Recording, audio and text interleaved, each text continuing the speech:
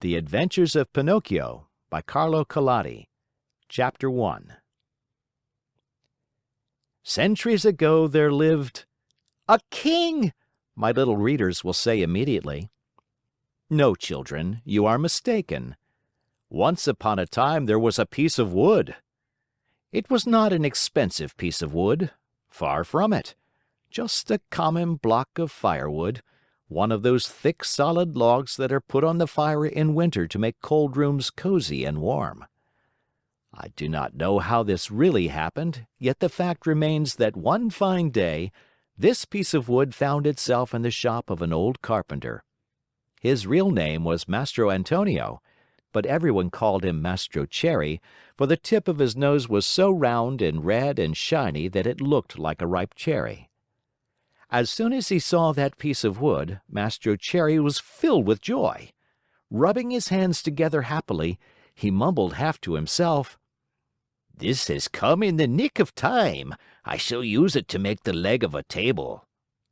He grasped the hatchet quickly to peel off the bark and shape the wood. But as he was about to give it the first blow, he stood still with arm uplifted, for he had heard a wee, little voice say in a beseeching tone, "Please be careful. Do not hit me so hard." What a look of surprise shone on Mastro Cherry's face! His funny face became still funnier. He turned frightened eyes about the room to find out where that wee little voice had come from, and he saw no one. He looked under the bench. No one. He peeped inside the closet. No one. He searched among the shavings. No one. He opened the door to look up and down the street, and still no one. "Oh, I see," he then said, laughing and scratching his wig. "It can easily be seen I only thought I heard the tiny voice say the words. Well, well, to work once more." He struck a most solemn blow upon the piece of wood. "Oh, oh, you hurt!" cried the same faraway little voice. Mastro Cherry grew dumb, his eyes popped out of his head, his mouth opened wide, and his tongue hung down on his chin. As soon as he regained the use of his senses, he said, trembling and stuttering from fright, "Where did that voice come from, when there is no one around? Might it be that this piece of wood has learned to weep and cry like a child? I can hardly believe it. Here it is, a piece of common firewood, good only to burn in the stove, the same as any other. Yet, might someone be hidden in it? If so, the worse for him. I'll fix him." With these words, he grabbed the log with both hands and started to knock it about unmercifully. He threw it to the floor, against the walls of the room, and even up to the ceiling. He listened for the tiny voice to moan and cry. He waited 2 minutes. Nothing. 5 minutes. Nothing. 10 minutes. Nothing. "Oh, I see," he said, trying bravely to laugh and ruffling up his wig with his hand.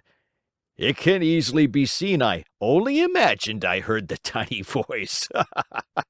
Well, well, to work once more." The poor fellow was scared half to death, so he tried to sing a gay song in order to gain courage. He set aside the hatchet and picked up the plane to make the wood smooth and even, but as he drew it to and fro, he heard the same tiny voice. This time it giggled as it spoke. "Oh, stop it! Oh, stop it! You tickle my stomach!" This time poor Mastro Cherry fell as if shot. When he opened his eyes, he found himself sitting on the floor. His face had changed. Fright had turned even the tip of his nose from red to deepest purple. End of chapter.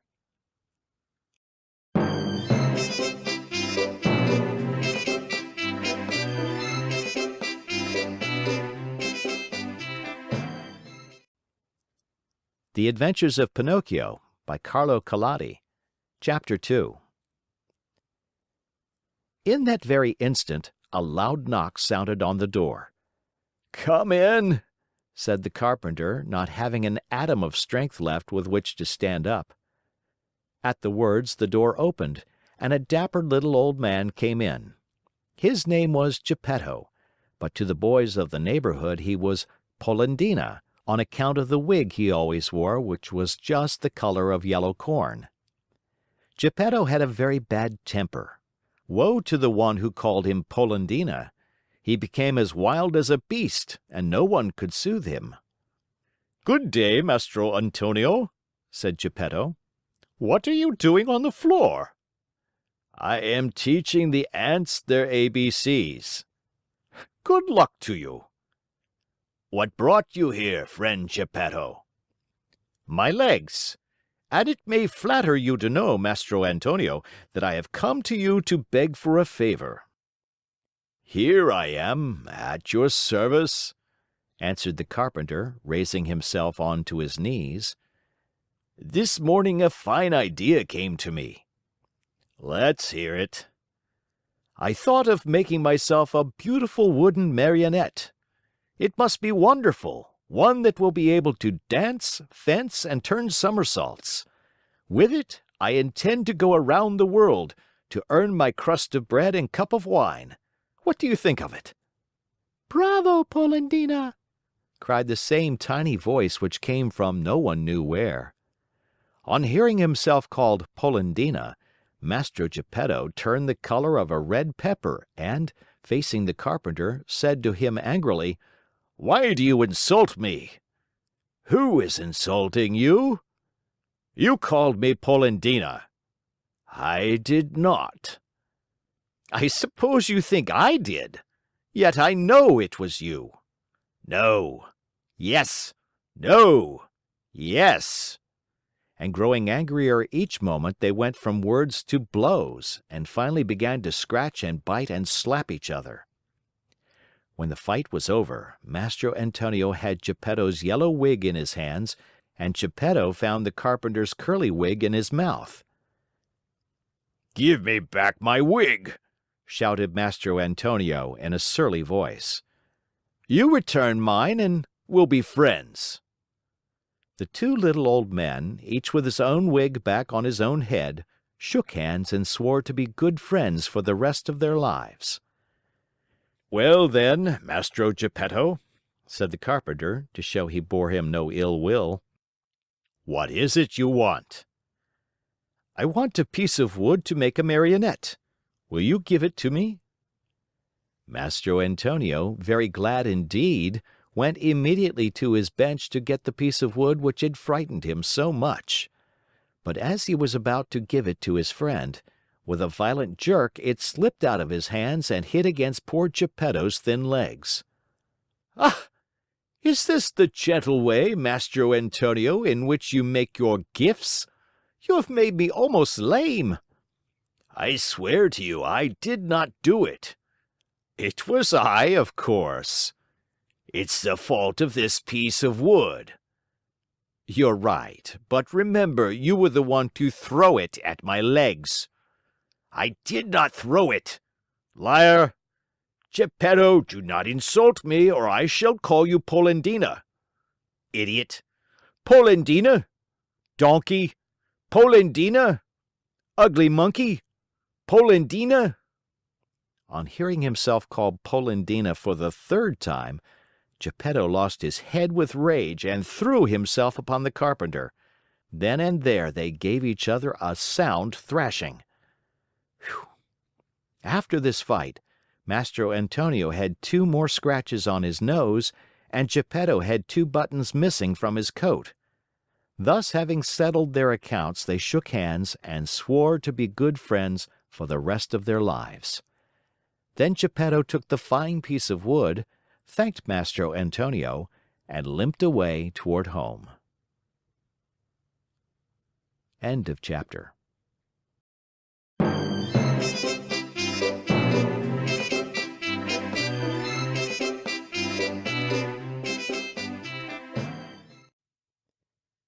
The Adventures of Pinocchio by Carlo Collodi. Chapter 3. Little as Geppetto's house was, it was neat and comfortable. It was a small room on the ground floor, with a tiny window under the stairway. The furniture could not have been much simpler: a very old chair, a rickety old bed, and a tumble-down table. A fireplace full of burning logs was painted on the wall opposite the door. Over the fire there was painted a pot full of something which kept boiling happily away and sending up clouds of what looked like real steam. As soon as he reached home, Geppetto took his tools and began to cut and shape the wood into a Marionette. "What shall I call him?" he said to himself. "I think I'll call him Pinocchio. This name will make his fortune. I knew a whole family of Pinocchi once: Pinocchio the father, Pinocchia the mother, and Pinocchi the children, and they were all lucky. The richest of them begged for his living." After choosing the name for his Marionette, Geppetto set seriously to work to make the hair, the forehead, the eyes. Fancy his surprise when he noticed that these eyes moved and then stared fixedly at him. Geppetto, seeing this, felt insulted, and said in a grieved tone, "Ugly wooden eyes, why do you stare so?" There was no answer. After the eyes, Geppetto made the nose, which began to stretch as soon as finished. It stretched and stretched and stretched, till it became so long it seemed endless. Poor Geppetto kept cutting it and cutting it, but the more he cut, the longer grew that impertinent nose. In despair, he let it alone. Next he made the mouth. No sooner was it finished than it began to laugh and poke fun at him. "Stop laughing!" said Geppetto angrily, but he might as well have spoken to the wall. "Stop laughing, I say!" he roared in a voice of thunder. The mouth stopped laughing, but it stuck out a long tongue.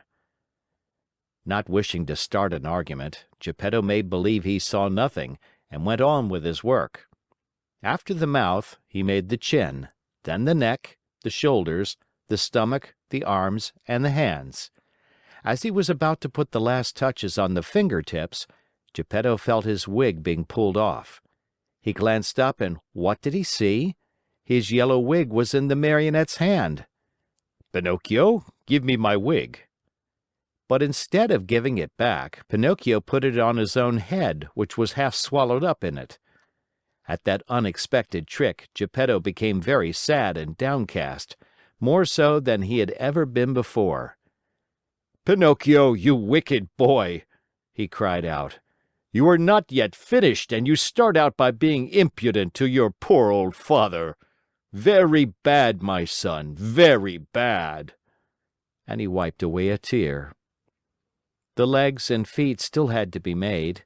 As soon as they were done, Geppetto felt a sharp kick on the tip of his nose. "I deserve it," he said to himself. "I should have thought of this before I made him. Now it's too late."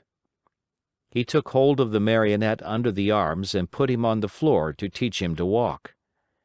Pinocchio's legs were so stiff that he could not move them, and Geppetto held his hand and showed him how to put out one foot after the other. When his legs were limbered up, Pinocchio started walking by himself and ran all around the room. He came to the open door, and with one leap he was out into the street. Away he flew. Poor Geppetto ran after him but was unable to catch him, for Pinocchio ran in leaps and bounds, his two wooden feet, as they beat on the stones of the street, making as much noise as 20 peasants in wooden shoes. "Catch him! Catch him!" Geppetto kept shouting. But the people in the street, seeing a wooden Marionette running like the wind, stood still to stare and to laugh until they cried. At last, by sheer luck, a Carabineer happened along, who, hearing all that noise, thought that it might be a runaway colt, and stood bravely in the middle of the street, with legs wide apart, firmly resolved to stop it and prevent any trouble.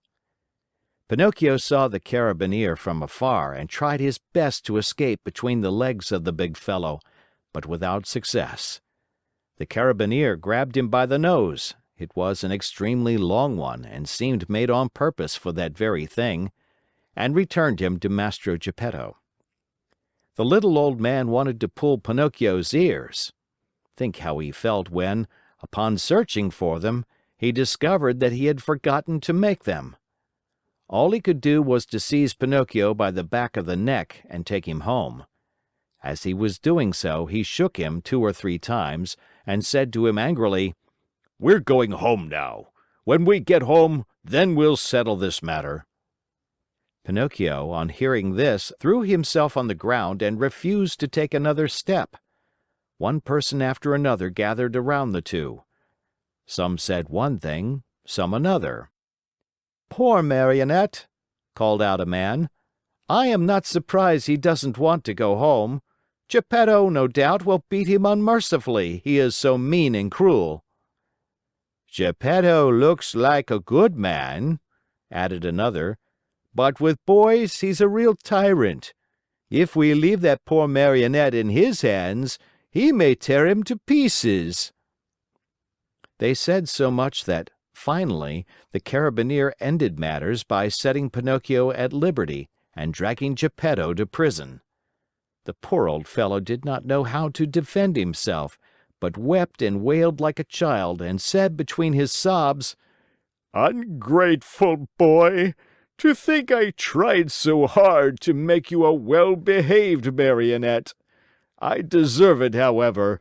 I should have given the matter more thought." What happened after this is an almost unbelievable story, but you may hear it, dear children, in the chapters that follow. End of chapter.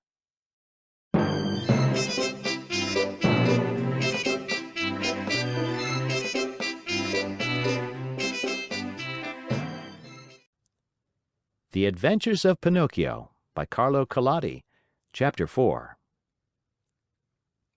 Very little time did it take to get poor old Geppetto to prison. In the meantime that rascal, Pinocchio, free now from the clutches of the Carabineer, was running wildly across fields and meadows, taking one short cut after another toward home. In his wild flight, he leaped over brambles and bushes and across brooks and ponds, as if he were a goat or a hare chased by hounds. On reaching home, he found the house door half open. He slipped into the room, locked the door, and threw himself on the floor, happy at his escape. But his happiness lasted only a short time, for just then he heard someone saying, "Crick, crick, crick." "Who is calling me?" asked Pinocchio, greatly frightened. "I am." Pinocchio turned and saw a large Cricket crawling slowly up the wall. "Tell me, Cricket, who are you?" "I am the Talking Cricket, and I have been living in this room for more than 100 years." "Today, however, this room is mine," said the Marionette. "And if you wish to do me a favor, get out now and don't turn around even once." "I refuse to leave this spot," answered the Cricket, "until I have told you a great truth." "Tell it then and hurry." Woe to boys who refuse to obey their parents and run away from home. They will never be happy in this world, and when they are older, they will be very sorry for it. "Sing on, Cricket mine, as you please. What I know is that tomorrow, at dawn, I leave this place forever. If I stay here, the same thing will happen to me which happens to all other boys and girls. They are sent to school, and whether they want to or not, they must study. As for me, let me tell you, I hate to study. It's much more fun, I think, to chase after butterflies, climb trees, and steal birds' nests." Poor little silly! Don't you know that if you go on like that, you will grow into a perfect donkey, and then you'll be the laughingstock of everyone? "Keep still, you ugly Cricket!" cried Pinocchio. But the Cricket, who was a wise old philosopher, instead of being offended at Pinocchio's impudence, continued in the same tone. "If you do not like going to school, why don't you at least learn a trade, so that you can earn an honest living?" "Shall I tell you something?" asked Pinocchio, who was beginning to lose patience. "Of all the trades in the world, there is only one that really suits me." And what can that be? That of eating, drinking, sleeping, playing, and wandering around from morning till night. Let me tell you for your own good, Pinocchio, Said the Talking Cricket in his calm voice, that those who follow that trade always end up in the hospital or in prison. Careful, ugly Cricket. If you make me angry, you'll be sorry. Poor Pinocchio, I am sorry for you. Why? Because you are a marionette, and what is much worse, you have a wooden head. At these last words, Pinocchio jumped up in a fury, took a hammer from the bench, and threw it with all his strength at the Talking Cricket. Perhaps he did not think he would strike it. But sad to relate, my dear children, he did hit the cricket straight on its head. With a last weak crick, crick, crick, the poor cricket fell from the wall, dead. End of chapter.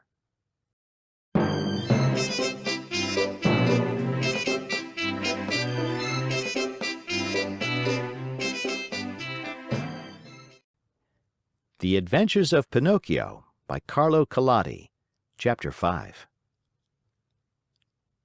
If the cricket's death scared Pinocchio at all, it was only for a very few moments. For, as night came on, a queer, empty feeling at the pit of his stomach reminded the Marionette that he had eaten nothing as yet. A boy's appetite grows very fast, and in a few moments the queer, empty feeling had become hunger, and the hunger grew bigger and bigger, until soon he was as ravenous as a bear. Poor Pinocchio ran to the fireplace where the pot was boiling and stretched out his hand to take the cover off, but to his amazement the pot was only painted. Think how he felt! His long nose became at least 2 inches longer. He ran about the room, dug in all the boxes and drawers, and even looked under the bed in search of a piece of bread, hard though it might be, or a cookie, or perhaps a bit of fish. A bone left by a dog would have tasted good to him, but he found nothing. And meanwhile his hunger grew and grew. The only relief poor Pinocchio had was to yawn, and he certainly did yawn, such a big yawn that his mouth stretched out to the tips of his ears. Soon he became dizzy and faint. He wept and wailed to himself, "The Talking Cricket was right. It was wrong of me to disobey Father and to run away from home. If he were here now, I wouldn't be so hungry. Oh, how horrible it is to be hungry!" Suddenly he saw, among the sweepings in a corner, something round and white that looked very much like a hen's egg. In a jiffy he pounced upon it. It was an egg. The Marionette's joy knew no bounds. It is impossible to describe it, you must picture it to yourself. Certainly he was dreaming. He turned the egg over and over in his hands, fondled it, kissed it, and talked to it. "And now, how shall I cook you? Shall I make an omelet? No, it is better to fry you in a pan. Or shall I drink you? No, the best way is to fry you in the pan. You will taste better." No sooner said than done. He placed a little pan over a foot warmer full of hot coals. In the pan, instead of oil or butter, he poured a little water. As soon as the water started to boil, tack! He broke the eggshell.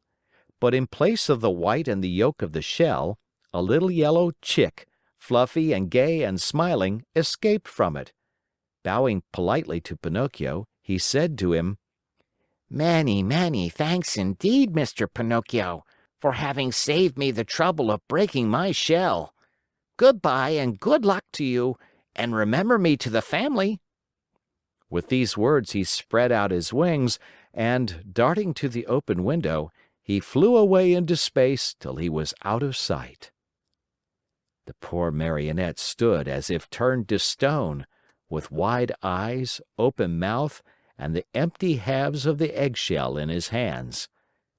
When he came to himself, He began to cry and shriek at the top of his lungs, stamping his feet on the ground and wailing all the while. "The Talking Cricket was right! If I had not run away from home, and if Father were here now, I should not be dying of hunger. Oh, how horrible it is to be hungry!" And as his stomach kept grumbling more than ever, and he had nothing to quiet it with, he thought of going out for a walk to the nearby village in the hope of finding some charitable person who might give him a bit of bread. End of chapter.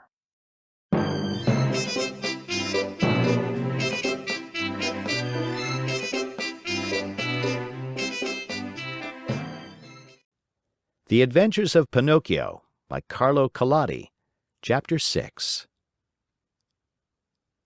Pinocchio hated the dark street, but he was so hungry that, in spite of it, he ran out of the house.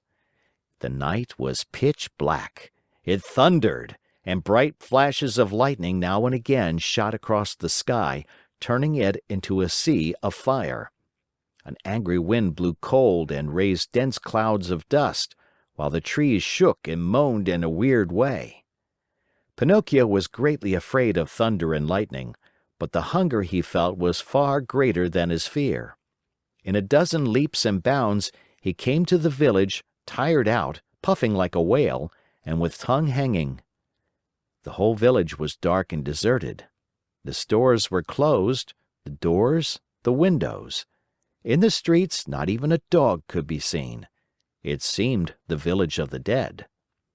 Pinocchio, in desperation, ran up to a doorway, threw himself upon the bell, and pulled it wildly, saying to himself, "Someone will surely answer that." He was right. An old man in a nightcap opened the window and looked out. He called down angrily, "What do you want at this hour of night?" "Will you be good enough to give me a bit of bread? I am hungry." "Wait a minute and I'll come right back," answered the old fellow, thinking he had to deal with one of those boys who love to roam around at night, ringing people's bells while they are peacefully asleep. After a minute or two, the same voice cried, "Get under the window and hold out your hat." Pinocchio had no hat, but he managed to get under the window just in time to feel a shower of ice-cold water pour down on his poor wooden head, his shoulders, and over his whole body. He returned home as wet as a rag, and tired out from weariness and hunger. As he no longer had any strength left with which to stand, he sat down on a little stool and put his 2 feet on the stove to dry them. There he fell asleep, and while he slept, his wooden feet began to burn. Slowly, very slowly, they blackened and turned to ashes. Pinocchio snored away happily as if his feet were not his own. At dawn he opened his eyes just as a loud knocking sounded at the door. "Who is it?" he called, yawning and rubbing his eyes. "It is I," answered a voice. It was the voice of Geppetto. End of chapter.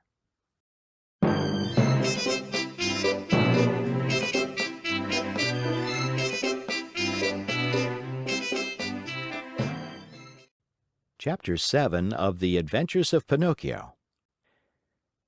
The poor Marionette, who was still half asleep, had not yet found out that his 2 feet were burned and gone.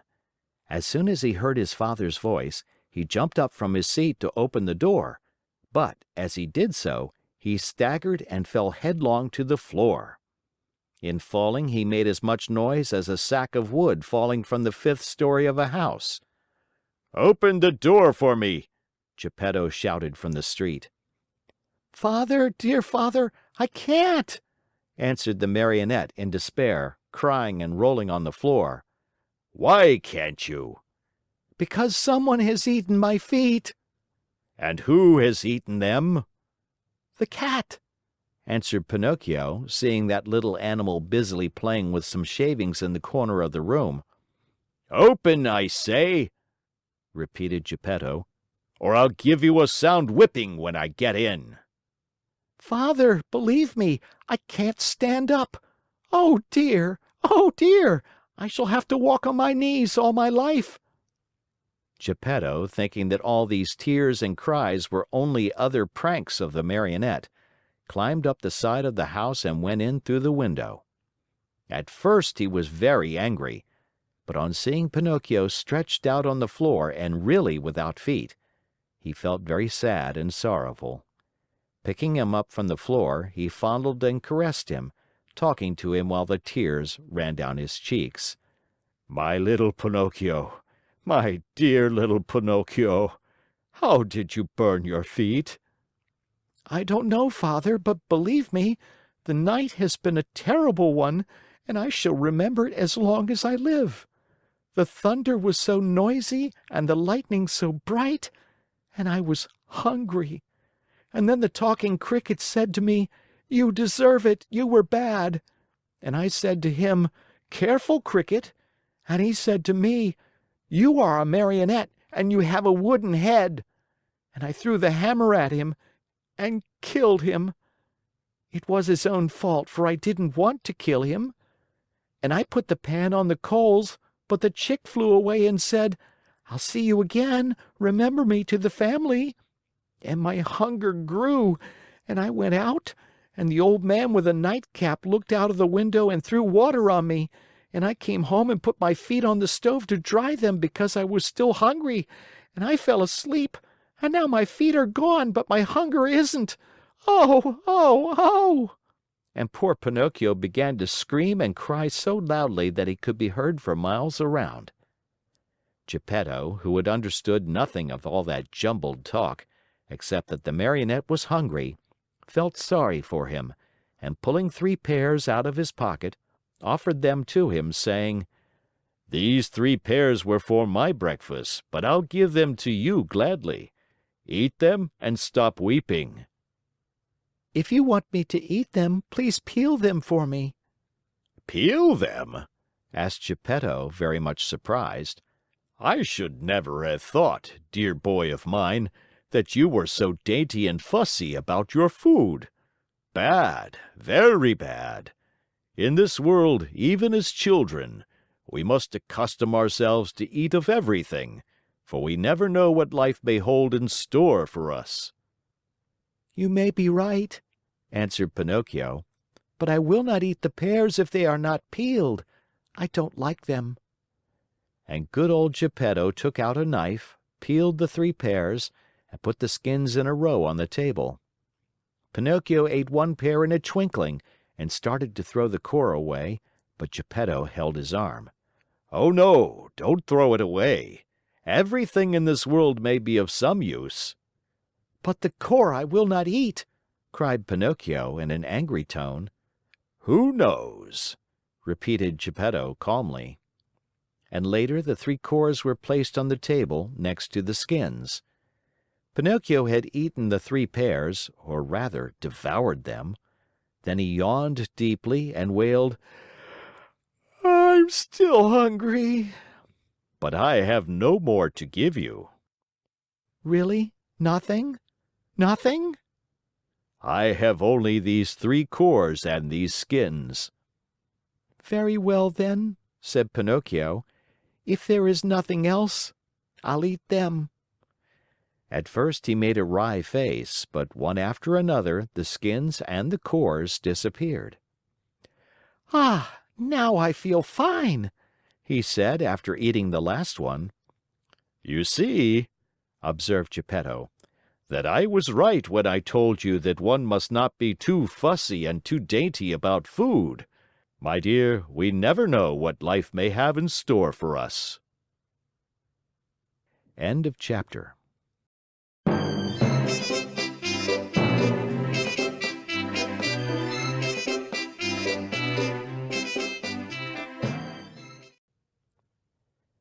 The Adventures of Pinocchio by Carlo Collodi, Chapter 8. The Marionette, as soon as his hunger was appeased, started to grumble and cry that he wanted a new pair of feet. But Master Geppetto, in order to punish him for his mischief, let him alone the whole morning. After dinner he said to him, "Why should I make your feet over again? To see you run away from home once more?" "I promise you," answered the Marionette, sobbing, "that from now on I'll be good." "Boys always promise that when they want something," said Geppetto.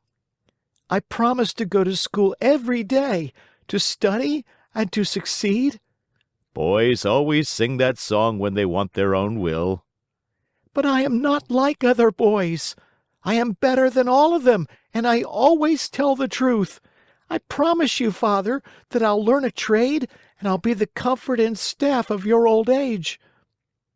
Geppetto, though trying to look very stern, felt his eyes fill with tears and his heart soften when he saw Pinocchio so unhappy. He said no more, but taking his tools and 2 pieces of wood, he set to work diligently. In less than an hour the feet were finished, 2 slender, nimble little feet, strong and quick, modeled as if by an artist's hands. "Close your eyes and sleep," Geppetto then said to the Marionette. Pinocchio closed his eyes and pretended to be asleep while Geppetto stuck on the 2 feet with a bit of glue melted in an eggshell, doing his work so well that the joint could hardly be seen. As soon as the Marionette felt his new feet, he gave 1 leap from the table and started to skip and jump around, as if he had lost his head from very joy. "To show you how grateful I am to you, Father, I'll go to school now. But to go to school, I need a suit of clothes." Geppetto did not have a penny in his pocket, so he made his son a little suit of flowered paper, a pair of shoes from the bark of a tree, and a tiny cap from a bit of dough. Pinocchio ran to look at himself in a bowl of water, and he felt so happy that he said proudly, "Now I look like a gentleman." "Truly," answered Geppetto. "But remember that fine clothes do not make the man unless they be neat and clean." "Very true," answered Pinocchio. "But in order to go to school, I still need something very important." "What is it?" "An ABC book." "To be sure. But how shall we get it?" "That's easy. We'll go to a bookstore and buy it." "And the money?" "I have none."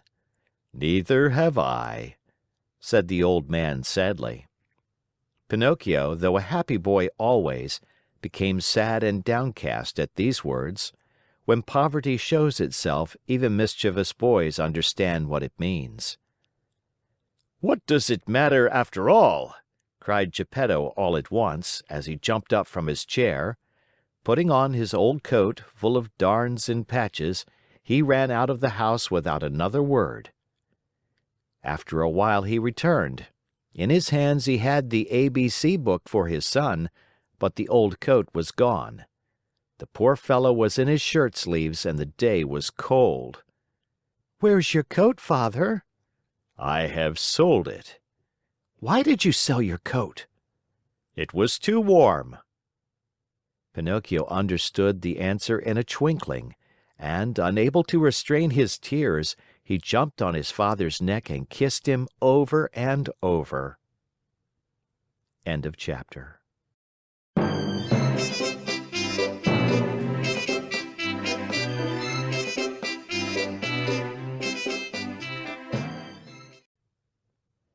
The Adventures of Pinocchio by Carlo Collodi. Chapter 9. See Pinocchio hurrying off to school with his new ABC book under his arm. As he walked along, his brain was busy planning hundreds of wonderful things, building hundreds of castles in the air. Talking to himself, he said, "In school today, I'll learn to read, tomorrow to write, and the day after tomorrow I'll do arithmetic. Then, clever as I am, I can earn a lot of money. With the very first pennies I make, I'll buy Father a new cloth coat. Cloth, did I say? No, it shall be of gold and silver with diamond buttons. That poor man certainly deserves it, for, after all, isn't he in his shirt sleeves because he was good enough to buy a book for me? On this cold day, too. Fathers are indeed good to their children." As he talked to himself, he thought he heard sounds of pipes and drums coming from a distance. Peep, peep, peep, peep, peep, peep. Zoom, zoom, zoom, zoom. He stopped to listen. Those sounds came from a little street that led to a small village along the shore. What can that noise be? What a nuisance that I have to go to school. Otherwise... There he stopped, very much puzzled. He felt he had to make up his mind for either one thing or another. Should he go to school, or should he follow the pipes? "Today I'll follow the pipes, and tomorrow I'll go to school. There's always plenty of time to go to school," decided the little rascal at last, shrugging his shoulders. No sooner said than done. He started down the street, going like the wind. On he ran, and louder grew the sounds of pipe and drums. Peep, peep, peep, peep, peep, peep, peep, peep, peep. Zoom, zoom, zoom, zoom. Suddenly he found himself in a large square, full of people standing in front of a little wooden building painted in brilliant colors. "What is that house?" Pinocchio asked a little boy near him. "Read the sign and you'll know." "I'd like to read, but somehow I can't today." "Oh, really? Then I'll read it to you. Know then that written in letters of fire I see the words, 'Great Marionette Theater.'" "When did the show start?" "It is starting now." "And how much does one pay to get in?" 4 pennies." Pinocchio, who was wild with curiosity to know what was going on inside, lost all his pride and said to the boy shamelessly, "Will you give me 4 pennies until tomorrow?" "I'd give them to you gladly," answered the other, poking fun at him, "but just now I can't give them to you." "For the price of 4 pennies, I'll sell you my coat." "If it rains, what shall I do with a coat of flowered paper? I could not take it off again." "Do you want to buy my shoes?" "They are only good enough to light a fire with." "What about my hat?" "Fine bargain indeed, a cap of dough. The mice might come and eat it from my head."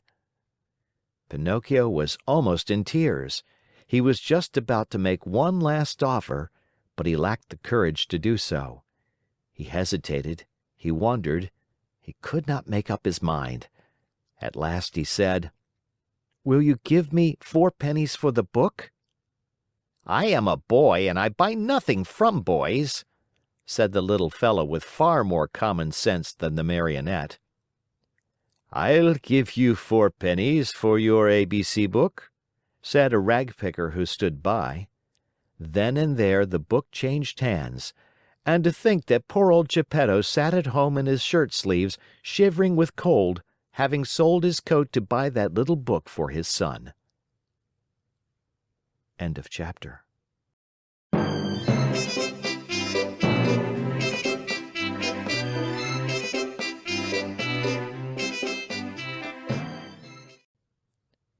The Adventures of Pinocchio by Carlo Collodi. Chapter 10. Quick as a flash, Pinocchio disappeared into the Marionette Theater. And then something happened which almost caused a riot. The curtain was up and the performance had started. Harlequin and Pulcinella were reciting on the stage, and, as usual, they were threatening each other with sticks and blows. The theater was full of people, enjoying the spectacle and laughing till they cried at the antics of the 2 marionettes. The play continued for a few minutes, and then suddenly, without any warning, Harlequin stopped talking. Turning toward the audience, he pointed to the rear of the orchestra, yelling wildly at the same time, "Look! Look! Am I asleep or awake? Or do I really see Pinocchio there?" "Yes, yes, it is Pinocchio!" screamed Pulcinella. "It is!" shrieked Signora Rosaura, peeking in from the side of the stage. "It is Pinocchio! It is Pinocchio!" yelled all the Marionettes, pouring out of the wings. "It is Pinocchio! It is our brother Pinocchio! Hurrah for Pinocchio!" "Pinocchio, come up to me!" shouted Harlequin. "Come to the arms of your wooden brothers." At such a loving invitation, Pinocchio, with one leap from the back of the orchestra, found himself in the front rows. With another leap, he was on the orchestra leader's head. With a third, he landed on the stage. It is impossible to describe the shrieks of joy, the warm embraces, the knocks, and the friendly greetings with which that strange company of dramatic actors and actresses received Pinocchio. It was a heart-rending spectacle, but the audience, seeing that the play had stopped, became angry and began to yell, "The play! The play! We want the play!" The yelling was of no use, for the Marionettes, instead of going on with their act, made twice as much racket as before, and, lifting up Pinocchio on their shoulders, carried him around the stage in triumph. At that very moment, the director came out of his room. He had such a fearful appearance that one look at him would fill you with horror. His beard was as black as pitch and so long that it reached from his chin down to his feet. His mouth was as wide as an oven, his teeth like yellow fangs, and his eyes two glowing red coals. In his huge hairy hands a long whip, made of green snakes and black cat's tails twisted together, swished through the air in a dangerous way. Oh, at the unexpected apparition, no one dared even to breathe. One could almost hear a fly go by. Those poor Marionettes, one and all, trembled like leaves in a storm. "Why have you brought such excitement into my theater?" the huge fellow asked Pinocchio with the voice of an ogre suffering with a cold. "Believe me, your honor, the fault was not mine." "Enough! Be quiet! I'll take care of you later." As soon as the play was over, the director went to the kitchen, where a fine big lamb was slowly turning on the spit. More wood was needed to finish cooking it. He called Harlequin and Pulcinella and said to them, "Bring that Marionette to me. He looks as if he were made of well-seasoned wood. He'll make a fine fire for this spit." Harlequin and Pulcinella hesitated a bit. Then, frightened by a look from their master, they left the kitchen to obey him. A few minutes later they returned, carrying poor Pinocchio, who was wriggling and squirming like an eel and crying pitifully, "Father, save me! I don't want to die! I don't want to die!" End of chapter.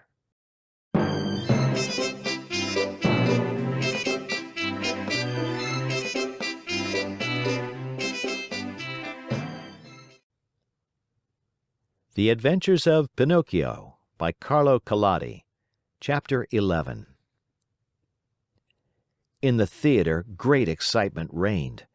Fire Eater, this was really his name, was very ugly, but he was far from being as bad as he looked. Proof of this is that, when he saw the poor Marionette being brought in to him, struggling with fear and crying, "I don't want to die! I don't want to die!" he felt sorry for him and began first to waver and then to weaken. Finally, he could control himself no longer and gave a loud sneeze. At that sneeze, Harlequin, who until then had been as sad as a weeping willow, smiled happily and leaning toward the Marionette, whispered to him, "Good news, brother mine! Fire Eater has sneezed and this is a sign that he feels sorry for you. You are saved." For be it known that, while other people, when sad and sorrowful, weep and wipe their eyes, Fire Eater, on the other hand, had the strange habit of sneezing each time he felt unhappy. The way was just as good as any other to show the kindness of his heart. After sneezing, Fire Eater, ugly as ever, cried to Pinocchio, "Stop crying! Your wails give me a funny feeling down here in my stomach and...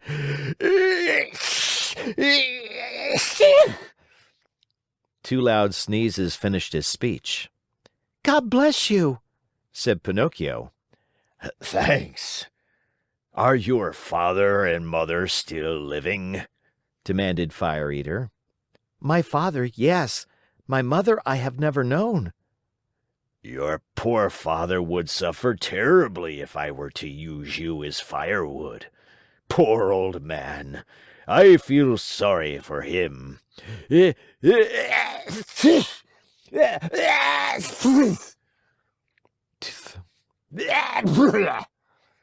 Three more sneezes sounded louder than ever. God bless you, said Pinocchio. Thanks. However, I ought to be sorry for myself, too, just now. My good dinner is spoiled. I have no more wood for the fire, and the lamb is only half cooked. Never mind. In your place, I'll burn some other marionette. Hey there, officers! At the call, two wooden officers appeared, long and thin as a yard of rope, with queer hats on their heads and swords in their hands. Fire Eater yelled at them in a hoarse voice, "Take Harlequin, tie him, and throw him on the fire. I want my lamb well done." Think how poor Harlequin felt. He was so scared that his legs doubled up under him and he fell to the floor. Pinocchio, at that heartbreaking sight, threw himself at the feet of Fire Eater and, weeping bitterly, asked in a pitiful voice which could scarcely be heard, "Have pity, I beg of you, signore." "There are no signori here." "Have pity, kind sir." "There are no sirs here." "Have pity, your excellency."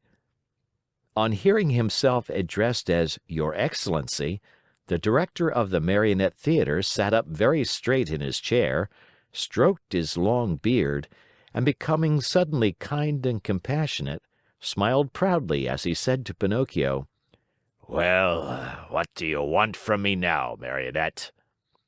"I beg for mercy for my poor friend Harlequin, who has never done the least harm in his life." "There is no mercy here, Pinocchio. I have spared you. Harlequin must burn in your place. I am hungry, and my dinner must be cooked." "In that case," said Pinocchio proudly as he stood up and flung away his cap of dough, "in that case, my duty is clear. Come, officers, tie me up and throw me on those flames. No, it is not fair for poor Harlequin, the best friend that I have in the world, to die in my place." These brave words, said in a piercing voice, made all the other marionettes cry. Even the officers, who were made of wood also, cried like two babies. Fire Eater at first remained hard and cold as a piece of ice. But then, little by little, he softened and began to sneeze. And after 4 or 5 sneezes, he opened wide his arms and said to Pinocchio, "You are a brave boy. Come to my arms and kiss me."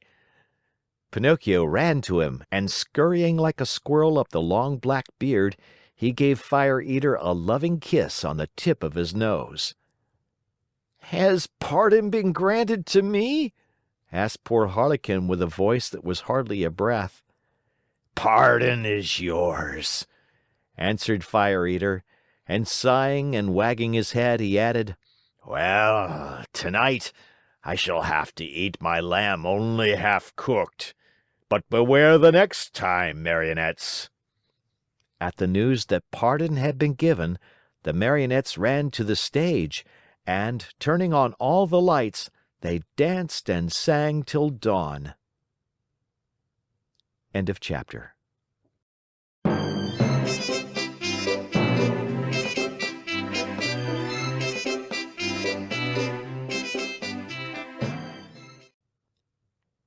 The Adventures of Pinocchio by Carlo Collodi, Chapter 12. The next day Fire Eater called Pinocchio aside and asked him, "What is your father's name?" "Geppetto." "And what is his trade?" "He's a wood carver." "Does he earn much?" "He earns so much that he never has a penny in his pockets. Just think that, in order to buy me an ABC book for school, he had to sell the only coat he owned. a coat so full of darns and patches that it was a pity." "Poor fellow! I feel sorry for him. Here, take these 5 gold pieces. Go, give them to him with my kindest regards." Pinocchio, as may easily be imagined, thanked him 1,000 times. He kissed each Marionette in turn, even the officers, and beside himself with joy, set out on his homeward journey. He had gone barely half a mile when he met a lame Fox and a blind Cat walking together like two good friends. The lame Fox leaned on the Cat, and the blind Cat let the Fox lead him along. "Good morning, Pinocchio," said the Fox, greeting him courteously. "How do you know my name?" asked the Marionette. "I know your father well." "Where have you seen him?" "I saw him yesterday standing at the door of his house." "And what was he doing?" "He was in his shirt sleeves trembling with cold." "Poor father! But after today, God willing, he will suffer no longer." "Why?" "Because I have become a rich man." "You, a rich man?" said the Fox, and he began to laugh out loud.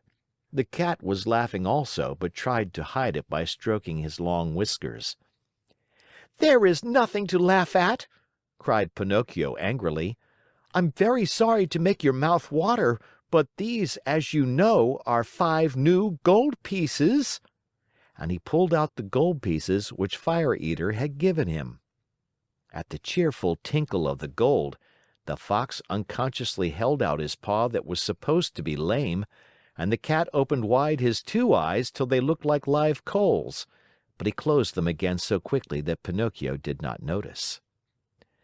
"And may I ask," inquired the Fox, "what are you going to do with all that money?" "First of all," answered the Marionette, "I want to buy a fine new coat for my father, a coat of gold and silver with diamond buttons. After that, I'll buy an ABC book for myself." "For yourself?" "For myself. I want to go to school and study hard." "Look at me," said the Fox. "For the silly reason of wanting to study, I have lost a paw." "Look at me," said the Cat. "For the same foolish reason I have lost the sight of both eyes." At that moment, a blackbird, perched on the fence along the road, called out sharp and clear, "Pinocchio, do not listen to bad advice. If you do, you'll be sorry." Poor little blackbird! If he had only kept his words to himself! In the twinkling of an eyelid, the Cat leaped on him and ate him, feathers and all. After eating the bird, he cleaned his whiskers, closed his eyes, and became blind once more. "Poor blackbird!" said Pinocchio to the Cat. "Why did you kill him?" "I killed him to teach him a lesson. He talks too much. Next time he will keep his words to himself."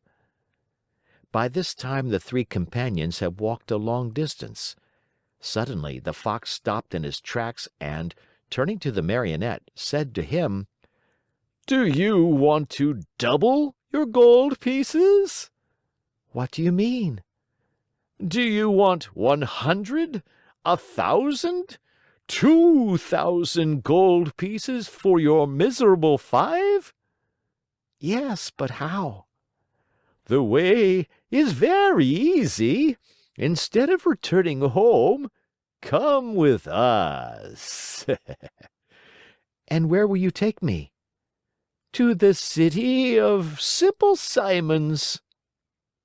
Pinocchio thought a while and then said firmly: "No, I don't want to go. Home is near, and I'm going where Father is waiting for me. How unhappy he must be that I have not yet returned. I have been a bad son, And the Talking Cricket was right when he said that a disobedient boy cannot be happy in this world. I have learned this at my own expense. Even last night in the theater, when Fire Eater, brrr, the shivers run up and down my back at the mere thought of it." "Well, then," said the Fox, "if you really want to go home, go ahead, but you'll be sorry."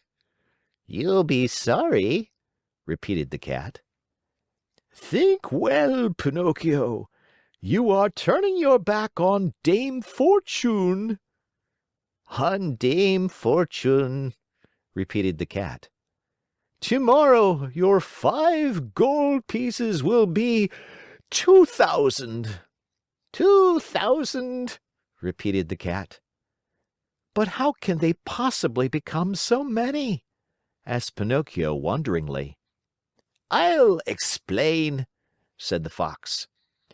"You must know that, just outside the city of Simple Simons, there is a blessed field called the Field of Wonders. In this field, you dig a hole, and in the hole, you bury a gold piece.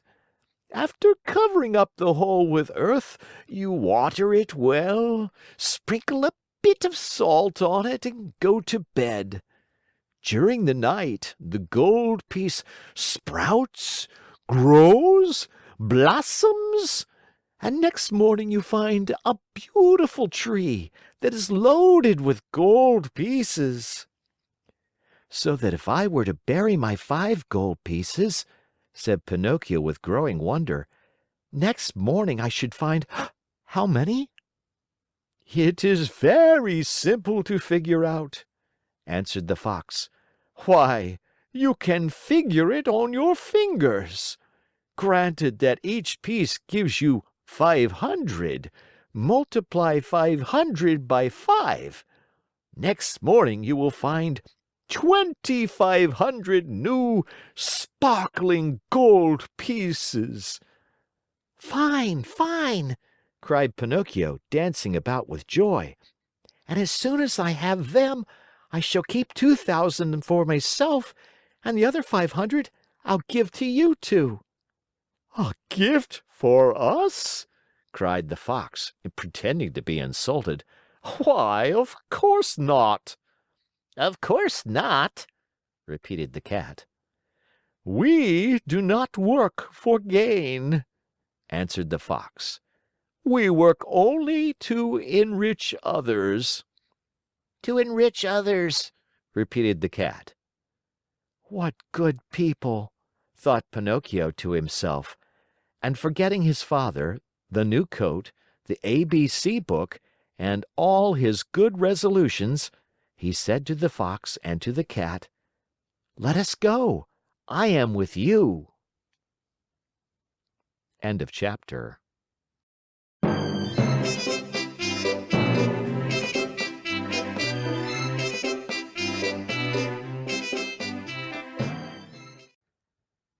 The Adventures of Pinocchio by Carlo Collodi, Chapter 13. Cat and Fox and Marionette walked and walked and walked. At last, toward evening, dead tired, they came to the Inn of the Red Lobster. "Let us stop here a while," said the Fox, "to eat a bite and rest for a few hours. At midnight we'll start out again, for at dawn tomorrow we must be at the Field of Wonders." They went into the inn and all three sat down at the same table.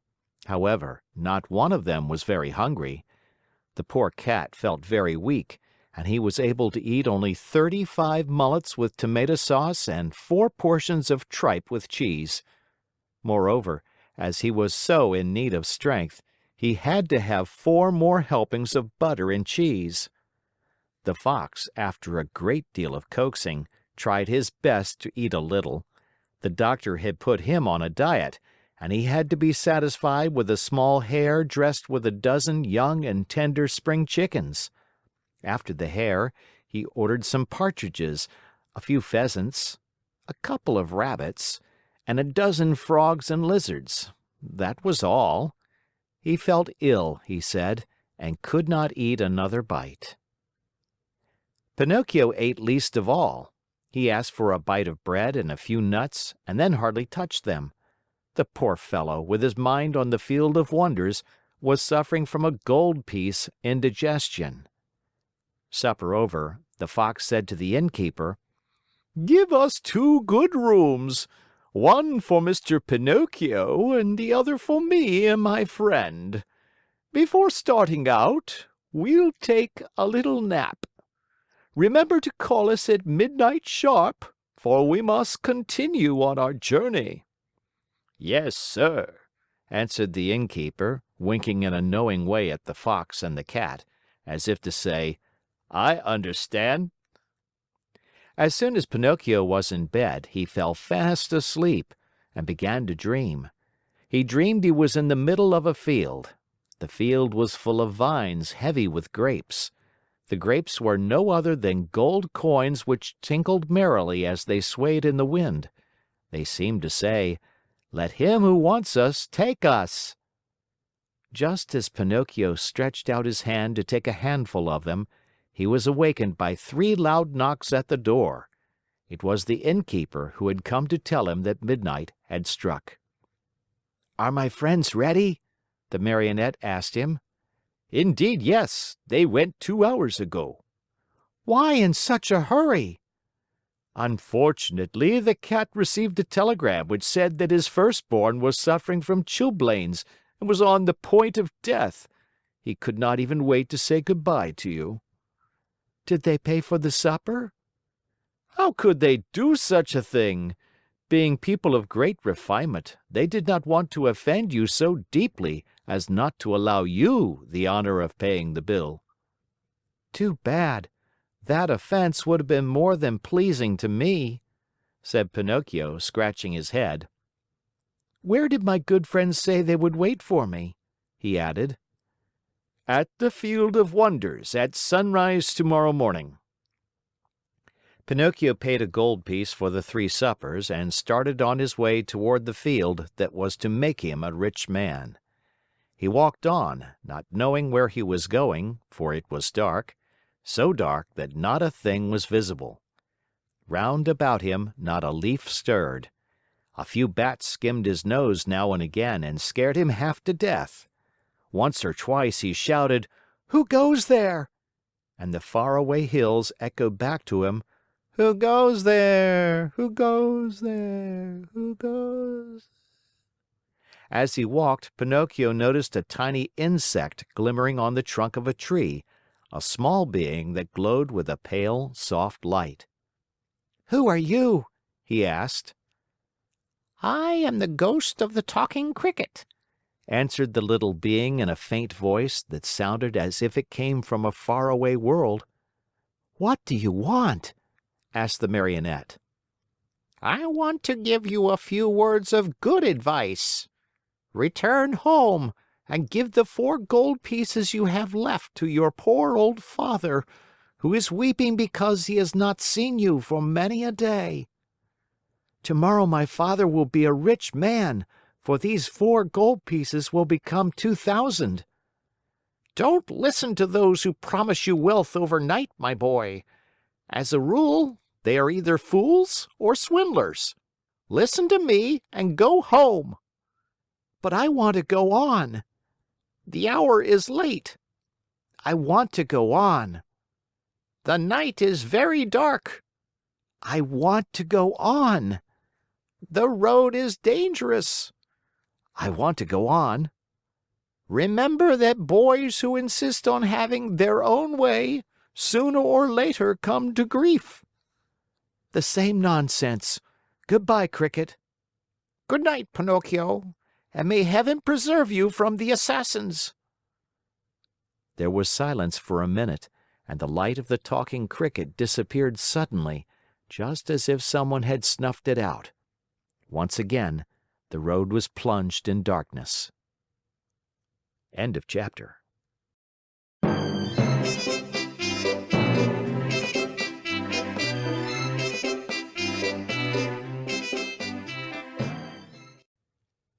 The Adventures of Pinocchio by Carlo Collodi. Chapter 14. "Dear, oh dear! When I come to think of it," said the Marionette to himself as he once more set out on his journey, "we boys are really very unlucky. Everybody scolds us, everybody gives us advice, everybody warns us. If we were to allow it, everyone would try to be father and mother to us, everyone, even the talking cricket. Take me, for example. Just because I would not listen to that bothersome cricket, who knows how many misfortunes may be awaiting me? Assassins, indeed! At least I have never believed in them, nor ever will. To speak sensibly, I think assassins have been invented by fathers and mothers to frighten children who want to run away at night. And then, even if I were to meet them on the road, what matter? I'll just run up to them and say, 'Well, signori, what do you want? Remember that you can't fool with me. Run along and mind your business.' At such a speech, I can almost see those poor fellows running like the wind. But in case they don't run away, I can always run myself." Pinocchio was not given time to argue any longer, for he thought he heard a slight rustle among the leaves behind him. He turned to look, and behold! There in the darkness stood two big black shadows, wrapped from head to foot in black sacks. The two figures leaped toward him as softly as if they were ghosts. "Here they come," Pinocchio said to himself, and not knowing where to hide the gold pieces, he stuck all four of them under his tongue. He tried to run away, but hardly had he taken a step when he felt his arms grasped and heard two horrible, deep voices say to him, "Your money or your life." On account of the gold pieces in his mouth, Pinocchio could not say a word, so he tried with head and hands and body to show, as best as he could, that he was only a poor Marionette without a penny in his pocket. "Come, come, less nonsense and out with your money!" cried the two thieves in threatening voices. Once more Pinocchio's head and hands said, "I haven't a penny." "Out with that money or you're a dead man," said the taller of the two assassins. "Dead man," repeated the other. "And after having killed you, we will kill your father also." "Your father also." "No, no, no, not my father!" cried Pinocchio, wild with terror, but as he screamed, the gold pieces tinkled together in his mouth. "Ah, you rascal! So that's the game! You have the money hidden under your tongue. Out with it!" But Pinocchio was as stubborn as ever. "Are you deaf? Wait, young man, we'll get it from you in a twinkling." One of them grabbed the Marionette by the nose and the other by the chin, and they pulled him unmercifully from side to side in order to make him open his mouth. All was of no use. The Marionette's lips might have been nailed together. They would not open. In desperation, the smaller of the two assassins pulled out a long knife from his pocket and tried to pry Pinocchio's mouth open with it.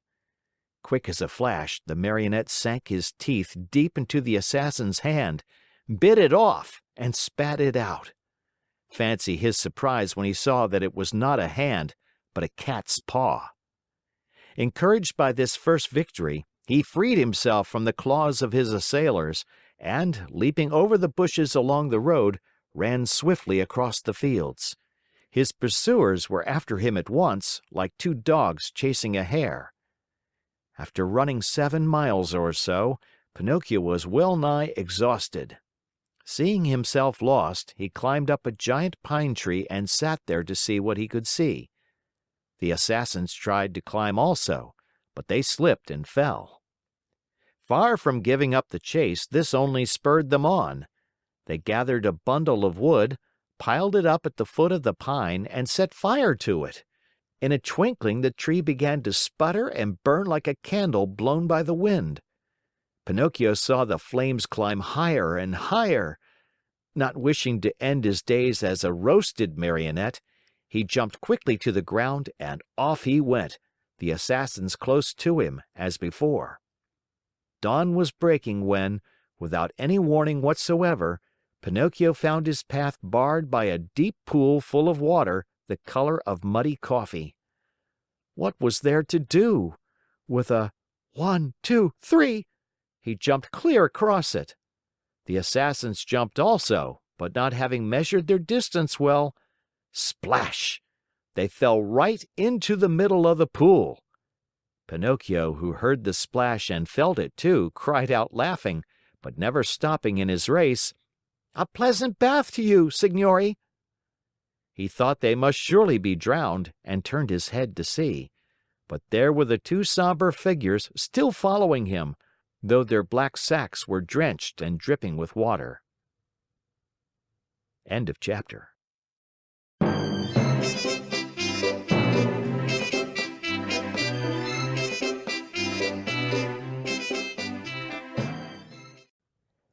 The Adventures of Pinocchio by Carlo Collodi. Chapter 15. As he ran, the Marionette felt more and more certain that he would have to give himself up into the hands of his pursuers. Suddenly, he saw a little cottage gleaming white as the snow among the trees of the forest. "If I have enough breath left with which to reach that little house, I may be saved," he said to himself. Not waiting another moment, he darted swiftly through the woods, the assassins still after him. After a hard race of almost an hour, tired and out of breath, Pinocchio finally reached the door of the cottage and knocked. No one answered. He knocked again, harder than before, for behind him he heard the steps and the labored breathing of his persecutors. The same silence followed. As knocking was of no use, Pinocchio, in despair, began to kick and bang against the door, as if he wanted to break it. At the noise, a window opened and a lovely maiden looked out. She had azure hair and a face white as wax. Her eyes were closed and her hands crossed on her breast. With a voice so weak that it could hardly be heard, she whispered, "No one lives in this house. Everyone is dead." "Won't you at least open the door for me?" cried Pinocchio in a beseeching voice. "I also am dead." "Dead? What are you doing at the window then?" "I am waiting for the coffin to take me away." After these words, the little girl disappeared, and the window closed without a sound. "Oh, lovely maiden with azure hair!" cried Pinocchio. "Open, I beg of you! Take pity on a poor boy who is being chased by two He did not finish, for two powerful hands grasped him by the neck, and the same two horrible voices growled threateningly, "Now we have you!" The Marionette, seeing death dancing before him, trembled so hard that the joints of his legs rattled and the coins tinkled under his tongue. "Well," the assassins asked, "will you open your mouth now or not? Ah, you do not answer. Very well, this time you shall open it." Taking out two long, sharp knives, they struck two heavy blows on the Marionette's back. Happily for him, Pinocchio was made of very hard wood, and the knives broke into 1,000 pieces. The assassins looked at each other in dismay, holding the handles of the knives in their hands. "I understand," said one of them to the other. "There is nothing left to do now but to hang him." "To hang him," repeated the other. They tied Pinocchio's hands behind his shoulders and slipped the noose around his neck. Throwing the rope over the high limb of a giant oak tree, they pulled till the poor Marionette hung far up in space. Satisfied with their work, they sat on the grass, waiting for Pinocchio to give his last gasp. But after 3 hours, the Marionette's eyes were still open, his mouth still shut, and his legs kicked harder than ever. Tired of waiting, the assassins called to him mockingly, "Goodbye till tomorrow. When we return in the morning, we hope you'll be polite enough to let us find you dead and gone, and with your mouth wide open." With these words, they went. A few minutes went by, and then a wild wind started to blow. As it shrieked and moaned, the poor little sufferer was blown to and fro like the hammer of a bell. The rocking made him seasick, and the noose, becoming tighter and tighter, choked him. Little by little a film covered his eyes. Death was creeping nearer and nearer, and the Marionette still hoped for some good soul to come to his rescue, but no one appeared. As he was about to die, he thought of his poor old father, and hardly conscious of what he was saying, murmured to himself, "Oh, Father, dear Father, if you were only here!" These were his last words. He closed his eyes, opened his mouth, stretched out his legs, and hung there as if he were dead. End of chapter.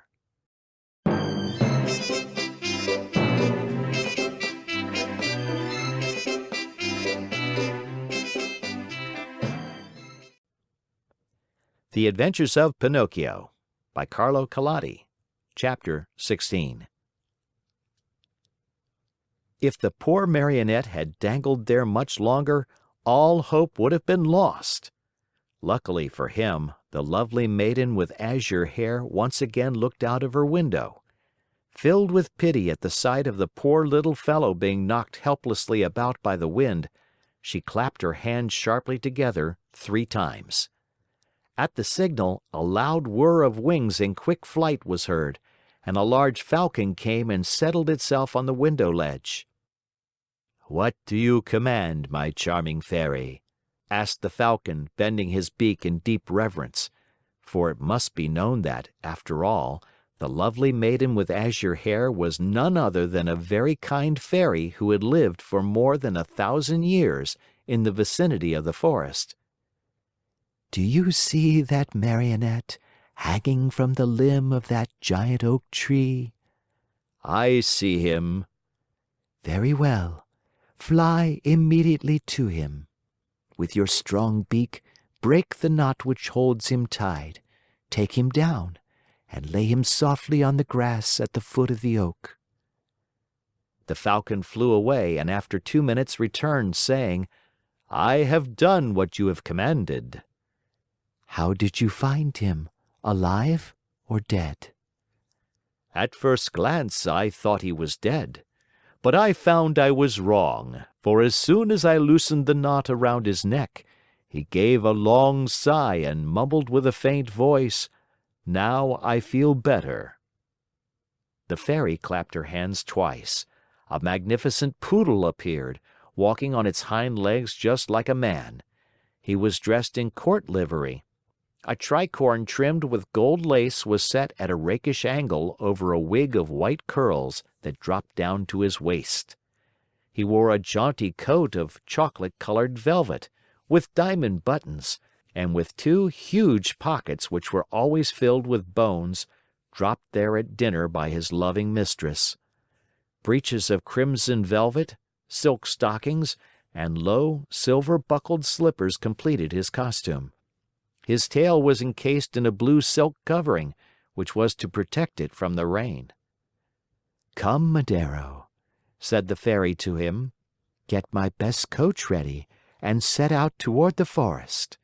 On reaching the oak tree, you will find a poor, half-dead Marionette stretched out on the grass.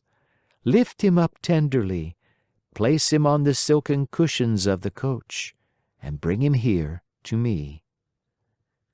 The Poodle, to show that he understood, wagged his silk-covered tail 2 or 3 times and set off at a quick pace. In a few minutes, a lovely little coach made of glass, with lining as soft as whipped cream and chocolate pudding, and stuffed with canary feathers, pulled out of the stable. It was drawn by 100 pairs of white mice, and the Poodle sat on the coachman's seat and snapped his whip gaily in the air, as if he were a real coachman in a hurry to get to his destination. In a quarter of an hour, The coach was back. The Fairy, who was waiting at the door of the house, lifted the poor little Marionette in her arms, took him to a dainty room with mother-of-pearl walls, put him to bed, and sent immediately for the most famous doctors of the neighborhood to come to her. One after another the doctors came, a Crow, an Owl, and a talking Cricket. "I should like to know, Signore," said the Fairy, turning to the three doctors gathered about Pinocchio's bed, "I should like to know if this poor Marionette is dead or alive." At this invitation, the Crow stepped out and felt Pinocchio's pulse, his nose, his little toe.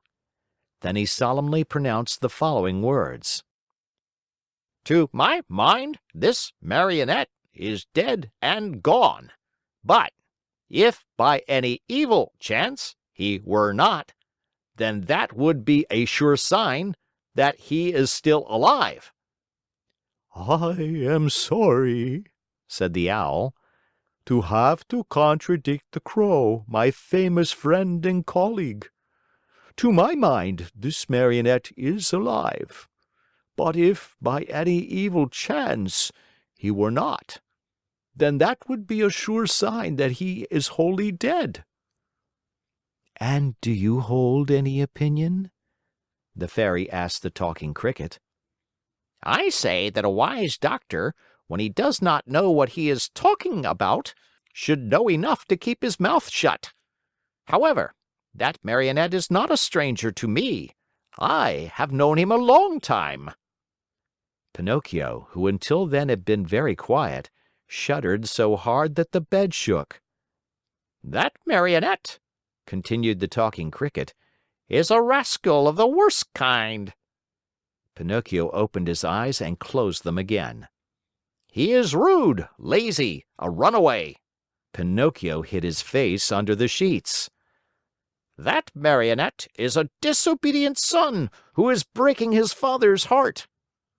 Long shuddering sobs were heard, cries and deep sighs. Think how surprised everyone was when, on raising the sheets, they discovered Pinocchio half melted in tears. When the dead weep, they are beginning to recover, said the Crow solemnly. I am sorry to contradict my famous friend and colleague, said the Owl, but as far as I'm concerned, I think that when the dead weep, it means they do not want to die. End of chapter.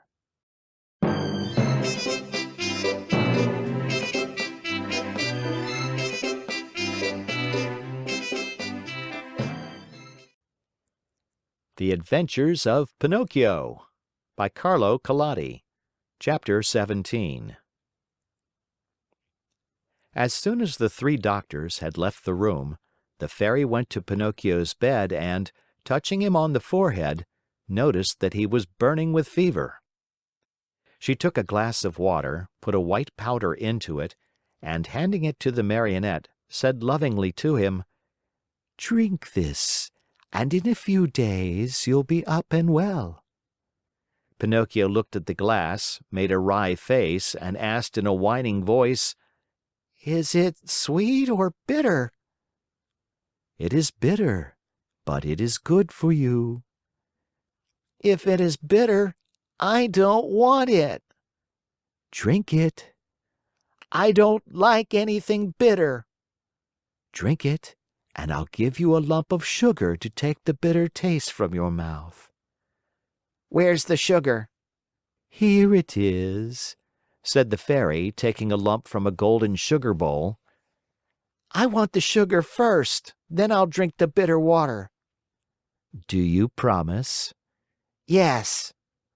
The Fairy gave him the sugar, and Pinocchio, after chewing and swallowing it in a twinkling, said, smacking his lips, If only sugar were medicine, I should take it every day. "Now keep your promise and drink these few drops of water. They'll be good for you." Pinocchio took the glass in both hands and stuck his nose into it. He lifted it to his mouth, and once more stuck his nose into it. "It is too bitter, much too bitter. I can't drink it." "How do you know when you haven't even tasted it?" "I can imagine it. I smell it. I want another lump of sugar, then I'll drink it." The Fairy, with the patience of a good mother, gave him more sugar and again handed him the glass. "I can't drink it like that," the Marionette said, making more wry faces. "Why?" "Because that feather pillow on my feet bothers me." The Fairy took away the pillow. "It's no use. I can't drink it even now." "What's the matter now?" "I don't like the way that door looks. It's half open." The Fairy closed the door. "I won't drink it!" cried Pinocchio, bursting out crying.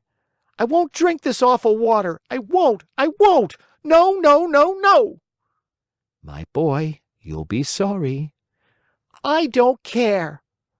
"You are very sick." "I don't care." "In a few hours, the fever will take you far away to another world." "I don't care." "Aren't you afraid of death?" "Not a bit. I'd rather die than drink that awful medicine."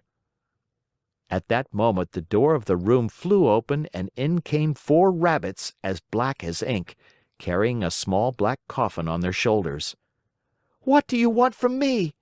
asked Pinocchio.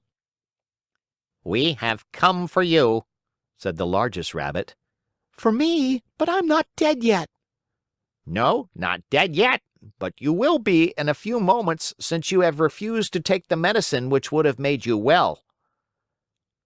"Oh, Fairy, my Fairy," the Marionette cried out, "give me that glass, quick, please. I don't want to die. No, no, not yet, not yet."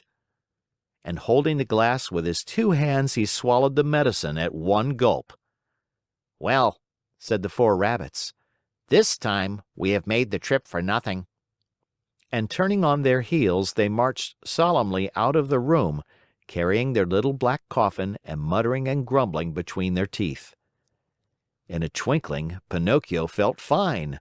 With one leap, he was out of bed and into his clothes.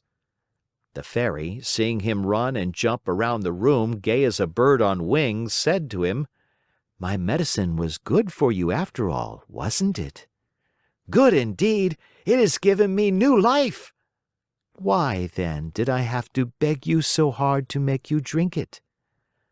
"I'm a boy, you see, and all boys hate medicine more than they do sickness." "What a shame! Boys ought to know, after all, that medicine, taken in time, can save them from much pain and even from death." "Next time I won't have to be begged so hard. I'll remember those black rabbits with the black coffin on their shoulders, and I'll take the glass and poof! Down it will go." "Come here now and tell me how it came about that you found yourselves in the hands of the assassins." "It happened that Fire Eater gave me 5 gold pieces to give to my father, but on the way I met a Fox and a Cat, who asked me, 'Do you want the 5 pieces to become 2,000?' And I said, 'Yes.' And they said, 'Come with us to the Field of Wonders.' And I said, 'Let's go.' Then they said, 'Let us stop at the Inn of the Red Lobster for dinner, and after midnight we'll set out again.' We ate and went to sleep. When I awoke, they were gone, and I started out in the darkness all alone. On the road I met 2 assassins dressed in black coal sacks, who said to me, 'Your money or your life.' And I said, 'I haven't any money,' for you see, I had put the money under my tongue.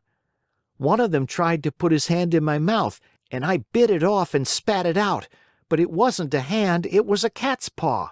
And they ran after me, and I ran and ran, till at last they caught me and tied my neck with a rope and hanged me to a tree, saying, 'Tomorrow we'll come back for you, and you'll be dead, and your mouth will be open, and then we'll take the gold pieces that you have hidden under your tongue.'" "Where are the gold pieces now?" the Fairy asked. "I lost them," answered Pinocchio, but he told a lie, for he had them in his pocket. As he spoke, his nose, long though it was, became at least 2 inches longer.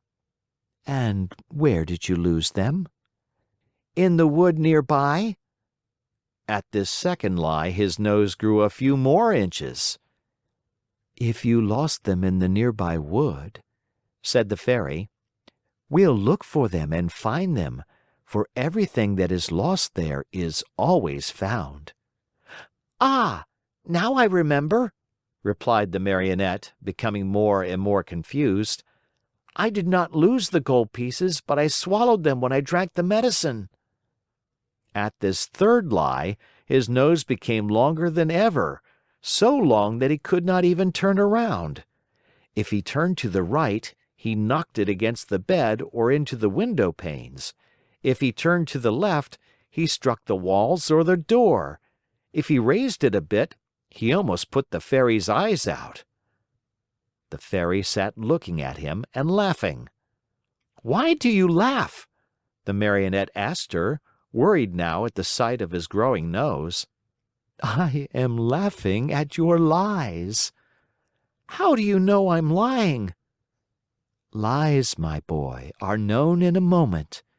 There are 2 kinds of lies, lies with short legs and lies with long noses.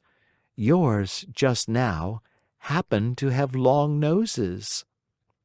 Pinocchio, not knowing where to hide his shame, tried to escape from the room, but his nose had become so long that he could not get it out of the door.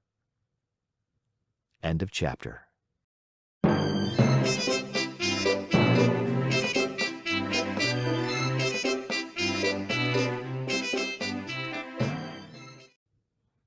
The Adventures of Pinocchio by Carlo Collodi. Chapter 18. Crying as if his heart would break, the Marionette mourned for hours over the length of his nose. No matter how he tried, it would not go through the door. The Fairy showed no pity toward him, as she was trying to teach him a good lesson, so that he would stop telling lies, the worst habit any boy may acquire. But when she saw him, pale with fright and his eyes half out of his head with terror, she began to feel sorry for him and clapped her hands together. 1,000 woodpeckers flew in through the window and settled themselves on Pinocchio's nose. They pecked and pecked so hard at that enormous nose that in a few moments it was the same size as before. "How good you are, my Fairy," said Pinocchio, drying his eyes, "and how much I love you." "I love you, too," answered the Fairy, "and if you wish to stay with me, you may be my little brother, and I'll be your good little sister." "I should like to stay, but what about my poor father?" "I have thought of everything. Your father has been sent for, and before night he will be here." "Really?" cried Pinocchio joyfully. "Then, my good Fairy, if you are willing, I should like to go to meet him.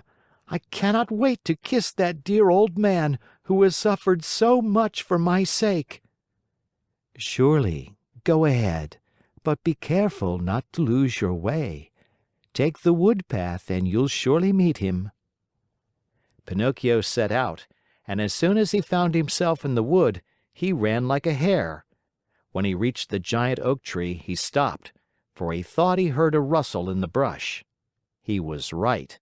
There stood the Fox and the Cat, the 2 traveling companions with whom he had eaten at the Inn of the Red Lobster. "Here comes our dear Pinocchio!" cried the Fox, hugging and kissing him. "How did you happen here?" "How did you happen here?" repeated the Cat. "It is a long story," said the Marionette. "Let me tell it to you. The other night, when you left me alone at the inn, I met the Assassins on the road." "The Assassins? Oh, my poor friend! And what did they want?" "They wanted my gold pieces." "Rascals!" said the Fox. The worst sort of rascals," added the Cat. But I began to run, continued the Marionette, and they after me, until they overtook me and hanged me to the limb of that oak. Pinocchio pointed to the giant oak nearby. Could anything be worse? Said the Fox. What an awful world to live in! Where shall we find a safe place for gentlemen like ourselves? As the Fox talked thus, Pinocchio noticed that the Cat carried his right paw in a sling. What happened to your paw? He asked. The Cat tried to answer, but he became so terribly twisted in his speech that the Fox had to help him out. My friend is too modest to answer. I'll answer for him. About an hour ago, we met an old wolf on the road. He was half starved and begged for help. Having nothing to give him, what do you think my friend did out of the kindness of his heart? With his teeth, he bit off the paw of his front foot and threw it at that poor beast, so that he might have something to eat. As he spoke, the Fox wiped off a tear. Pinocchio, almost in tears himself, whispered in the Cat's ear, If all the cats were like you, how lucky the mice would be. And what are you doing here? The Fox asked the Marionette. I am waiting for my father, who will be here at any moment now. And your gold pieces? I still have them in my pocket, except one which I spent at the Inn of the Red Lobster. To think that those 4 gold pieces might become 2,000 tomorrow! Why don't you listen to me? Why don't you sow them in the field of wonders? Today it is impossible. I'll go with you some other time. Another day will be too late, said the Fox. Why?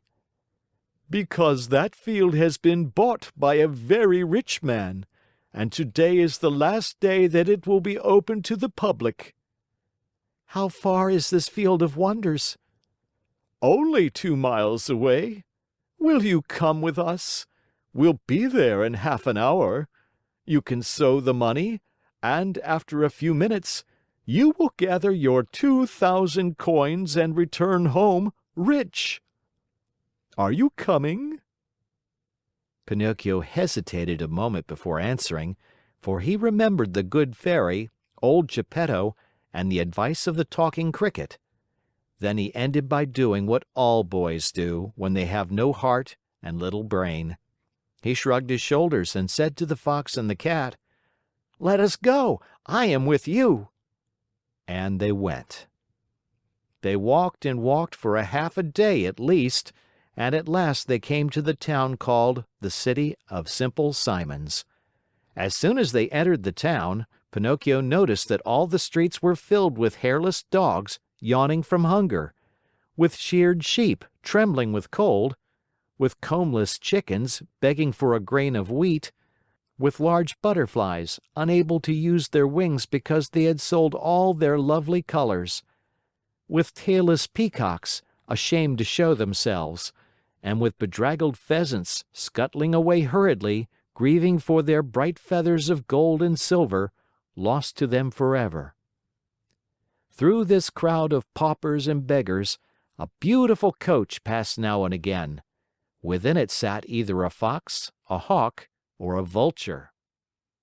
Where is the Field of Wonders? Asked Pinocchio, growing tired of waiting. Be patient. It is only a few more steps away.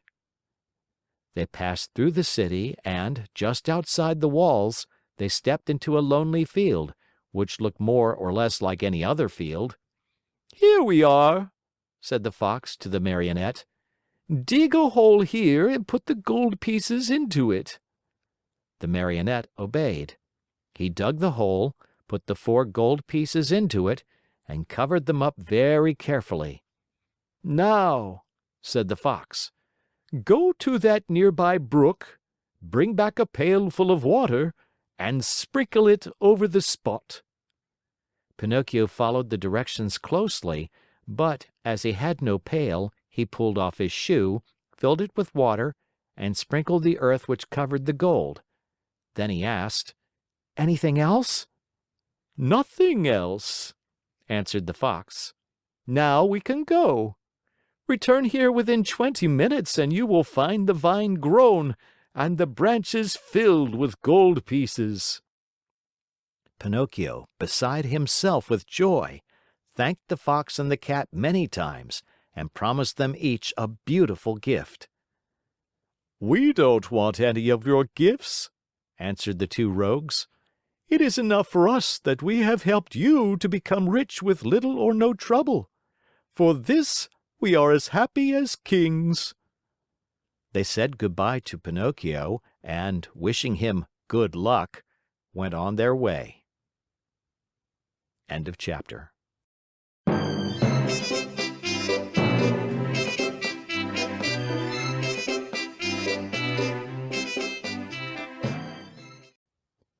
The Adventures of Pinocchio by Carlo Collodi, Chapter 19. If the Marionette had been told to wait a day instead of 20 minutes, the time could not have seemed longer to him. He walked impatiently to and fro, and finally turned his nose toward the Field of Wonders. And as he walked with hurried steps, his heart beat with an excited tick-tack, tick-tack, just as if it were a wall clock, and his busy brain kept thinking, "What if, instead of 1,000, I should find 2,000? Or if, instead of 2,000, I should find 5,000 or 100,000? I'll build myself a beautiful palace with 1,000 stables filled with 1,000 wooden horses to play with, a cellar overflowing with lemonade and ice cream soda, and a library of candies and fruits, cakes and cookies." Thus amusing himself with fancies, he came to the field. There he stopped to see if, by any chance, a vine filled with gold coins was in sight, but he saw nothing. He took a few steps forward and still nothing. He stepped into the field. He went up to the place where he had dug the hole and buried the gold pieces. Again nothing. Pinocchio became very thoughtful, and forgetting his good manners altogether, he pulled a hand out of his pocket and gave his head a thorough scratching. As he did so, he heard a hearty burst of laughter close to his head. He turned sharply, and there, just above him on the branch of a tree, sat a large parrot, busily preening his feathers. "What are you laughing at?" Pinocchio asked peevishly. "I am laughing because, in preening my feathers, I tickled myself under the wings." The Marionette did not answer. He walked to the brook, filled his shoe with water, and once more sprinkled the ground which covered the gold pieces. Another burst of laughter, even more impertinent than the first, was heard in the quiet field. "Well," cried the Marionette, angrily this time, "may I know, Mr. Parrot, what amuses you so?" "I am laughing at those simpletons who believe everything they hear, and who allow themselves to be caught so easily in the traps set for them." "Do you, perhaps, mean me?" "I certainly do mean you, poor Pinocchio. You who are such a little silly as to believe that gold can be sown in a field just like beans or squash. I too believed that once, and today I am very sorry for it. Today, but too late, I have reached the conclusion that, in order to come by money honestly, one must work and know how to earn it with hand or brain." "I don't know what you are talking about," said the Marionette, who was beginning to tremble with fear. "Too bad. I'll explain myself better," said the Parrot. "While you were away in the city, the Fox and the Cat returned here in a great hurry. They took the 4 gold pieces which you have buried and ran away as fast as the wind. If you can catch them, you're a brave one." Pinocchio's mouth opened wide. He would not believe the Parrot's words and began to dig away furiously at the earth. He dug and he dug till the hole was as big as himself, but no money was there. Every penny was gone. In desperation, he ran to the city and went straight to the courthouse to report the robbery to the magistrate. The judge was a monkey, a large gorilla, venerable with age. A flowing white beard covered his chest and he wore gold-rimmed spectacles from which the glasses had dropped out. The reason for wearing these, he said, was that his eyes had been weakened by the work of many years. Pinocchio, standing before him, told his pitiful tale word by word. He gave the names and the descriptions of the robbers and begged for justice. The judge listened to him with great patience. A kind look shone in his eyes. He became very much interested in the story. He felt moved. He almost wept. When the Marionette had no more to say, the judge put out his hand and rang a bell. At the sound, 2 large mastiffs appeared, dressed in carabineers' uniforms. Then the magistrate, pointing to Pinocchio, said in a very solemn voice, "This poor simpleton has been robbed of 4 gold pieces. Take him, therefore, and throw him into prison." The Marionette, on hearing this sentence passed upon him, was thoroughly stunned. He tried to protest, but the 2 officers clapped their paws on his mouth and hustled him away to jail. There he had to remain for 4 long, weary months. And if it had not been for a very lucky chance, he probably would have had to stay there longer. For, my dear children, you must know that it happened just then that the young emperor who ruled over the city of Simple Simons had gained a great victory over his enemy, and in celebration thereof, he had ordered illuminations, fireworks, shows of all kinds, and, best of all, the opening of all prison doors. "If the others go, I go too," said Pinocchio to the jailer. "Not you," answered the jailer. "You are one of those—" "I beg your pardon," interrupted Pinocchio. "I, too, am a thief." "In that case, you also are free," said the jailer. Taking off his cap, he bowed low and opened the door of the prison, and Pinocchio ran out and away, with never a look backward. End of chapter.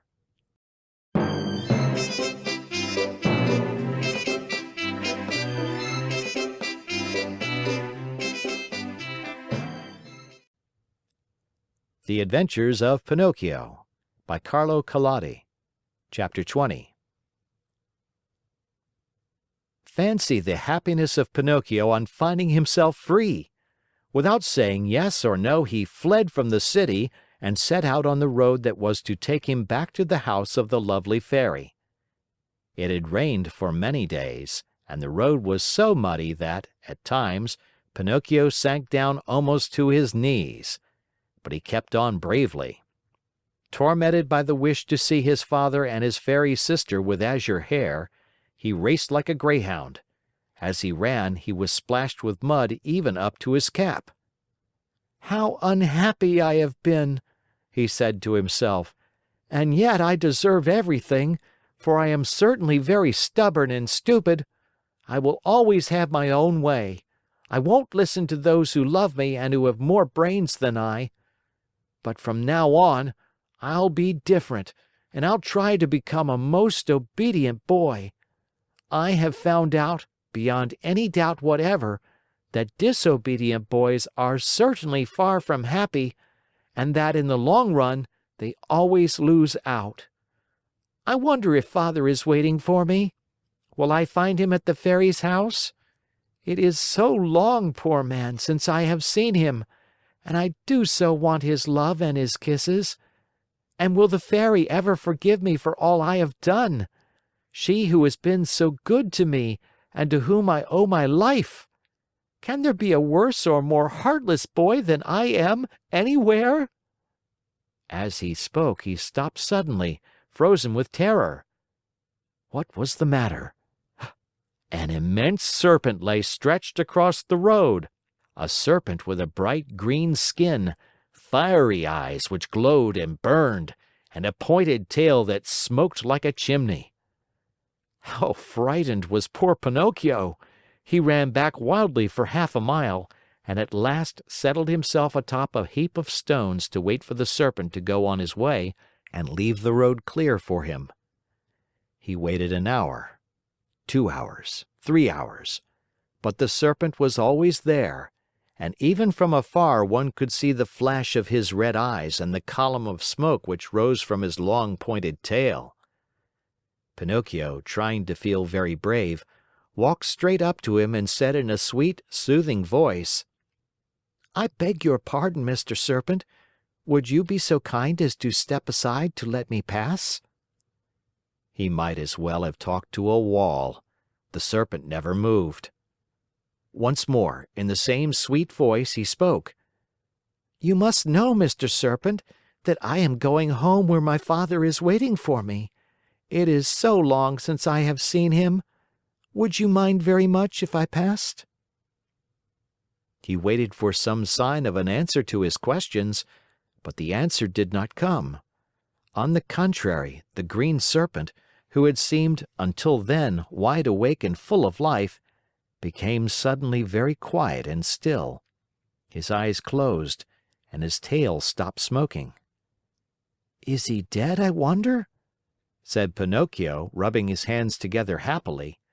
Without a moment's hesitation, he started to step over him, but he had just raised one leg when the Serpent shot up like a spring, and the Marionette fell head over heels backward. He fell so awkwardly that his head stuck in the mud, and there he stood with his legs straight up in the air. At the sight of the Marionette kicking and squirming like a young whirlwind, the Serpent laughed so heartily and so long that at last he burst an artery and died on the spot. Pinocchio freed himself from his awkward position and once more began to run in order to reach the Fairy's house before dark. As he went, the pangs of hunger grew so strong that, unable to withstand them, he jumped into a field to pick a few grapes that tempted him. Woe to him! No sooner had he reached the grapevine than crack went his legs. The poor Marionette was caught in a trap set there by a farmer for some weasels, which came every night to steal his chickens. End of chapter.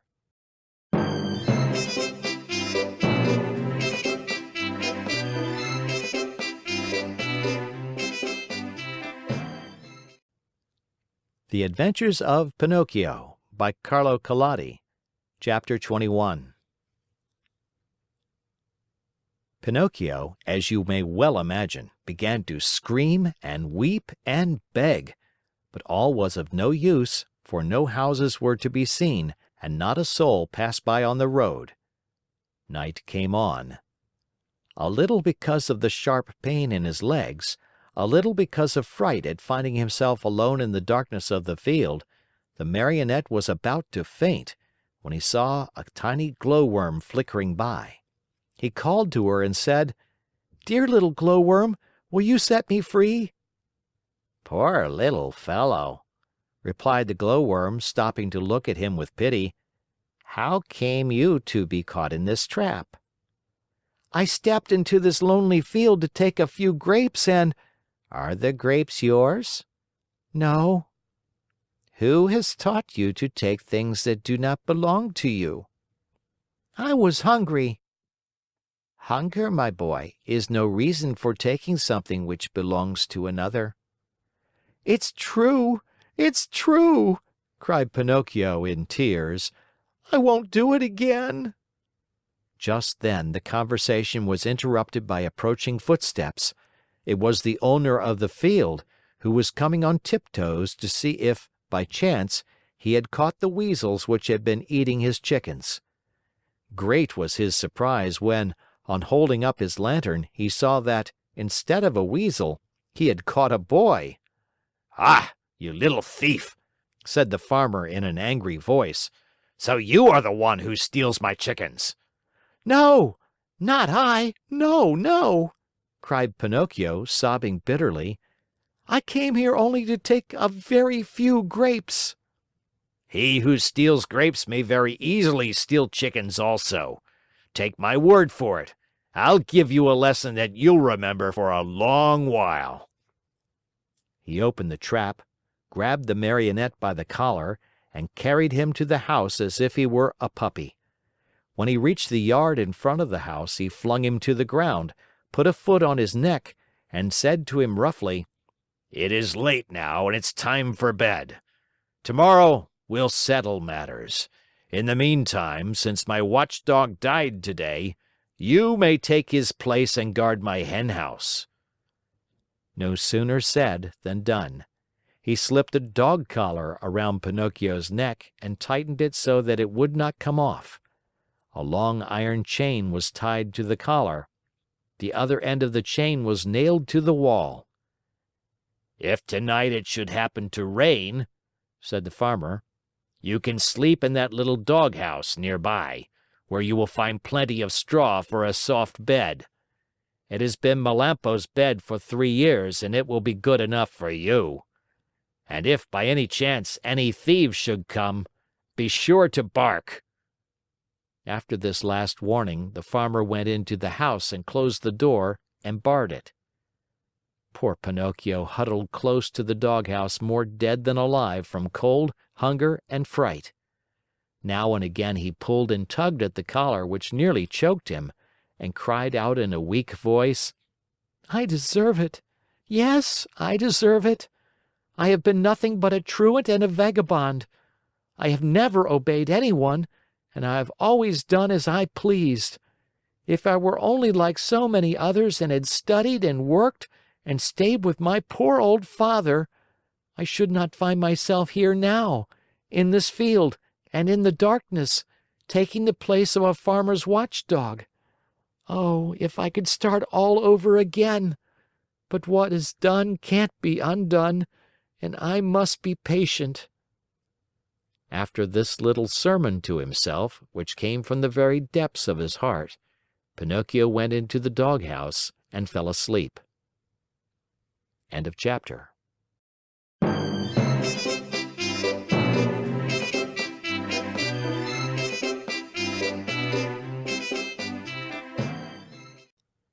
The Adventures of Pinocchio by Carlo Collodi, Chapter 22.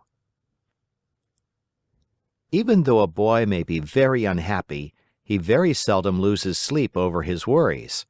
The Marionette, being no exception to this rule, slept on peacefully for a few hours till well along toward midnight, when he was awakened by strange whisperings and stealthy sounds coming from the yard.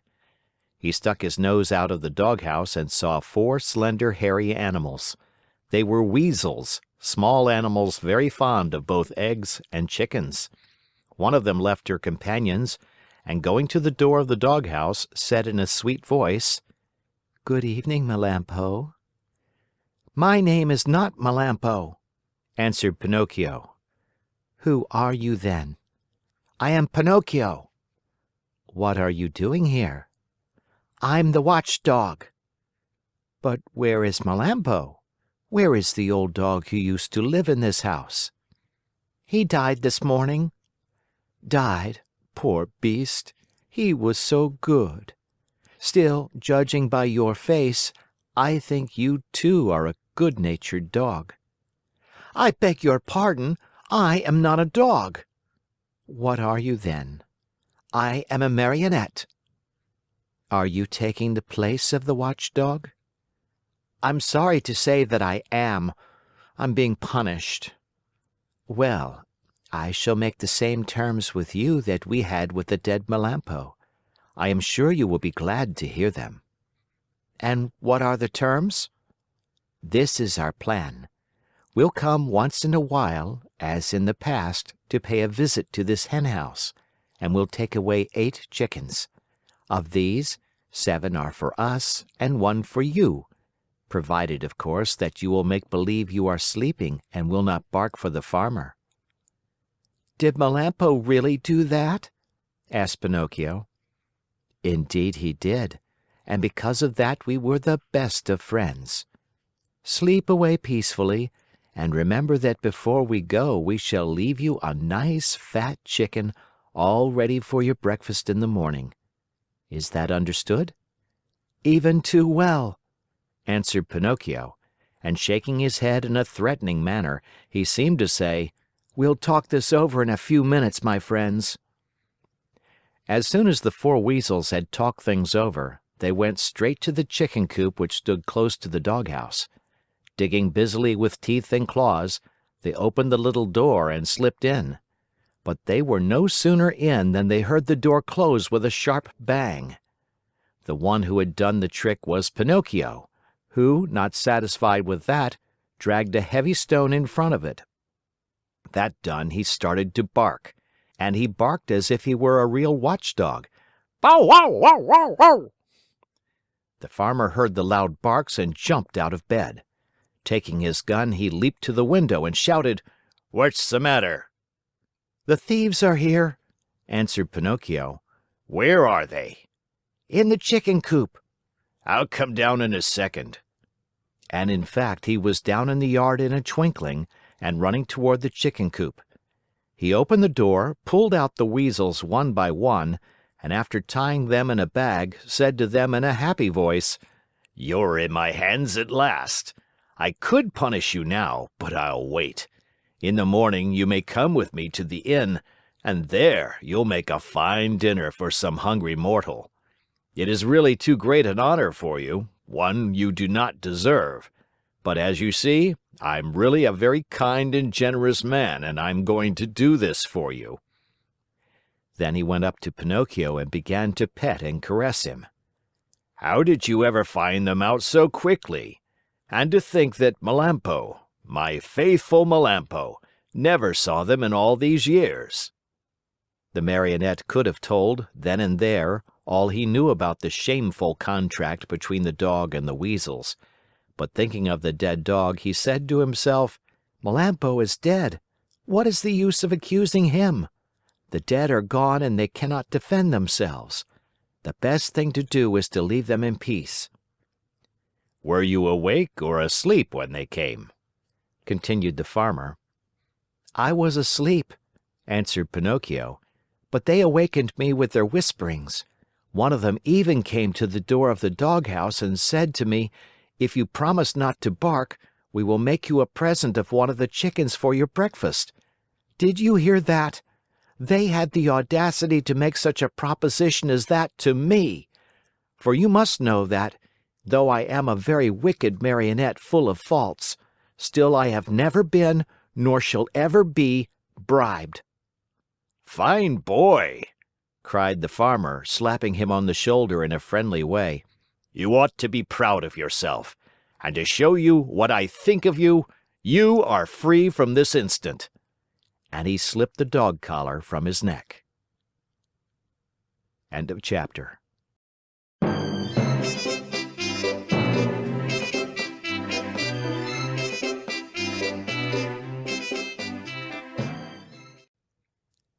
The Adventures of Pinocchio by Carlo Collodi. Chapter 23. As soon as Pinocchio no longer felt the shameful weight of the dog collar around his neck, he started to run across the fields and meadows and never stopped till he came to the main road that was to take him to the Fairy's house. When he reached it, he looked into the valley far below him, and there he saw the wood where unluckily he had met the Fox and the Cat, and the tall oak tree where he had been hanged. But though he searched far and near, he could not see the house where the Fairy with the azure hair lived. He became terribly frightened, and, running as fast as he could, he finally came to the spot where it had once stood. The little house was no longer there. In its place lay a small marble slab, which bore this sad inscription: "Here lies the lovely Fairy with azure hair, who died of grief when abandoned by her little brother, Pinocchio." The poor Marionette was heartbroken at reading these words. He fell to the ground and, covering the cold marble with kisses, burst into bitter tears. He cried all night, and dawn found him still there, though his tears had dried and only hard, dry sobs shook his wooden frame. But these were so loud that they could be heard by the faraway hills. As he sobbed, he said to himself, "Oh, my Fairy, my dear, dear Fairy, Why did you die? Why did I not die, who am so bad, instead of you, who are so good? And my father, where can he be? Please, dear Fairy, tell me where he is, and I shall never, never leave him again. You are not really dead, are you? If you love me, you will come back, alive as before. Don't you feel sorry for me? I'm so lonely. If the two assassins come, they'll hang me again from the giant oak tree, and I will really die this time. What shall I do alone in the world? Now that you are dead, my father is lost, where shall I eat? Where shall I sleep? Who will make my new clothes? Oh, I want to die. Yes, I want to die. Oh, oh, oh. Poor Pinocchio! He even tried to tear his hair, but as it was only painted on his wooden head, he could not even pull it.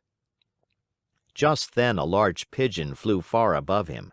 Seeing the Marionette, he cried to him, Tell me, little boy, what are you doing there? "Can't you see? I'm crying," said Pinocchio, lifting his head toward the voice and rubbing his eyes with his sleeve. Tell me, asked the pigeon, do you by chance know of a Marionette, Pinocchio by name? "Pinocchio? Did you say Pinocchio?" replied the Marionette, jumping to his feet. "Why, I am Pinocchio." At this answer, the pigeon flew swiftly down to the earth. He was much larger than a turkey. Then you know Geppetto also? "Do I know him? He's my father, my poor dear father. Has he perhaps spoken to you of me? Will you take me to him? Is he still alive? Answer me, please. Is he still alive?" I left him 3 days ago on the shore of a large sea. "What was he doing?" He was building a little boat with which to cross the ocean. For the last 4 months, that poor man has been wandering around Europe looking for you. Not having found you yet, he has made up his mind to look for you in the New World, far across the ocean. "How far is it from here to the shore?" asked Pinocchio anxiously. More than 50 miles. 50 miles! Oh, dear pigeon, how I wish I had your wings! If you want to come, I'll take you with me. How? Astride my back. Are you very heavy? Heavy? Not at all. I'm only a feather. Very well. Saying nothing more, Pinocchio jumped on the pigeon's back, and as he settled himself, he cried out gaily, Gallop on, my pretty steed! I'm in a great hurry." The pigeon flew away, and in a few minutes he had reached the clouds. The Marionette looked to see what was below them. His head swam, and he was so frightened that he clutched wildly at the pigeon's neck to keep himself from falling. They flew all day. Toward evening, the pigeon said, "I'm very thirsty." "And I'm very hungry," said Pinocchio. "Let us stop a few minutes at that pigeon coop down there. Then we can go on and be at the seashore in the morning." They went into the empty coop, and there they found nothing but a bowl of water and a small basket filled with chickpeas. The Marionette had always hated chickpeas. According to him, they had always made him sick, but that night he ate them with a relish. As he finished them, he turned to the pigeon and said, "I never should have thought that chickpeas could be so good." "You must remember, my boy," answered the pigeon, "that hunger is the best sauce." After resting a few minutes longer, they set out again. The next morning, they were at the seashore. Pinocchio jumped off the pigeon's back, and the pigeon, not wanting any thanks for a kind deed, flew away swiftly and disappeared. The shore was full of people, shrieking and tearing their hair as they looked toward the sea. "What has happened?" asked Pinocchio of a little old woman. A poor old father lost his only son some time ago, and today he built a tiny boat for himself in order to go in search of him across the ocean. The water is very rough, and we're afraid he will be drowned." "Where is the little boat?" "There, straight down there," answered the little old woman, pointing to a tiny shadow, no bigger than a nutshell, floating on the sea. Pinocchio looked closely for a few minutes and then gave a sharp cry. "It's my father! It's my father!" Meanwhile, the little boat, tossed about by the angry waters, appeared and disappeared in the waves. And Pinocchio, standing on a high rock, tired out with searching, waved to him with hand and cap and even with his nose. It looked as if Geppetto, though far away from the shore, recognized his son, for he took off his cap and waved also. He seemed to be trying to make everyone understand that he would come back if he were able, but the sea was so heavy that he could do nothing with his oars. Suddenly a huge wave came, and the boat disappeared. They waited and waited for it, but it was gone. "Poor man," said the fisher folk on the shore, whispering a prayer as they turned to go home. Just then a desperate cry was heard. Turning around, the fisher folk saw Pinocchio dive into the sea and heard him cry out, "I'll save him! I'll save my father!" The Marionette, being made of wood, floated easily along and swam like a fish in the rough water. Now and again he disappeared only to reappear once more. In a twinkling he was far away from land. At last he was completely lost to view. "Poor boy!" cried the fisher folk on the shore, and again they mumbled a few prayers as they returned home. End of chapter.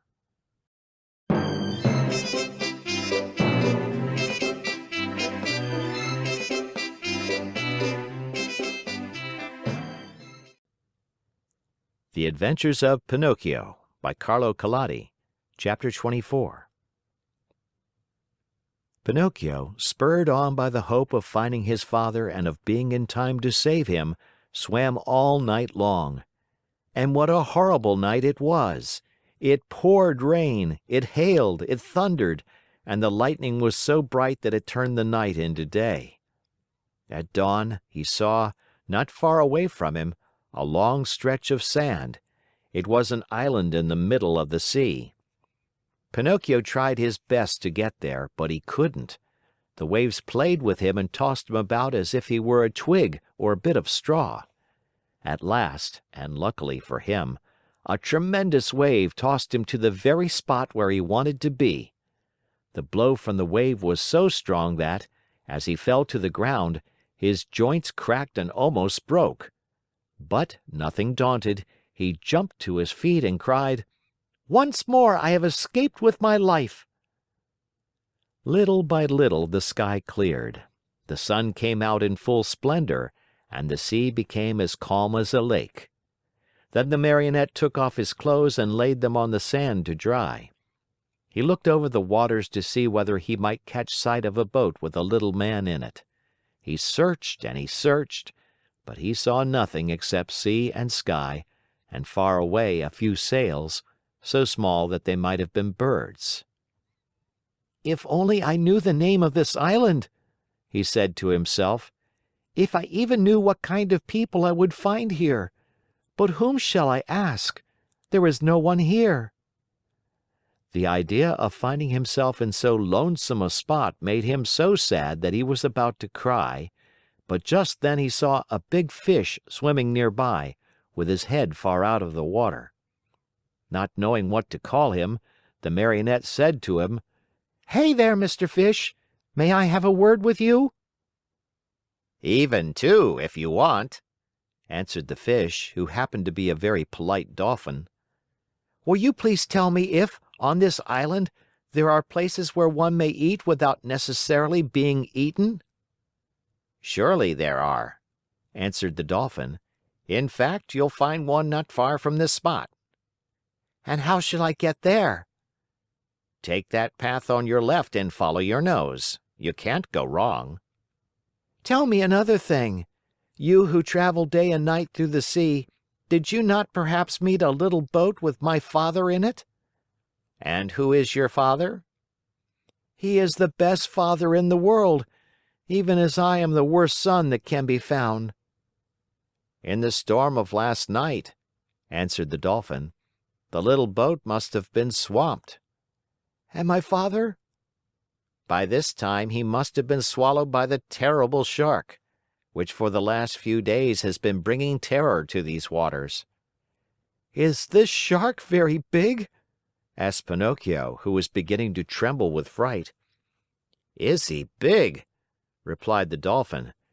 "Just to give you an idea of his size, let me tell you that he is larger than a 5-story building, and that he has a mouth so big and so deep that a whole train and engine could easily get into it." "Mother mine!"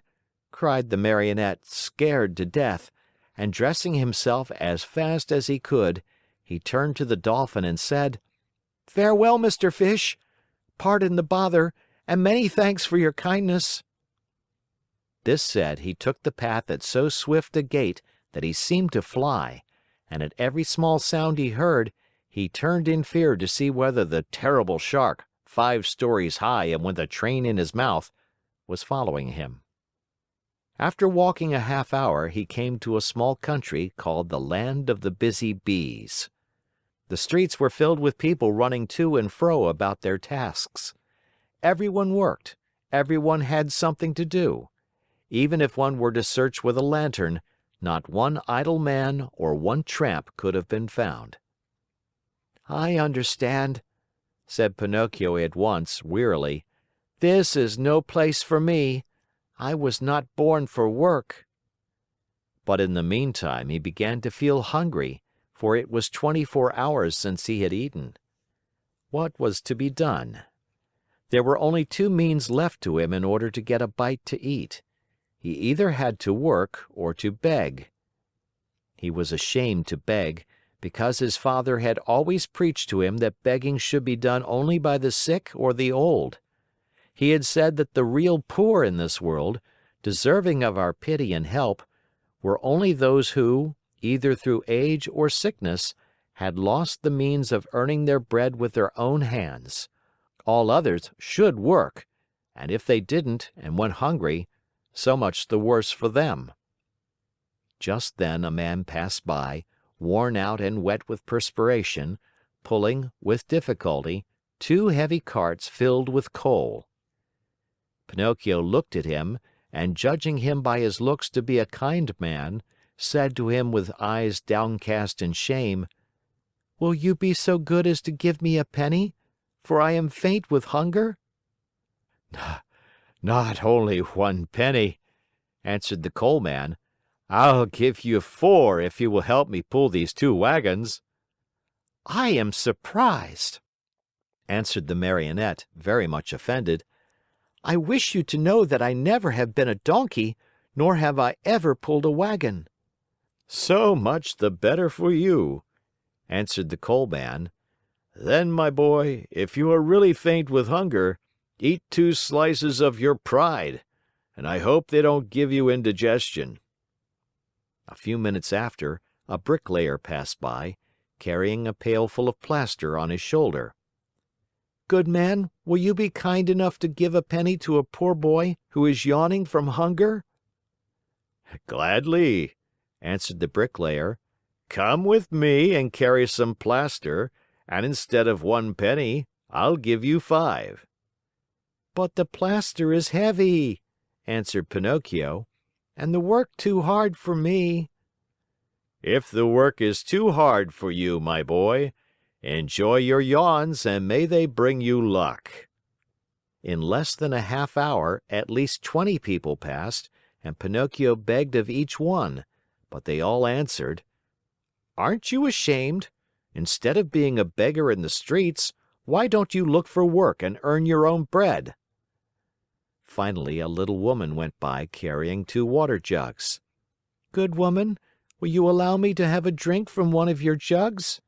asked Pinocchio, who was burning up with thirst. "With pleasure, my boy," she answered, setting the two jugs on the ground before him. When Pinocchio had had his fill, he grumbled, as he wiped his mouth, "My thirst is gone. If I could only as easily get rid of my hunger."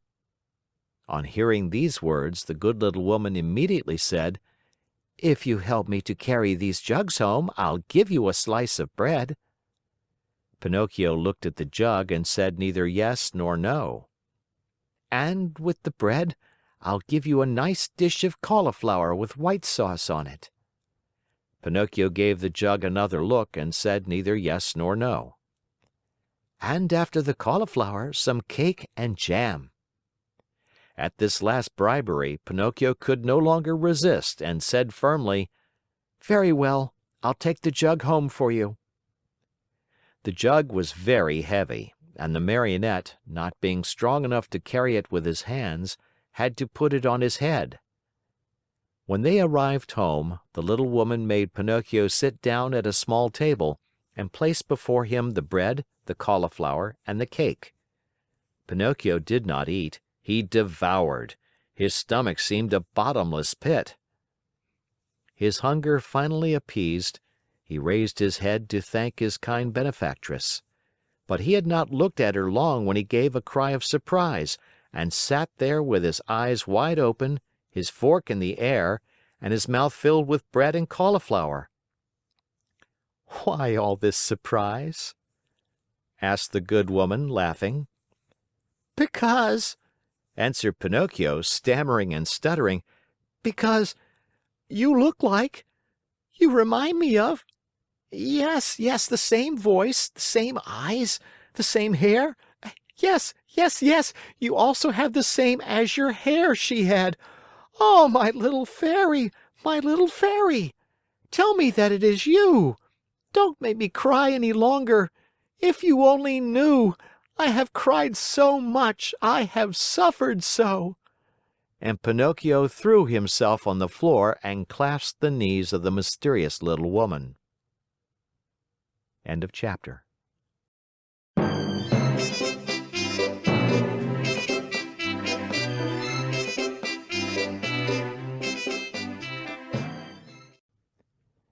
The Adventures of Pinocchio by Carlo Collodi. Chapter 25. If Pinocchio cried much longer, the little woman thought he would melt away, so she finally admitted that she was the little fairy with azure hair. "You rascal of a Marionette, how did you know it was I?" she asked, laughing. "My love for you told me who you were." "Do you remember? You left me when I was a little girl, and now you find me a grown woman. I am so old I could almost be your mother." "I am very glad of that, for then I can call you mother instead of sister. For a long time I have wanted a mother, just like other boys. But how did you grow so quickly?" "That's a secret." "Tell it to me. I also want to grow a little. Look at me. I have never grown higher than a penny's worth of cheese." "But you can't grow," answered the fairy. "Why not?" "Because Marionettes never grow. They are born Marionettes, they live Marionettes, and they die Marionettes." "Oh, I'm tired of always being a Marionette!" cried Pinocchio disgustedly. "It's about time for me to grow into a man as everyone else does." "And you will if you deserve it." "Really? What can I do to deserve it?" "It's a very simple matter. Try to act like a well-behaved child." "Don't you think I do?" "Far from it. Good boys are obedient and you, on the contrary, and I never obey. Good boys love study and work, but you, and I, on the contrary, am a lazy fellow and a tramp all year round." "Good boys always tell the truth." "And I always tell lies." "Good boys go gladly to school." "And I get sick if I go to school. From now on, I'll be different." "Do you promise?" "I promise. I want to become a good boy and be a comfort to my father. Where is my poor father now?" I do not know. Will I ever be lucky enough to find him and embrace him once more? I think so. Indeed, I am sure of it. At this answer, Pinocchio's happiness was very great. He grasped the Fairy's hands and kissed them so hard that it looked as if he had lost his head. Then, lifting his face, he looked at her lovingly and asked, "Tell me, little mother, it isn't true that you are dead, is it?" "It doesn't seem so," answered the Fairy, smiling. "If you only knew how I suffered and how I wept when I read, 'Here lies—'" "I know it, and for that I have forgiven you. The depth of your sorrow made me see that you have a kind heart. There is always hope for boys with hearts such as yours, though they may often be mischievous. This is the reason why I have come so far to look for you. From now on, I'll be your own little mother." "Oh, how lovely!" cried Pinocchio, jumping with joy. "You will obey me always and do as I wish?" "Gladly, very gladly, more than gladly." "Beginning tomorrow," said the Fairy, "you'll go to school every day." Pinocchio's face fell a little. "Then you will choose the trade you like best."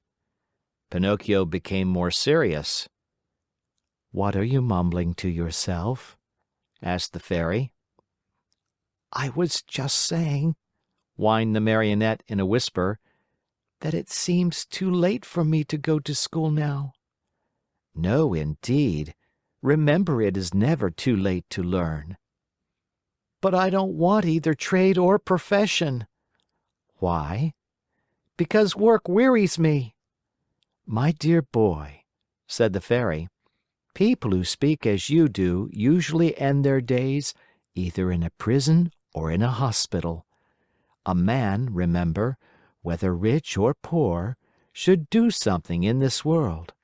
No one can find happiness without work. Woe betide the lazy fellow! Laziness is a serious illness, and one must cure it immediately. Yes, even from early childhood. If not, it will kill you in the end." These words touched Pinocchio's heart. He lifted his eyes to his Fairy and said seriously, "I'll work. I'll study. I'll do all you tell me. After all, the life of a Marionette has grown very tiresome to me, and I want to become a boy, no matter how hard it is. You promise that, do you not?" "Yes, I promise. And now it is up to you." End of chapter.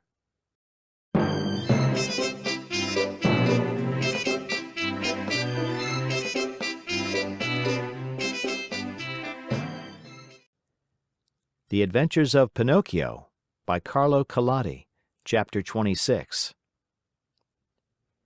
In the morning, bright and early, Pinocchio started for school. Imagine what the boys said when they saw a Marionette enter the classroom.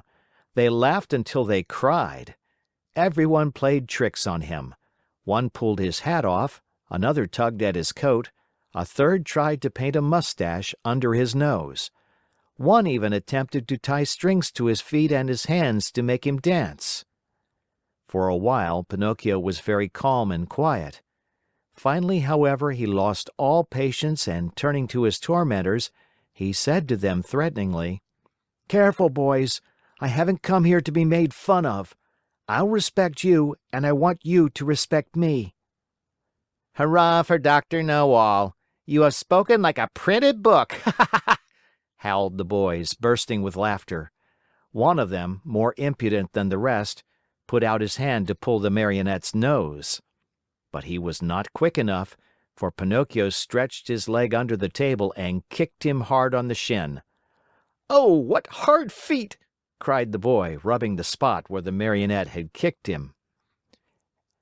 "And what elbows! They're even harder than the feet!" shouted another one who, because of some other trick, had received a blow in the stomach. With that kick and that blow, Pinocchio gained everybody's favor. Everyone admired him, danced attendance upon him, petted and caressed him. As the days passed into weeks, even the teacher praised him, for he saw him attentive, hard-working, and wide awake, always the first to come in the morning, and the last to leave when school was over. Pinocchio's only fault was that he had too many friends. Among these were many well-known rascals, who cared not a jot for study or for success. The teacher warned him each day, and even the good fairy repeated to him many times, "Take care, Pinocchio. Those bad companions will sooner or later make you lose your love for study. Some day they will lead you astray." "There's no such danger," answered the Marionette, shrugging his shoulders and pointing to his forehead, as if to say, "I'm too wise." So it happened that one day, as he was walking to school, he met some boys who ran up to him and said, "Have you heard the news?" "No." "A shark as big as a mountain has been seen near the shore." "Really? I wonder if it could be the same one I heard of when my father was drowned." "We are going to see it. Are you coming?" "No, not I. I must go to school."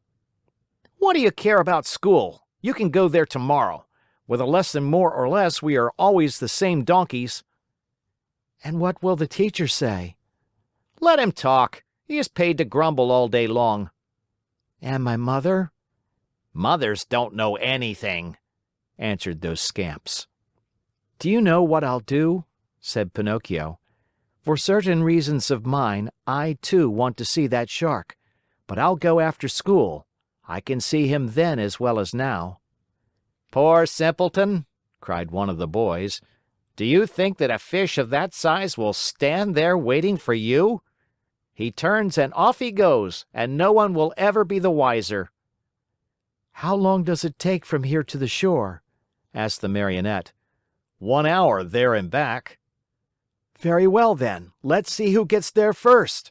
cried Pinocchio. At the signal, the little troop, with books under their arms, dashed across the fields.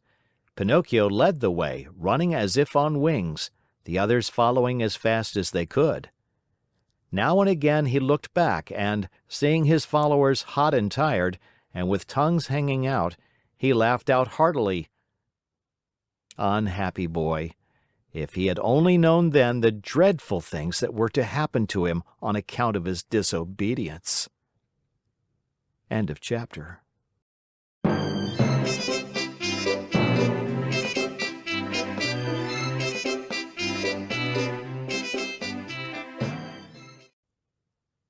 The Adventures of Pinocchio by Carlo Collodi. Chapter 27. Going like the wind, Pinocchio took but a very short time to reach the shore. He glanced all about him, but there was no sign of a shark. The sea was as smooth as glass. "Hey there, boys! Where's that shark?" he asked, turning to his playmates. "He may have gone for his breakfast," said one of them, laughing.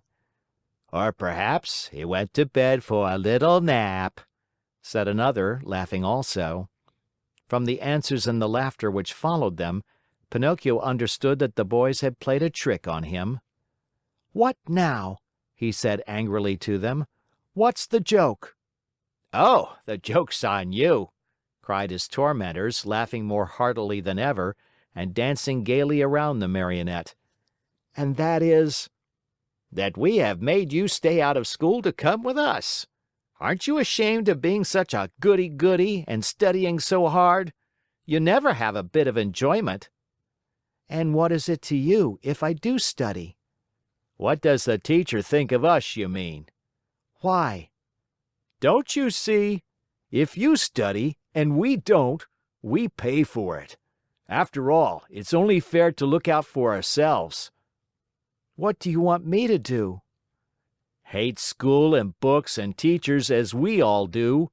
They are your worst enemies, you know, and they like to make you as unhappy as they can."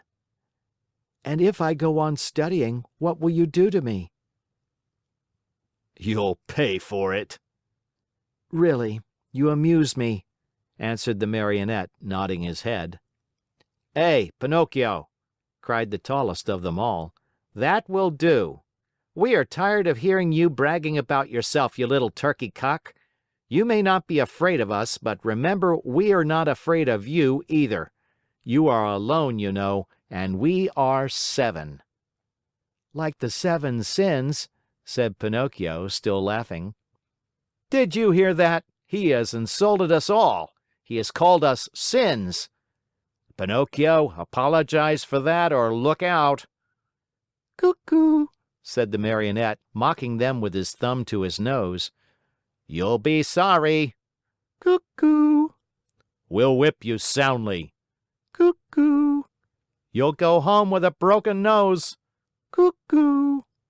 Very well, then. Take that and keep it for your supper, cried out the boldest of his tormentors, and with the words he gave Pinocchio a terrible blow on the head. Pinocchio answered with another blow, and that was the signal for the beginning of the fray. In a few moments the fight raged hot and heavy on both sides. Pinocchio, although alone, defended himself bravely. With those 2 wooden feet of his, he worked so fast that his opponents kept at a respectful distance.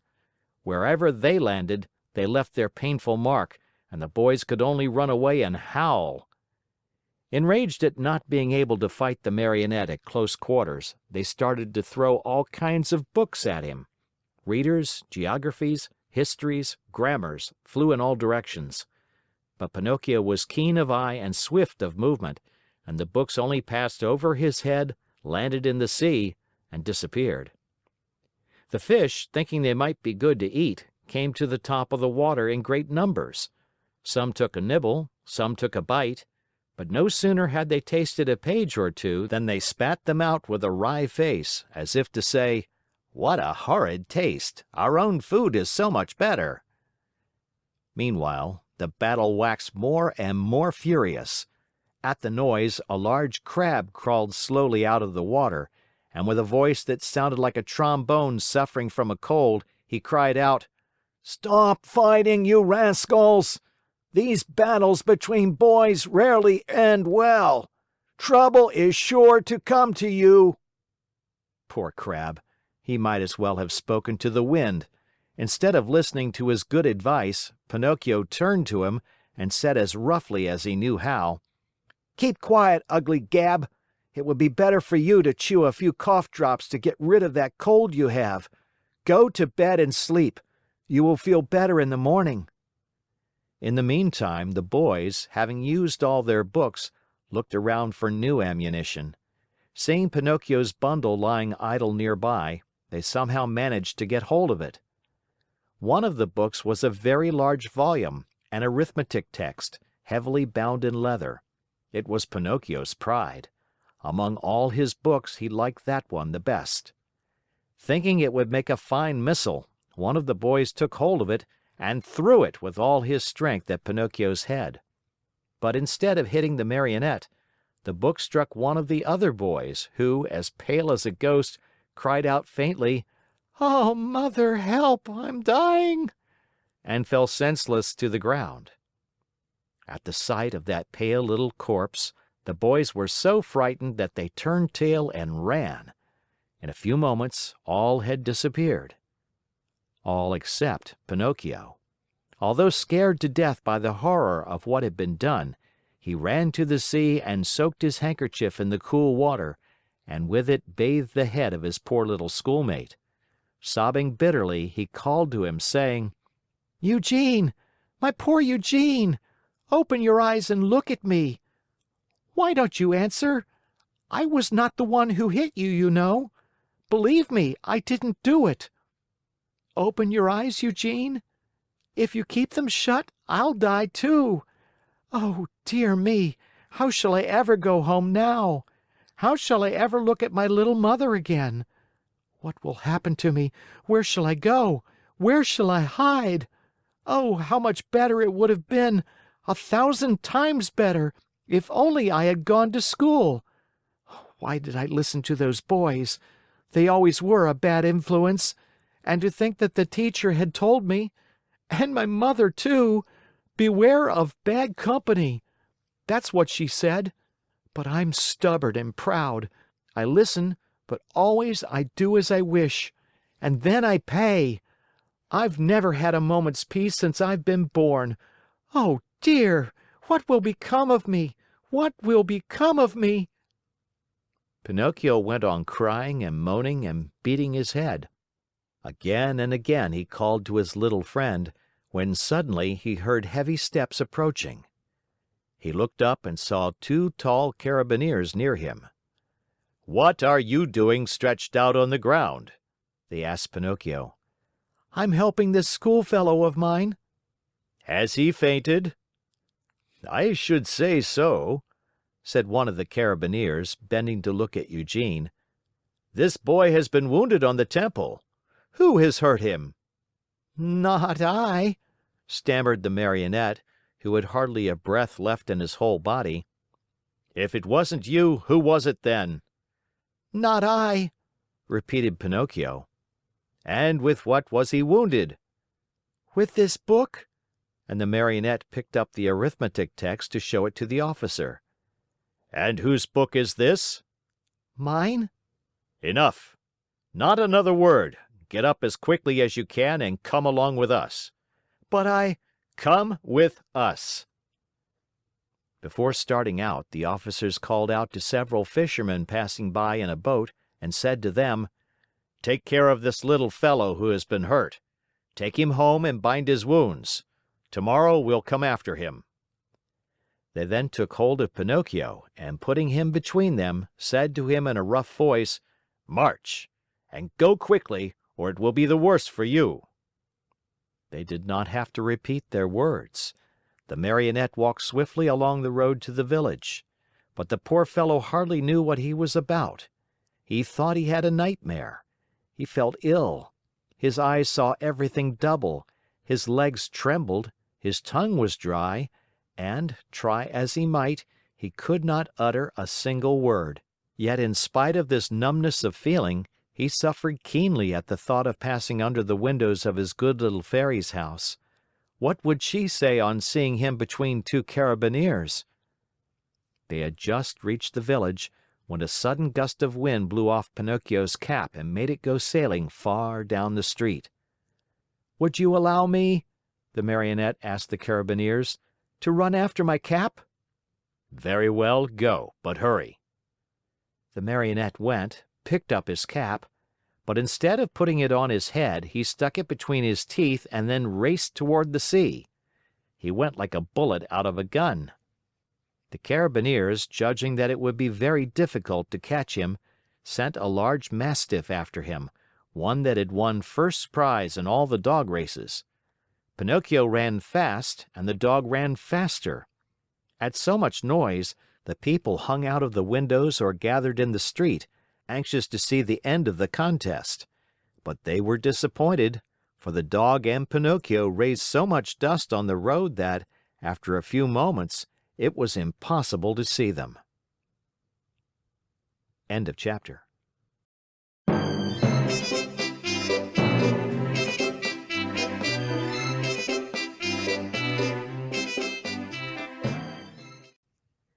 The Adventures of Pinocchio by Carlo Collodi. Chapter 28. During that wild chase, Pinocchio lived through a terrible moment when he almost gave himself up as lost. This was when Alidoro, that was the Mastiff's name, in a frenzy of running, came so near that he was on the very point of reaching him. The Marionette heard, close behind him, the labored breathing of the beast who was fast on his trail, and now and again even felt his hot breath blow over him. Luckily, by this time he was very near the shore, and the sea was in sight, in fact, only a few short steps away. As soon as he set foot on the beach, Pinocchio gave a leap and fell into the water. Alidoro tried to stop, but as he was running very fast, he couldn't, and he too landed far out in the sea. Strange though it may seem, the dog could not swim. He beat the water with his paws to hold himself up, but the harder he tried, the deeper he sank. As he stuck his head out once more, the poor fellow's eyes were bulging, and he barked out wildly, "I drown! I drown!" "Drown!" answered Pinocchio from afar, happy at his escape. Help, Pinocchio! Dear little Pinocchio! Save me from death! At those cries of suffering, the Marionette, who after all had a very kind heart, was moved to compassion. He turned toward the poor animal and said to him, "But if I help you, will you promise not to bother me again by running after me?" I promise! I promise! Only hurry, for if you wait another second, I'll be dead and gone!"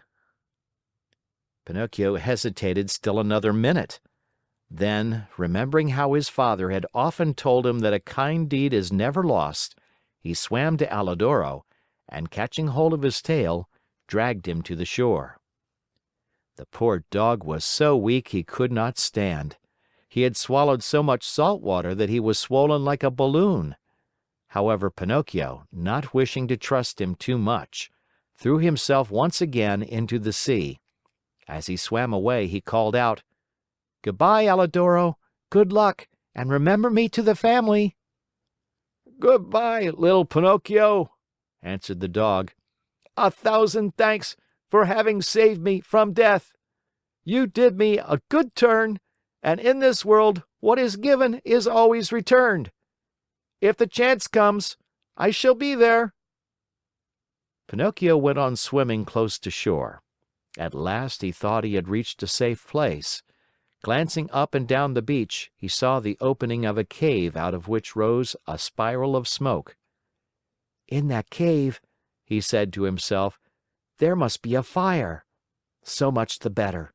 I'll dry my clothes and warm myself, and then, well—" His mind made up, Pinocchio swam to the rocks, but as he started to climb, he felt something under him lifting him up higher and higher. He tried to escape, but he was too late. To his great surprise, he found himself in a huge net, amid a crowd of fish of all kinds and sizes, who were fighting and struggling desperately to free themselves. At the same time, he saw a fisherman come out of the cave, a fisherman so ugly that Pinocchio thought he was a sea monster. In place of hair, his head was covered by a thick bush of green grass. Green was the skin of his body, green were his eyes, green was the long, long beard that reached down to his feet. He looked like a giant lizard with legs and arms. When the fisherman pulled the net out of the sea, he cried out joyfully, "Blessed Providence! Once more I'll have a fine meal of fish." "Thank heaven I'm not a fish," said Pinocchio to himself, trying with these words to find a little courage. The fisherman took the net and the fish to the cave, a dark, gloomy, smoky place. In the middle of it, a pan full of oil sizzled over a smoky fire, sending out a repelling odor of tallow that took away one's breath. "Now, let us see what kind of fish we have caught today," said the green fisherman. He put a hand as big as a spade into the net and pulled out a handful of mullets. "Fine mullets, these," he said, after looking at them and smelling them with pleasure. After that, he threw them into a large empty tub. Many times he repeated this performance. As he pulled each fish out of the net, his mouth watered with the thought of the good dinner coming, and he said, "Fine fish, these bass. Very tasty, these whitefish. Delicious flounders, these. What splendid crabs. And these dear little anchovies with their heads still on." As you can well imagine, the bass, the flounders, the whitefish, and even the little anchovies all went together into the tub to keep the mullets company. The last to come out of the net was Pinocchio. As soon as the fisherman pulled him out, his green eyes opened wide with surprise, and he cried out in fear, "What kind of fish is this? I don't remember ever eating anything like it." He looked at him closely, and after turning him over and over, he said at last, "I understand. He must be a crab." Pinocchio, mortified at being taken for a crab, said resentfully, "What nonsense! A crab indeed! I am no such thing. Beware how you deal with me. I am a Marionette, I want you to know." "A Marionette?" asked the Fisherman. "I must admit that a Marionette fish is, for me, an entirely new kind of fish. So much the better. I'll eat you with greater relish." "Eat me? But can't you understand that I'm not a fish? Can't you hear that I speak and think as you do?" "It's true," answered the Fisherman, "but since I see that you are a fish, well able to talk and think as I do, I'll treat you with all due respect." "And that is?" "That, as a sign of my particular esteem, I'll leave to you the choice of the manner in which you are to be cooked. Do you wish to be fried in a pan, or do you prefer to be cooked with tomato sauce?" "To tell you the truth," answered Pinocchio, "if I must choose, I should much rather go free so I may return home." "Are you fooling? Do you think that I want to lose the opportunity to taste such a rare fish? A Marionette fish does not come very often to these seas. Leave it to me. I'll fry you in the pan with the others. I know you'll like it. It's always a comfort to find oneself in good company." The unlucky Marionette, hearing this, began to cry and wail and beg. With tears streaming down his cheeks, he said, "How much better it would have been for me to go to school! I did listen to my playmates and now I am paying for it. Oh, oh, oh!" And as he struggled and squirmed like an eel to escape from him, the Green Fisherman took a stout cord and tied him hand and foot, and threw him into the bottom of the tub with the others. Then he pulled a wooden bowl full of flour out of a cupboard and started to roll the fish into it, one by one. When they were white with it, he threw them into the pan. The first to dance in the hot oil were the mullets. The bass followed, then the whitefish, the flounders, and the anchovies. Pinocchio's turn came last. Seeing himself so near to death, and such a horrible death, he began to tremble so with fright that he had no voice left with which to beg for his life. The poor boy beseeched only with his eyes. But the Green Fisherman, not even noticing that it was he, turned him over and over in the flour until he looked like a marionette made of chalk. Then he took him by the head and... End of chapter.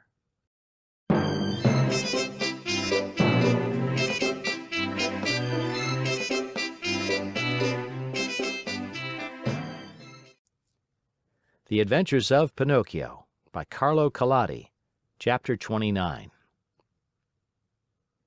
Mindful of what the Fisherman had said, Pinocchio knew that all hope of being saved had gone. He closed his eyes and waited for the final moment. Suddenly, a large dog, attracted by the odor of the boiling oil, came running into the cave. "Get out!" cried the Fisherman threateningly, and still holding on to the Marionette, who was all covered with flour. But the poor dog was very hungry, and whining and wagging his tail, he tried to say, "Give me a bite of the fish, and I'll go in peace." "Get out, I say!" repeated the Fisherman. And he drew back his foot to give the dog a kick. Then the dog, who, being really hungry, would take no refusal, turned in a rage toward the Fisherman and bared his terrible fangs. And at that moment a pitiful little voice was heard saying, "Save me, Alidoro! If you don't, I fry!" The dog immediately recognized Pinocchio's voice. Great was his surprise to find that the voice came from the little flour-covered bundle that the Fisherman held in his hand. Then what did he do? With one great leap, he grasped that bundle in his mouth, and, holding it lightly between his teeth, ran through the door and disappeared like a flash. The Fisherman, angry at seeing his meal snatched from under his nose, ran after the dog, but a bad fit of coughing made him stop and turn back. Meanwhile, Alidoro, as soon as he had found the road which led to the village, stopped and dropped Pinocchio softly to the ground. "How much I do thank you!" said the Marionette. "It is not necessary," answered the dog. You saved me once, and what is given is always returned. We are in this world to help one another." "But how did you get in that cave?" "I was lying here on the sand, more dead than alive, when an appetizing odor of fried fish came to me. That odor tickled my hunger and I followed it. Oh, if I had come a moment later!" "Don't speak about it," wailed Pinocchio, still trembling with fright. "Don't say a word. If you had come a moment later, I would be fried, eaten, and digested by this time. Brrr! I shiver at the mere thought of it." Alidoro laughingly held out his paw to the Marionette, who shook it heartily, feeling that now he and the dog were good friends. Then they bid each other good bye, and the dog went home. Pinocchio, left alone, walked toward a little hut near by, where an old man sat at the door sunning himself, and asked, "Tell me, good man, have you heard anything of a poor boy with a wounded head, whose name was Eugene?" "The boy was brought to this hut, and now—" "Now he is dead?" Pinocchio interrupted sorrowfully. "No, he is now alive, and he is already returned home." "Really? Really?" cried the Marionette, jumping around with joy. "Then the wound was not serious?" "But it might have been, and even mortal," answered the old man, "for a heavy book was thrown at his head." "And who threw it?" "A schoolmate of his, a certain Pinocchio." "And who is this Pinocchio?" asked the Marionette, feigning ignorance. "They say he is a mischief maker, a tramp, a street urchin." "Calumnies! All calumnies!" "Do you know this Pinocchio?" "By sight," answered the Marionette. "And what do you think of him?" asked the old man. "I think he's a very good boy, fond of study, obedient, kind to his father and to his whole family." As he was telling all these enormous lies about himself, Pinocchio touched his nose and found it twice as long as it should be. Scared out of his wits, he cried out, "Don't listen to me, good man. All the wonderful things I have said are not true at all. I know Pinocchio well, and he is indeed a very wicked fellow, lazy and disobedient, who instead of going to school, runs away with his playmates to have a good time." At this speech, his nose returned to its natural size. "Why are you so pale?" the old man asked suddenly. "Let me tell you. Without knowing it, I rubbed myself against a newly painted wall," he lied, ashamed to say that he had been made ready for the frying pan. "What have you done with your coat and your hat and your breeches?" "I met thieves and they robbed me. Tell me, my good man, have you not perhaps a little suit to give me so that I may go home?" "My boy, as for clothes, I have only a bag in which I keep hops. If you want it, take it, there it is." Pinocchio did not wait for him to repeat his words. He took the bag, which happened to be empty, and after cutting a big hole at the top and two at the sides, he slipped into it as if it were a shirt. Lightly clad as he was, he started out toward the village. Along the way he felt very uneasy. In fact, he was so unhappy that he went along taking 2 steps forward and 1 back, and as he went he said to himself, "How shall I ever face my good little Fairy? What will she say when she sees me? Will she forgive this last trick of mine? I am sure she won't. Oh, no, she won't. And I deserve it as usual, for I am a rascal, fine on promises which I never keep." He came to the village late at night. It was so dark he could see nothing and it was raining pitchforks. Pinocchio ran straight to the Fairy's house, firmly resolved to knock at the door. When he found himself there, he lost courage and ran back a few steps. A second time he came to the door and again he ran back. A third time he repeated his performance. The fourth time, before he had time to lose his courage, He grasped the knocker and made a faint sound with it. He waited and waited and waited. Finally, after a full half hour, a top floor window, the house had 4 stories, opened, and Pinocchio saw a large snail look out. A tiny light glowed on top of her head.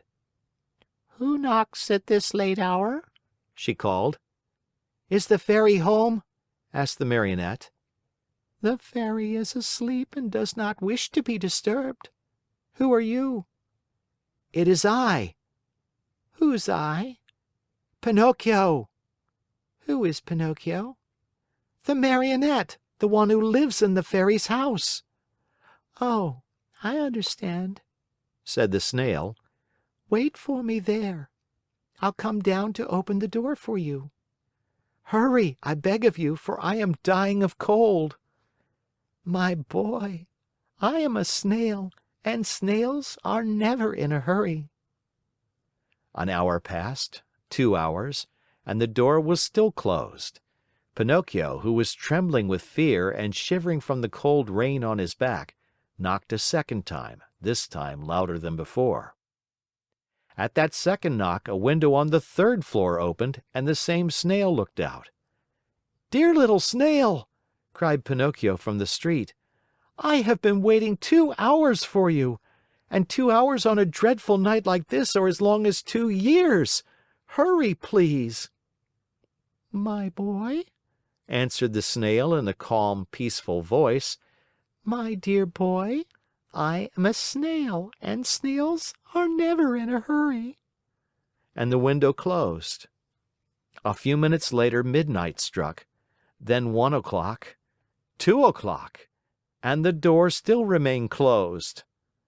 Then Pinocchio, losing all patience, grabbed the knocker with both hands, fully determined to awaken the whole house and street with it.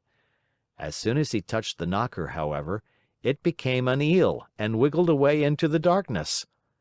"Really?" cried Pinocchio, blind with rage. "If the knocker is gone, I can still use my feet." He stepped back and gave the door a most solemn kick. He kicked so hard that his foot went straight through the door, and his leg followed almost to the knee. No matter how he pulled and tugged, he could not pull it out. There he stayed as if nailed to the door. Poor Pinocchio! The rest of the night he had to spend with one foot through the door and the other one in the air. As dawn was breaking, the door finally opened. That brave little animal, the Snail, had taken exactly 9 hours to go from the 4th floor to the street. How she must have raced! What are you doing with your foot through the door? She asked the Marionette, laughing. "It was a misfortune. Won't you try, pretty little Snail, to free me from this terrible torture?" My boy, we need a carpenter here, and I have never been one. "Ask the Fairy to help me." The Fairy is asleep and does not want to be disturbed. "But what do you want me to do, nailed to the door like this?" Enjoy yourself counting the ants which are passing by. "Bring me something to eat, at least, for I am faint with hunger." Immediately. In fact, after 3 hours and a half, Pinocchio saw her return with a silver tray on her head. On the tray there was bread, roast chicken, fruit. Here is the breakfast the Fairy sends to you, said the Snail. At the sight of all these good things, the Marionette felt much better. What was his disgust, however, when on tasting the food, he found the bread to be made of chalk, the chicken of cardboard, and the brilliant fruit of colored alabaster. He wanted to cry. He wanted to give himself up to despair. He wanted to throw away the tray and all that was on it. Instead, either from pain or weakness, he fell to the floor in a dead faint. When he regained his senses, he found himself stretched out on a sofa, and the Fairy was seated near him. "This time also I forgive you," said the Fairy to him, "but be careful not to get into mischief again." Pinocchio promised to study and to behave himself, and he kept his word for the remainder of the year. At the end of it, he passed first in all his examinations, and his report was so good that the Fairy said to him happily, "Tomorrow your wish will come true." "And what is it?" "Tomorrow you will cease to be a Marionette and will become a real boy." Pinocchio was beside himself with joy. All his friends and schoolmates must be invited to celebrate the great event. The Fairy promised to prepare 200 cups of coffee and milk and 400 slices of toast buttered on both sides. The day promised to be a very gay and happy one. But, unluckily, in a Marionette's life there is always a but, which is apt to spoil everything. End of chapter.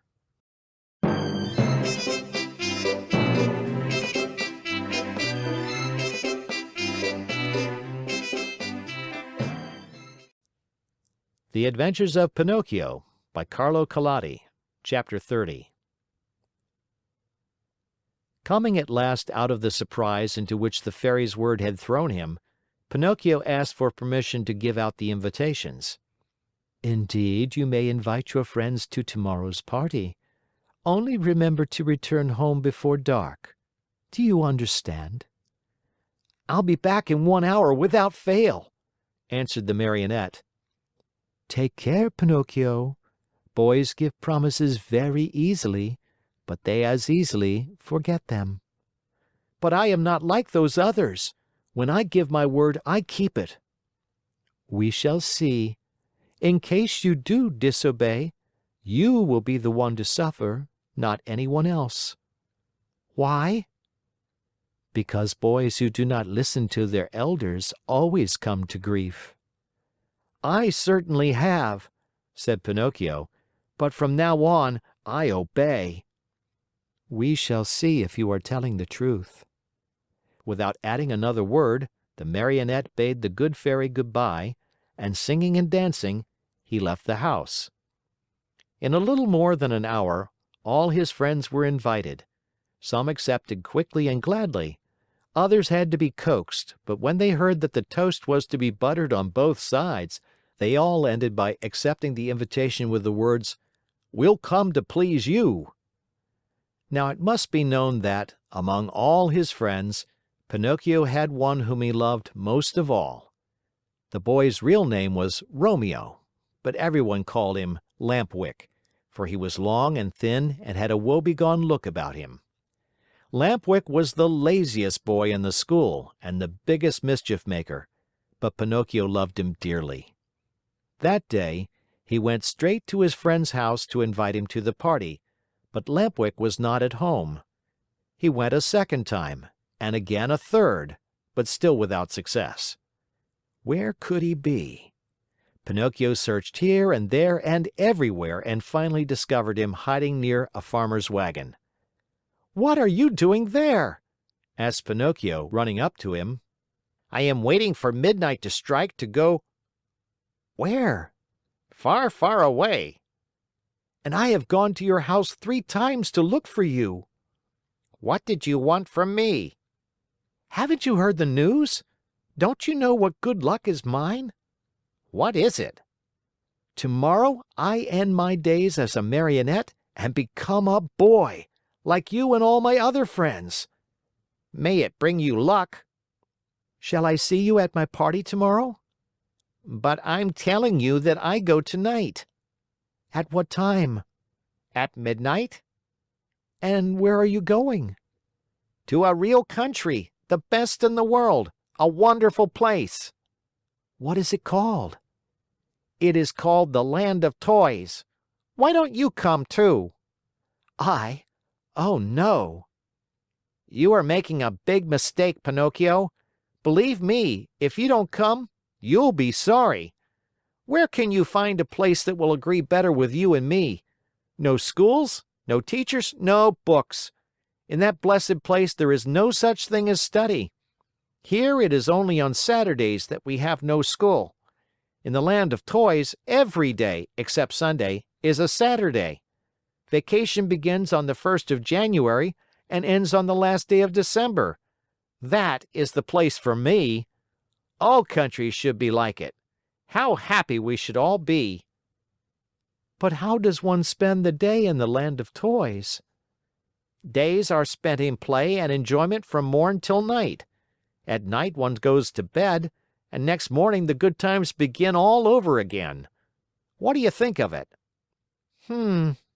Nodding his wooden head as if to say, it's the kind of life which would agree with me perfectly. Do you want to go with me then? Yes or no? You must make up your mind. No, no, and again no. I have promised my kind fairy to become a good boy, and I want to keep my word. Just see, the sun is setting and I must leave you and run. Goodbye and good luck to you.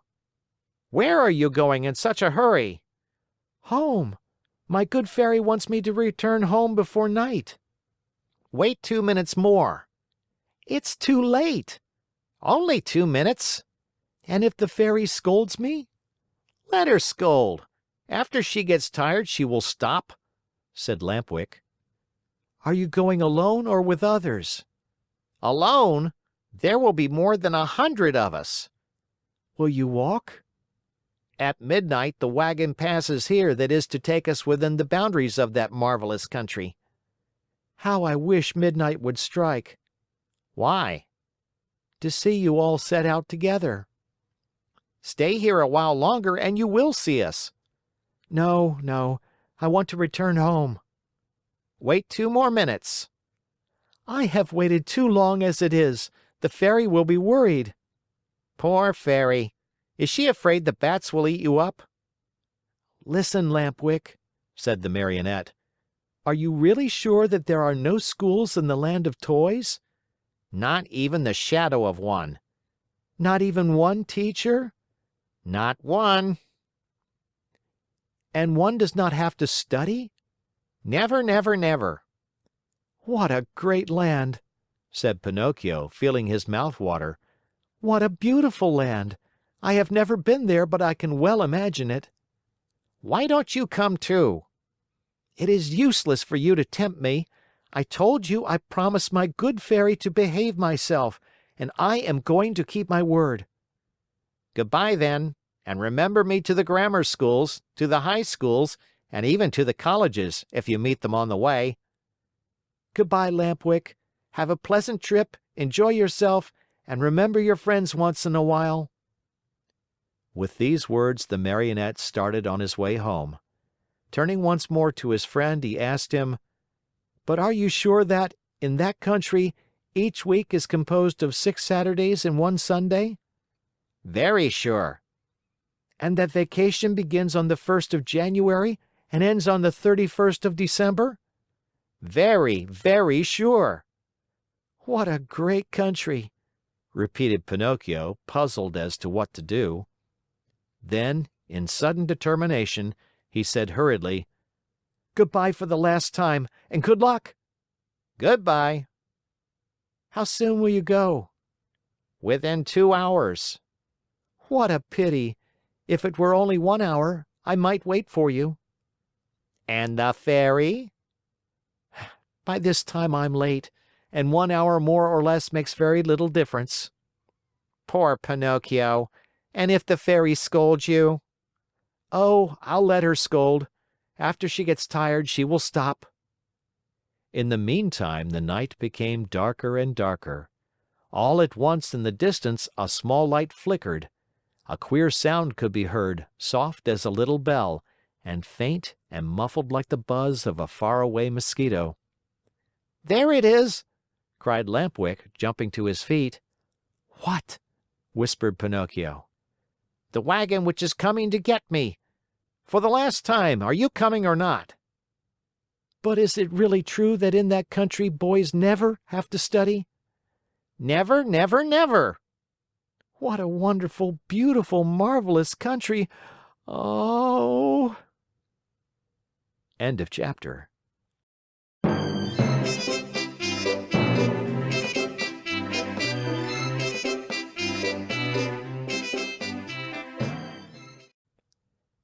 The Adventures of Pinocchio by Carlo Collodi. Chapter 31. Finally the wagon arrived. It made no noise, for its wheels were bound with straw and rags. It was drawn by 12 pair of donkeys, all of the same size, but all of different color. Some were gray, others white, and still others a mixture of brown and black. Here and there were a few with large yellow and blue stripes. The strangest thing of all was that those 24 donkeys, instead of being iron-shod like any other beast of burden, had on their feet laced shoes made of leather, just like the ones boys wear. And the driver of the wagon? Imagine to yourselves a little fat man, much wider than he was long, round and shiny as a ball of butter, with a face beaming like an apple, a little mouth that always smiled, and a voice small and wheedling like that of a cat begging for food. No sooner did any boy see him than he fell in love with him, and nothing satisfied him but to be allowed to ride in his wagon to that lovely place called the Land of Toys. In fact, the wagon was so closely packed with boys of all ages that it looked like a box of sardines. They were uncomfortable, they were piled one on top of the other, they could hardly breathe, yet not one word of complaint was heard. The thought that in a few hours they would reach a country where there were no schools, no books, no teachers, made these boys so happy that they felt neither hunger, nor thirst, nor sleep, nor discomfort. No sooner had the wagon stopped than the little fat man turned to Lampwick. With bows and smiles, he asked in a wheedling tone, "Tell me, my fine boy, do you also want to come to my wonderful country?" Indeed I do. "But I warn you, my little dear, there's no more room in the wagon. It is full." Never mind, answered Lampwick. If there's no room inside, I can sit on the top of the coach. And with one leap he perched himself there. "What about you, my love?" asked the little man, turning politely to Pinocchio. "What are you going to do? Will you come with us, or do you stay here?" "I stay here," answered Pinocchio. "I want to return home, as I prefer to study and to succeed in life." "May that bring you luck." "Pinocchio," Lampwick called out, "listen to me. Come with us and we'll always be happy." "No, no, no." "Come with us and we'll always be happy," cried 4 other voices from the wagon. Come with us and we'll always be happy, shouted the 100 and more boys in the wagon, all together. "And if I go with you, what will my good Fairy say?" asked the Marionette, who was beginning to waver and weaken in his good resolutions. "Don't worry so much. Only think that we are going to a land where we shall be allowed to make all the racket we like from morning till night." Pinocchio did not answer, but sighed deeply once, twice, a third time. Finally he said, "Make room for me. I want to go too." "The seats are all filled," answered the little man. "But to show you how much I think of you, take my place as coachman." "And you?" "I'll walk." "No, indeed, I could not permit such a thing.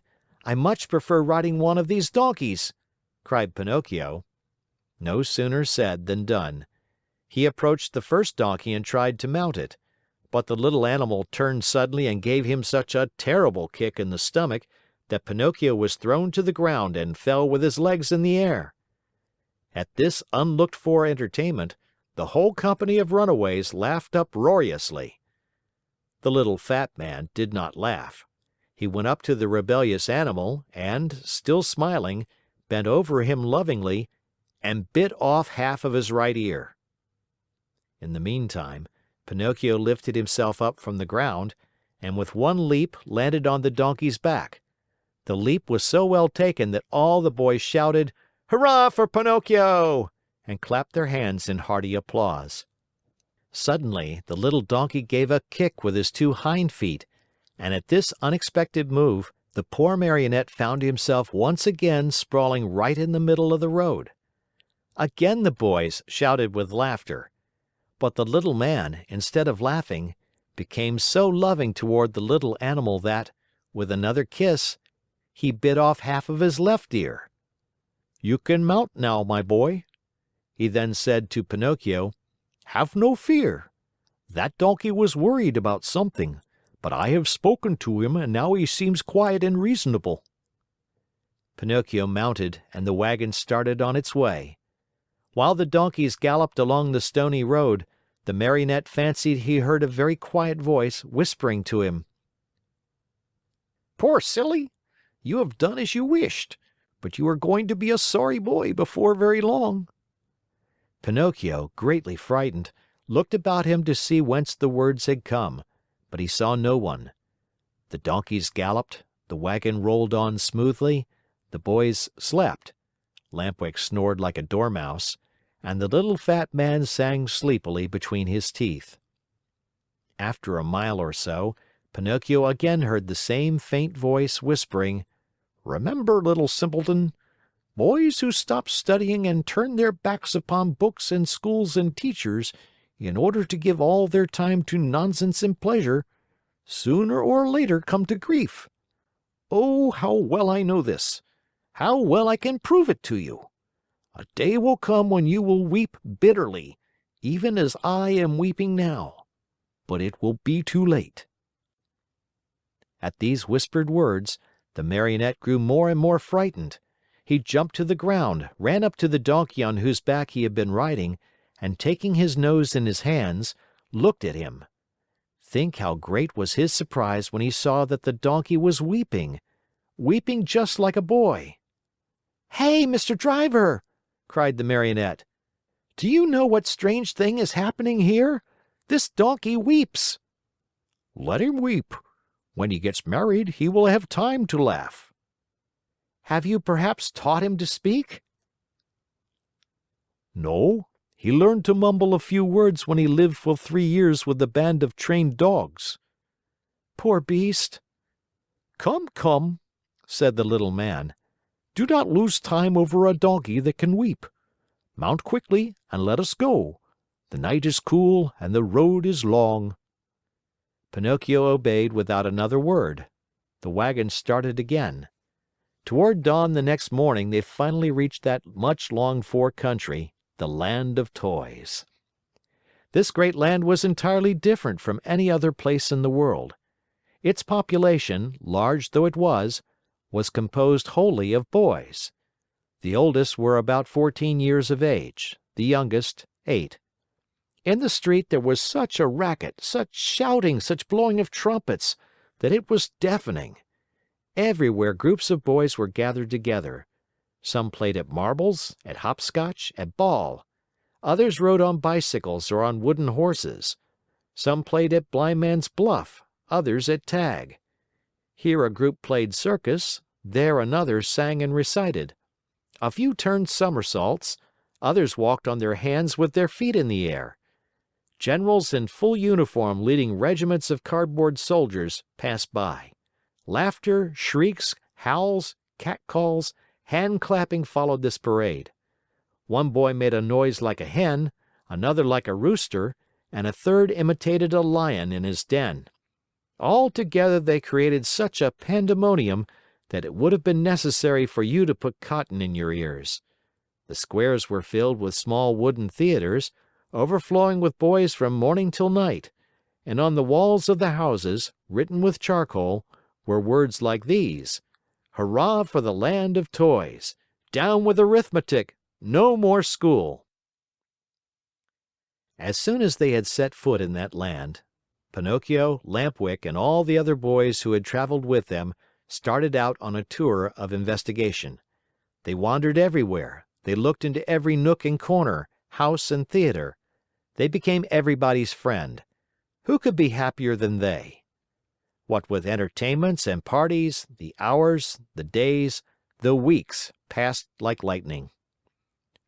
"Oh, what a beautiful life this is!" said Pinocchio each time that, by chance, he met his friend Lampwick. "Was I right or wrong?" answered Lampwick. "And to think you did not want to come! To think that even yesterday the idea came into your head to return home to see your fairy and to start studying again. If today you are free from pencils and books and school, you owe it to me, to my advice, to my care. Do you admit it? Only true friends count, after all." "It's true, Lampwick, it's true.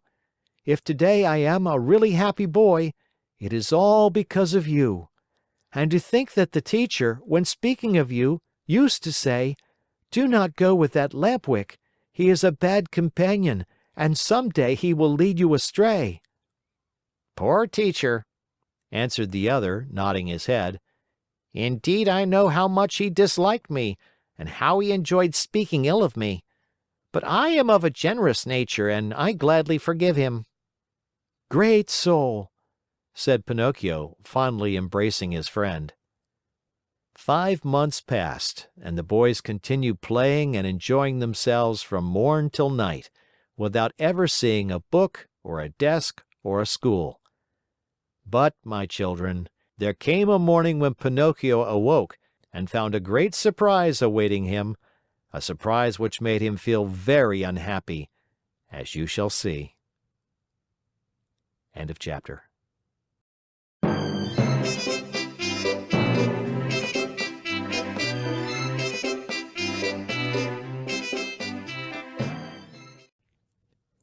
The Adventures of Pinocchio by Carlo Collodi, Chapter 32.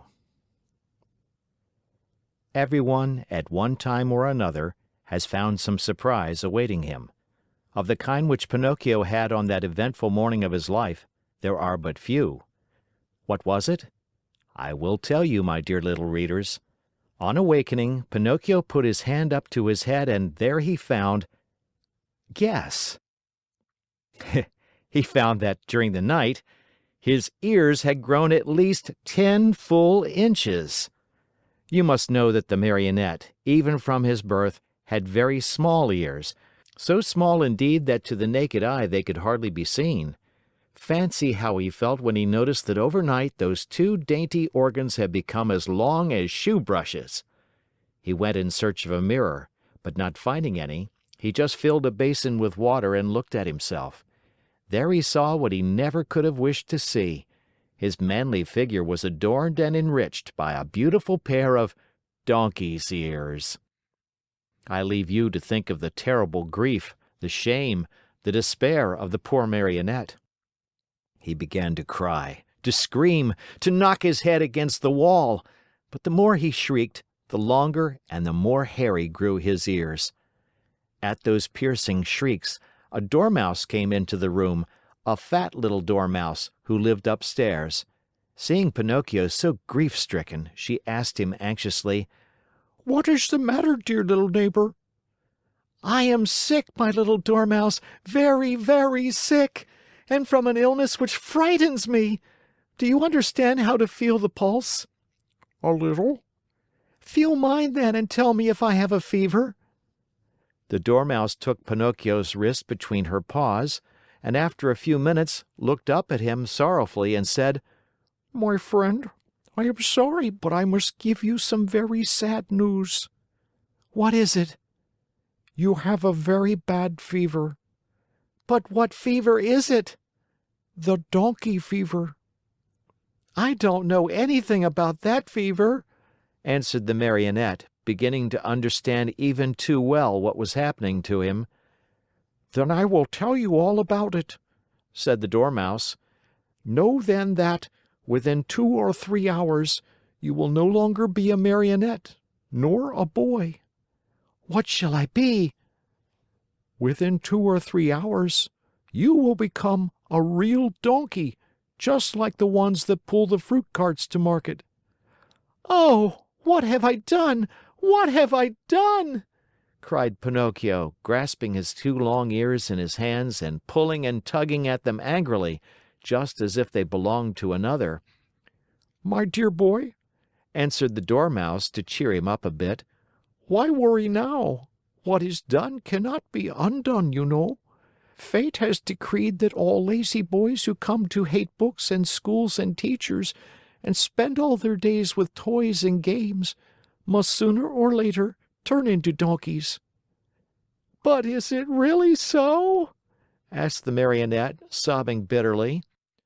"I am sorry to say it is, and tears are now useless. You should have thought of all this before." "But the fault is not mine. Believe me, little Dormouse, the fault is all Lampwick's." "And who is this Lampwick?"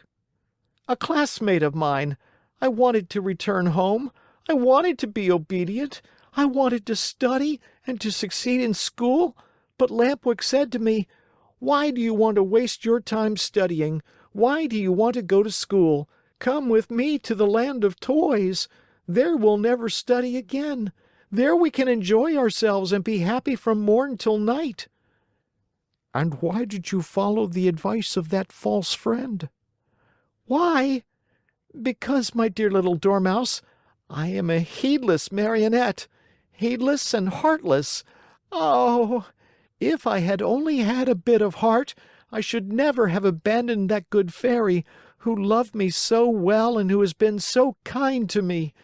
And by this time, I should no longer be a Marionette. I should have become a real boy, like all these friends of mine.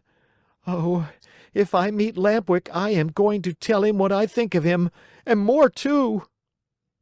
After this long speech, Pinocchio walked to the door of the room, but when he reached it, remembering his donkey ears, he felt ashamed to show them to the public and turned back. He took a large cotton bag from a shelf, put it on his head, and pulled it far down to his very nose. Thus adorned, he went out. He looked for Lampwick everywhere, along the streets, in the squares, inside the theaters, everywhere, but he was not to be found. He asked everyone whom he met about him, but no one had seen him. In desperation, he returned home and knocked at the door. "Who is it?" asked Lampwick from within. "It is I," answered the Marionette. "Wait a minute." After a full half hour, the door opened. Another surprise awaited Pinocchio. There in the room stood his friend, with a large cotton bag on his head pulled far down to his very nose. At the sight of that bag, Pinocchio felt slightly happier and thought to himself, "My friend must be suffering from the same sickness that I am. I wonder if he, too, has donkey fever." But pretending he had seen nothing, he asked with a smile, "How are you, my dear Lampwick?" "Very well, like a mouse in a Parmesan cheese." "Is that really true?"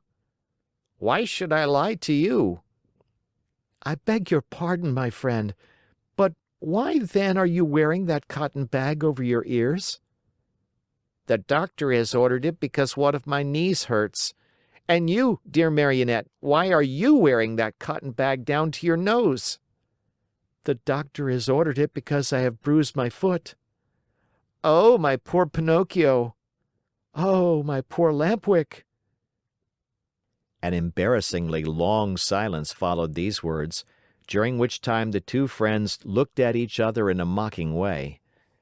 Finally, the Marionette, in a voice sweet as honey and soft as a flute, said to his companion, "Tell me, Lampwick, dear friend, have you ever suffered from an earache?" "Never. And you?" "Never. Still, since this morning my ear has been torturing me." "So has mine." "Yours too? And which ear is it?" "Both of them. And yours?" "Both of them too. I wonder if it could be the same sickness." I'm afraid it is. "Will you do me a favor, Lampwick?" Gladly, with my whole heart. "Will you let me see your ears?" Why not? But before I show you mine, I want to see yours, dear Pinocchio." "No, you must show yours first." "No, my dear, yours first, then mine." "Well then," said the Marionette, "let us make a contract."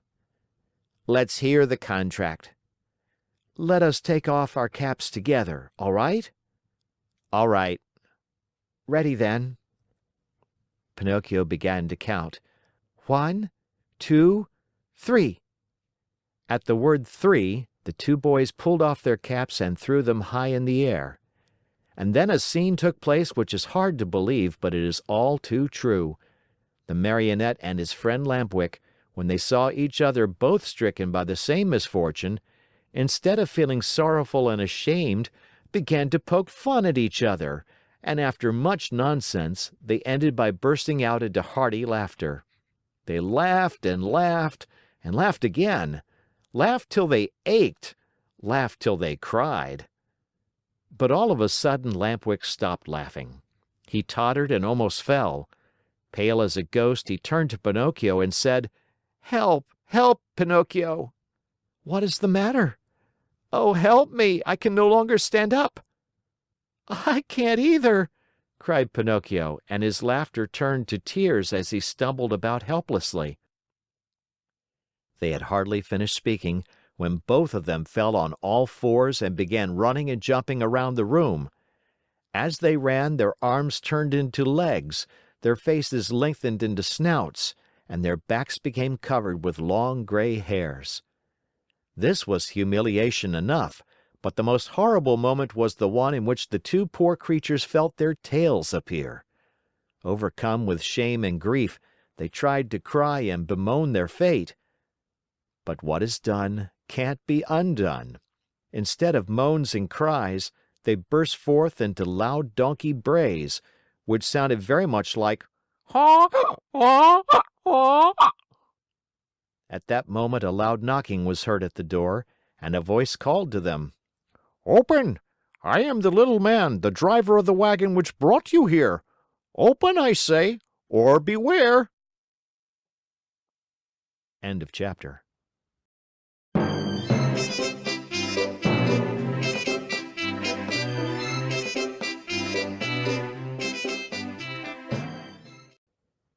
The Adventures of Pinocchio by Carlo Collodi.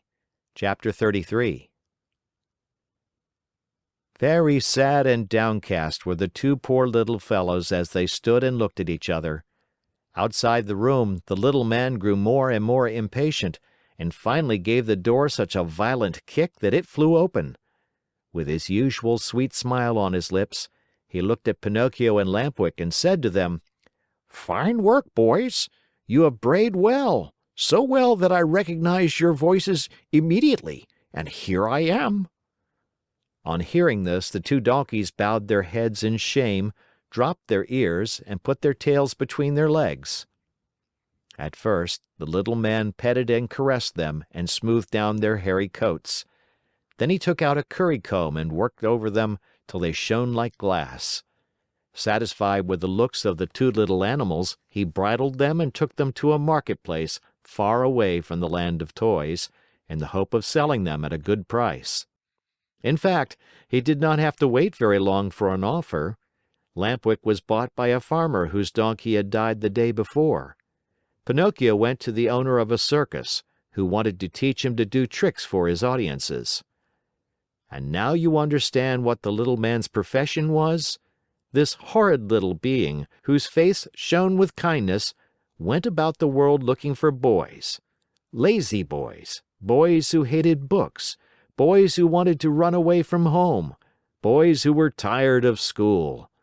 All these were his joy and his fortune. He took them with him to the land of toys and let them enjoy themselves to their heart's content. When, after months of all play and no work, they became little donkeys, he sold them on the marketplace. In a few years, he had become a millionaire. What happened to Lampwick? My dear children, I do not know.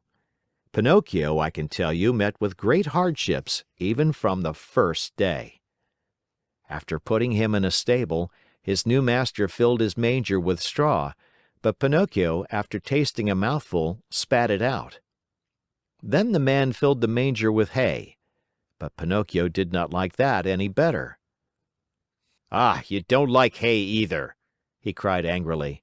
"Wait, my pretty donkey, I'll teach you not to be so particular." Without more ado, he took a whip and gave the donkey a hearty blow across the legs. Pinocchio screamed with pain, and as he screamed he brayed, "Yaw, yaw, yaw! I can't digest straw!" Then eat the hay," answered his master, who understood the donkey perfectly. Oh, oh, oh, hey, gives me a headache. "Do you pretend, by any chance, that I should feed you duck or chicken?" asked the man again, and angrier than ever, he gave poor Pinocchio another lashing. At that second beating, Pinocchio became very quiet and said no more. After that, the door of the stable was closed and he was left alone.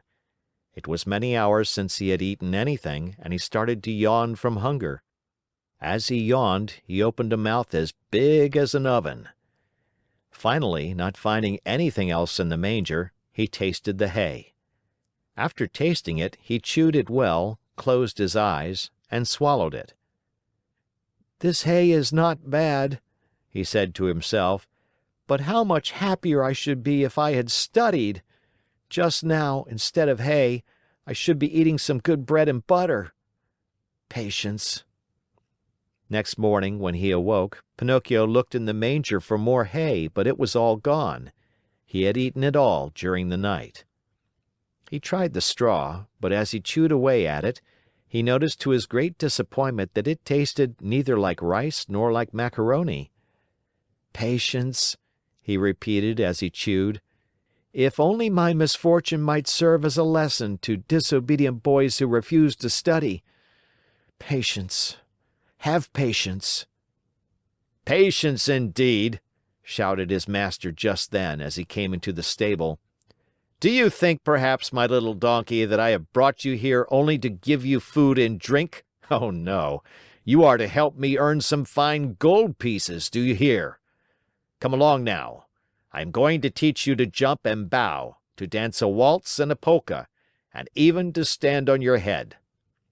Poor Pinocchio, whether he liked it or not, had to learn all these wonderful things, but it took him 3 long months and cost him many, many lashings before he was pronounced perfect.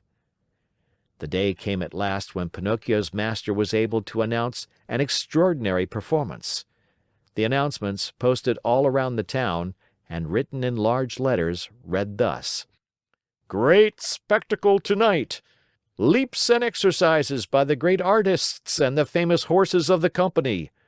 First public appearance of the famous donkey called Pinocchio, the star of the dance.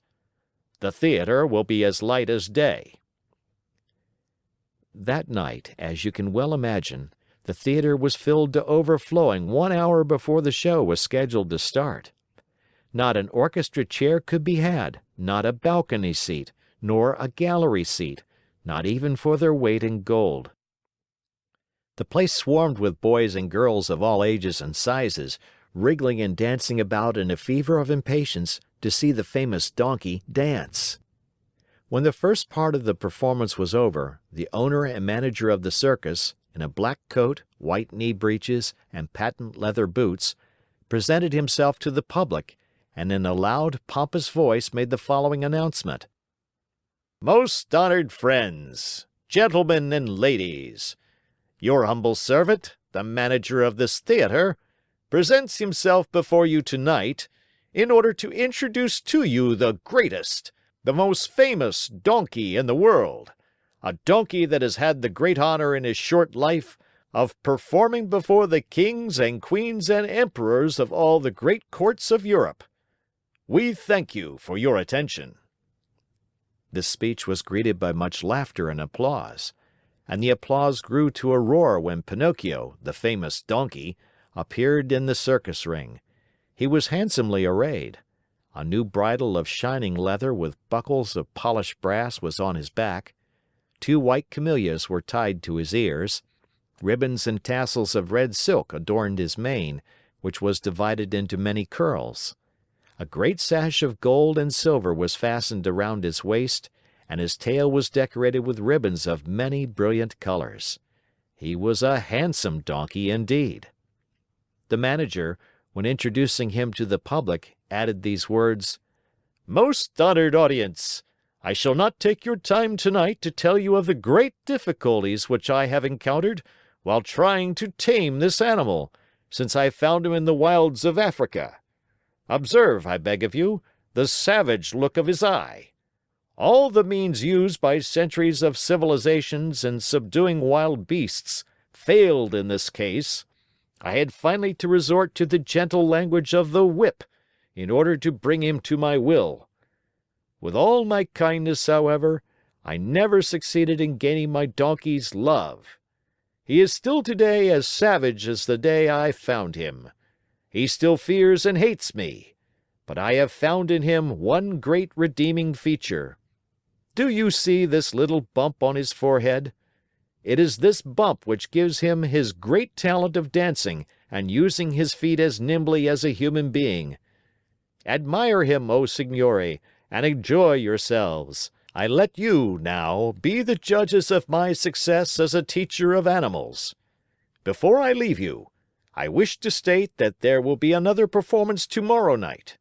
If the weather threatens rain, the great spectacle will take place at 11 o'clock in the morning." The manager bowed and then turned to Pinocchio and said, "Ready, Pinocchio? Before starting your performance, salute your audience." Pinocchio obediently bent his 2 knees to the ground and remained kneeling until the manager, with the crack of the whip, cried sharply, "Walk!" The donkey lifted himself on his 4 feet and walked around the ring. A few minutes passed and again the voice of the manager called, "Quick step!" And Pinocchio obediently changed his step. "Gallop!" And Pinocchio galloped. "Full speed!" And Pinocchio ran as fast as he could. As he ran, the master raised his arm and a pistol shot rang in the air. At the shot, the little donkey fell to the ground as if he were really dead. A shower of applause greeted the donkey as he arose to his feet. Cries and shouts and hand clappings were heard on all sides. At all that noise, Pinocchio lifted his head and raised his eyes. There in front of him, in a box, sat a beautiful woman. Around her neck she wore a long gold chain, from which hung a large medallion. On the medallion was painted the picture of a Marionette. "That picture is of me! That beautiful lady is my Fairy!" said Pinocchio to himself, recognizing her. He felt so happy that he tried his best to cry out, "Oh, my Fairy! Oh, my Fairy!" But instead of words, a loud braying was heard in the theater, so loud and so long that all the spectators, men, women, and children, but especially the children, burst out laughing. Then, in order to teach the donkey that it was not good manners to bray before the public, the manager hit him on the nose with the handle of the whip. The poor little donkey stuck out a long tongue and licked his nose for a long time in an effort to take away the pain. And what was his grief when, on looking up toward the boxes, he saw that the Fairy had disappeared. He felt himself fainting, his eyes filled with tears, and he wept bitterly. No one knew it, however, least of all the manager, who, cracking his whip, cried out, "Bravo, Pinocchio! Now show us how gracefully you can jump through the rings." Pinocchio tried 2 or 3 times, but each time he came near the ring, he found it more to his taste to go under it. The 4th time, at a look from his master, he leaped through it, but as he did so his hind legs caught in the ring and he fell to the floor in a heap. When he got up, he was lame and could hardly limp as far as the stable. "Pinocchio! We want Pinocchio! We want the little donkey!" cried the boys from the orchestra, saddened by the accident. No one saw Pinocchio again that evening. The next morning the veterinary, that is, the animal doctor, declared that he would be lame for the rest of his life. "What do I want with a lame donkey?" said the manager to the stable boy. "Take him to the market and sell him." When they reached the square, a buyer was soon found. "How much do you want for that little lame donkey?" he asked. $4. "I'll give you 4 cents. Don't think I'm buying him for work. I only want his skin. It looks very tough, and I can use it to make myself a drumhead. I belong to a musical band in my village, and I need a drum." I leave it to you, my dear children, to picture to yourself the great pleasure with which Pinocchio heard that he was to become a drumhead. As soon as the buyer had paid the 4 cents, the donkey changed hands. His new owner took him to a high cliff overlooking the sea, put a stone around his neck, tied a rope to one of his hind feet, gave him a push, and threw him into the water. Pinocchio sank immediately, and his new master sat on the cliff waiting for him to drown so as to skin him and make himself a drumhead. End of chapter.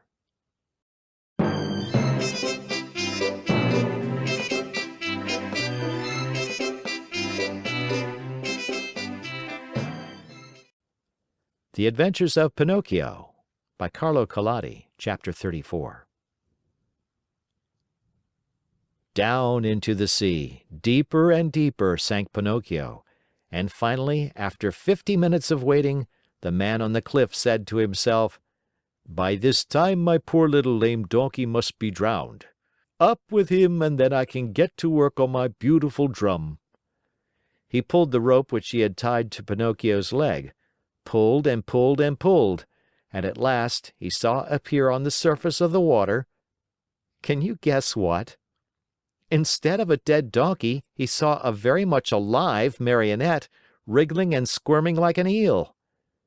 Seeing that wooden Marionette, the poor man thought he was dreaming and sat there with his mouth wide open and his eyes popping out of his head.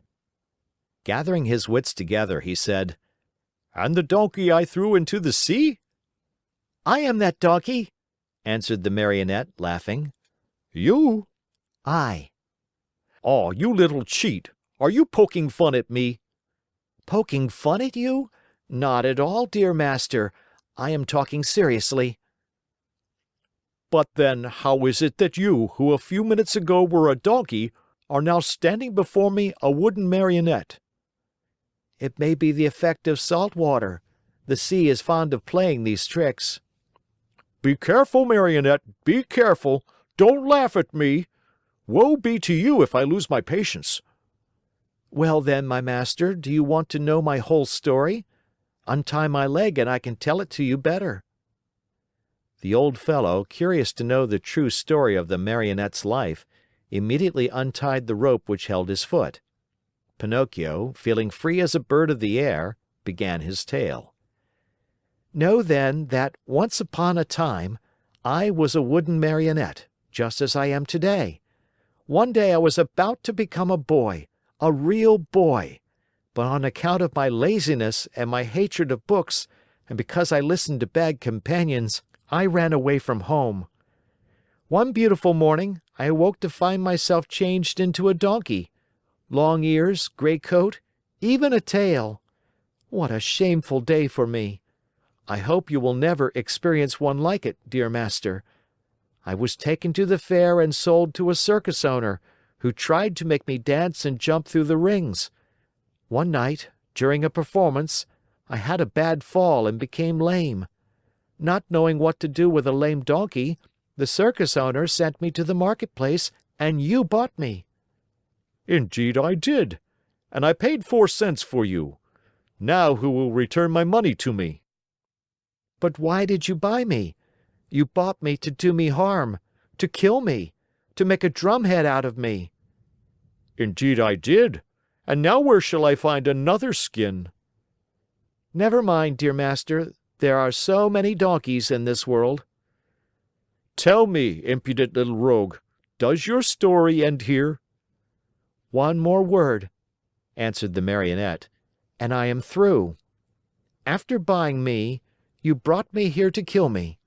But feeling sorry for me, you tied a stone to my neck and threw me to the bottom of the sea. That was very good and kind of you to want me to suffer as little as possible, and I shall remember you always. And now my fairy will take care of me even if you—" "Your fairy? Who is she?"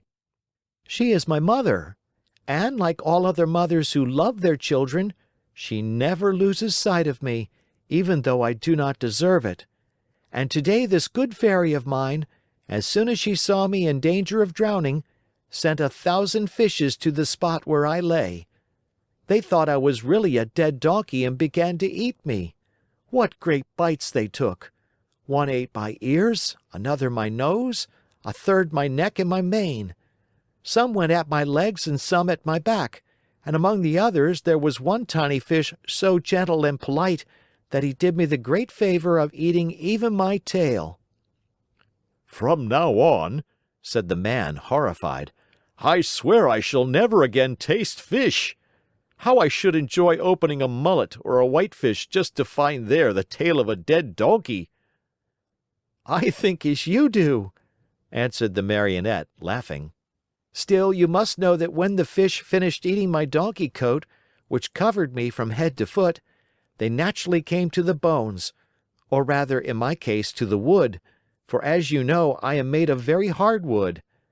After the first few bites, those greedy fish found out that the wood was not good for their teeth, and afraid of indigestion, they turned and ran here and there without saying good-bye or even as much as thank you to me. Here, dear master, you have my story. You know now why you found a Marionette and not a dead donkey when you pulled me out of the water." "I laugh at your story," cried the man angrily. "I know that I spent 4 cents to get you, and I want my money back. Do you know what I can do? I am going to take you to the market once more and sell you as dry firewood." "Very well, sell me. I am satisfied," said Pinocchio. But as he spoke, he gave a quick leap and dived into the sea. Swimming away as fast as he could, he cried out, laughing, "Goodbye, master! If you ever need a skin for your drum, remember me." He swam on and on. After a while, he turned around again and called louder than before, "Goodbye, master! If you ever need a piece of good dry firewood, remember me." In a few seconds he had gone so far he could hardly be seen. All that could be seen of him was a very small black dot moving swiftly on the blue surface of the water, a little black dot which now and then lifted a leg or an arm in the air. One would have thought that Pinocchio had turned into a porpoise, playing in the sun. After swimming for a long time, Pinocchio saw a large rock in the middle of the sea, a rock as white as marble. High on the rock stood a little goat bleating and calling and beckoning to the Marionette to come to her. There was something very strange about that little goat. Her coat was not white or black or brown as that of any other goat, but azure, a deep, brilliant color that reminded one of the hair of the lovely maiden. Pinocchio's heart beat fast, and then faster and faster. He redoubled his efforts and swam as hard as he could toward the white rock. He was almost halfway over when suddenly a horrible sea monster stuck its head out of the water, an enormous head with a huge mouth, wide open, showing 3 rows of gleaming teeth, the mere sight of which would have filled you with fear. Do you know what it was? That sea monster was no other than the enormous shark, which has often been mentioned in this story, and which, on account of its cruelty, had been nicknamed the Attila of the Sea by both fish and fishermen. Poor Pinocchio! The sight of that monster frightened him almost to death. He tried to swim away from him, to change his path, to escape, but that immense mouth kept coming nearer and nearer. "Hasten, Pinocchio, I beg you!" bleated the little goat on the high rock. And Pinocchio swam desperately with his arms, his body, his legs, his feet. "Quick, Pinocchio! The monster is coming nearer!" Pinocchio swam faster and faster, and harder and harder. "Faster, Pinocchio! The monster will get you! There he is! There he is! Quick, quick, or you are lost!" Pinocchio went through the water like a shot. Swifter and swifter. He came close to the rock. The goat leaned over and gave him one of her hoofs to help him up out of the water. Alas, it was too late. The monster overtook him and the Marionette found himself in between the rows of gleaming white teeth. Only for a moment, however, for the shark took a deep breath and, as he breathed, he drank in the Marionette as easily as he would have sucked an egg. Then he swallowed him so fast that Pinocchio, falling down into the body of the fish, lay stunned for a half hour. When he recovered his senses, the Marionette could not remember where he was. Around him all was darkness, a darkness so deep and so black that for a moment he thought he had put his head into an inkwell. He listened for a few moments and heard nothing. Once in a while a cold wind blew on his face. At first he could not understand where that wind was coming from, but after a while he understood that it came from the lungs of the monster. I forgot to tell you that the Shark was suffering from asthma, so that whenever he breathed a storm seemed to blow. Pinocchio at first tried to be brave, but as soon as he became convinced that he was really and truly in the Shark's stomach, he burst into sobs and tears. "Help! Help!" he cried. "Oh, poor me! Won't someone come to save me?" Who is there to help you, unhappy boy?" said a rough voice, like a guitar out of tune. "Who is talking?" asked Pinocchio, frozen with terror. "It is I, a poor tunny swallowed by the Shark at the same time as you. And what kind of a fish are you?" "I have nothing to do with fishes. I am a Marionette." "If you are not a fish, why did you let this monster swallow you?" "I didn't let him. He chased me and swallowed me without even a 'by your leave.' And now what are we to do here in the dark?" "Wait until this Shark has digested us both, I suppose." "But I don't want to be digested," shouted Pinocchio, starting to sob. "Neither do I," said the Tunny, "but I am wise enough to think that if one is born a fish, it is more dignified to die under the water than in the frying pan." "What nonsense!" cried Pinocchio. "Mine is an opinion," replied the Tunny, "and opinions should be respected." "But I want to get out of this place. I want to escape." "Go if you can." "Is this Shark that has swallowed us very long?" asked the Marionette. "His body, not counting the tail, is almost a mile long." While talking in the darkness, Pinocchio thought he saw a faint light in the distance. "What can that be?" he said to the Tunny. "Some other poor fish waiting as patiently as we to be digested by the Shark." "I want to see him. He may be an old fish and may know some way of escape." "I wish you all good luck, dear Marionette." "Goodbye, Tunny." "Goodbye, Marionette, and good luck." "When shall I see you again?" "Who knows? It is better not to think about it." End of chapter.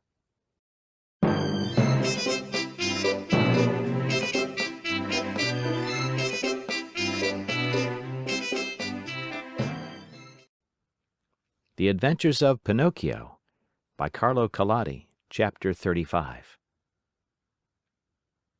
Pinocchio, as soon as he had said goodbye to his good friend, the Tunny, tottered away in the darkness and began to walk as well as he could toward the faint light which glowed in the distance. As he walked, his feet splashed in a pool of greasy and slippery water, which had such a heavy smell of fish fried in oil that Pinocchio thought it was Lent. The farther on he went, the brighter and clearer grew the tiny light. On and on he walked until finally he found— I give you 1,000 guesses, my dear children. He found a little table set for dinner and lighted by a candle stuck in a glass bottle, and near the table sat a little old man, white as the snow, eating live fish. They wriggled so that, now and again, one of them slipped out of the old man's mouth and escaped into the darkness under the table. At this sight, the poor Marionette was filled with such great and sudden happiness that he almost dropped in a faint. He wanted to laugh. He wanted to cry. He wanted to say 1,001 things, but all he could do was to stand still, stuttering and stammering brokenly. At last, with a great effort, he was able to let out a scream of joy, and, opening wide his arms, he threw them around the old man's neck. "Oh, Father! Dear Father! Have I found you at last? Now I shall never, never leave you again." "Are my eyes really telling me the truth?" answered the old man, rubbing his eyes. Are you really my own dear Pinocchio?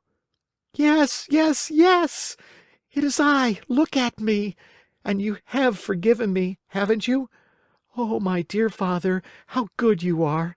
And to think that oh, but if you only knew how many misfortunes have fallen on my head and how many troubles I have had!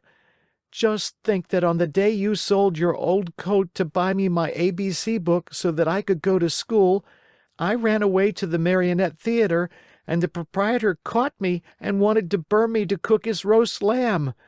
He was the one who gave me the 5 gold pieces for you, but I met the Fox and the Cat, who took me to the Inn of the Red Lobster. There they ate like wolves, and I left the inn alone, and I met the assassins in the wood. I ran, and they ran after me, always after me, till they hanged me to the branch of a giant oak tree.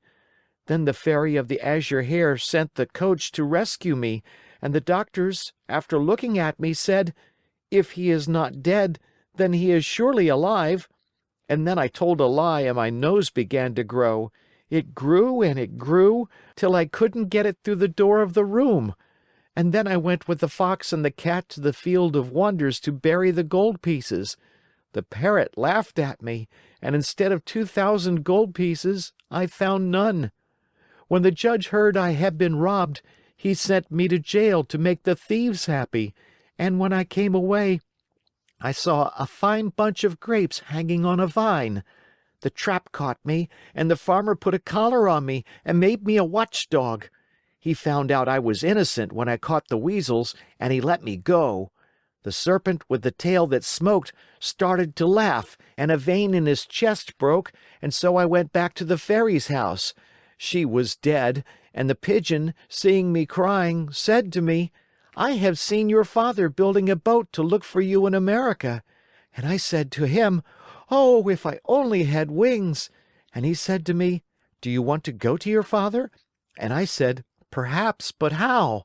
And he said, 'Get on my back, I'll take you there.' We flew all night long, and next morning the fishermen were looking toward the sea, crying, 'There is a poor little man drowning.' And I knew it was you, because my heart told me so, and I waved to you from the shore." I knew you also, put in Geppetto, and I wanted to go to you, but how could I?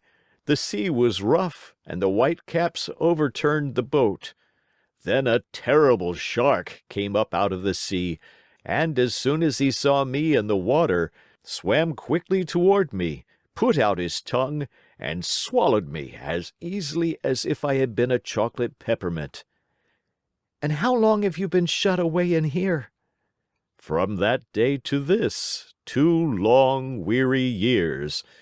2 years, my Pinocchio, which have been like 2 centuries. "And how have you lived? Where did you get the candle? And the matches with which to light it? Where did you get them?"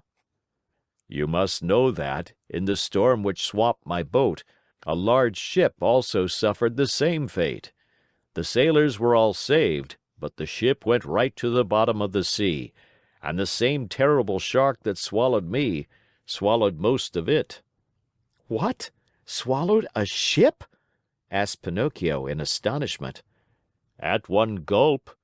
The only thing he spat out was the mainmast, for it stuck in his teeth. To my own good luck, that ship was loaded with meat, preserved foods, crackers, bread, bottles of wine, raisins, cheese, coffee, sugar, wax candles, and boxes of matches. With all these blessings I have been able to live happily on for 2 whole years.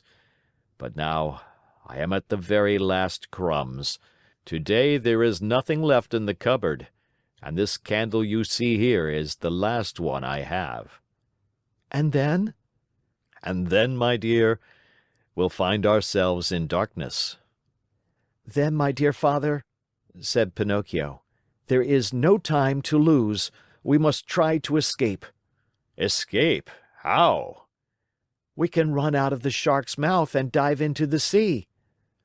You speak well, but I cannot swim, my dear Pinocchio. "Why should that matter? You can climb on my shoulders, and I, who am a fine swimmer, will carry you safely to the shore." "Dreams, my boy," answered Geppetto, shaking his head and smiling sadly. "Do you think it possible for a Marionette, a yard high, to have the strength to carry me on his shoulders and swim?" "Try it and see. And in any case, if it is written that we must die, we shall at least die together."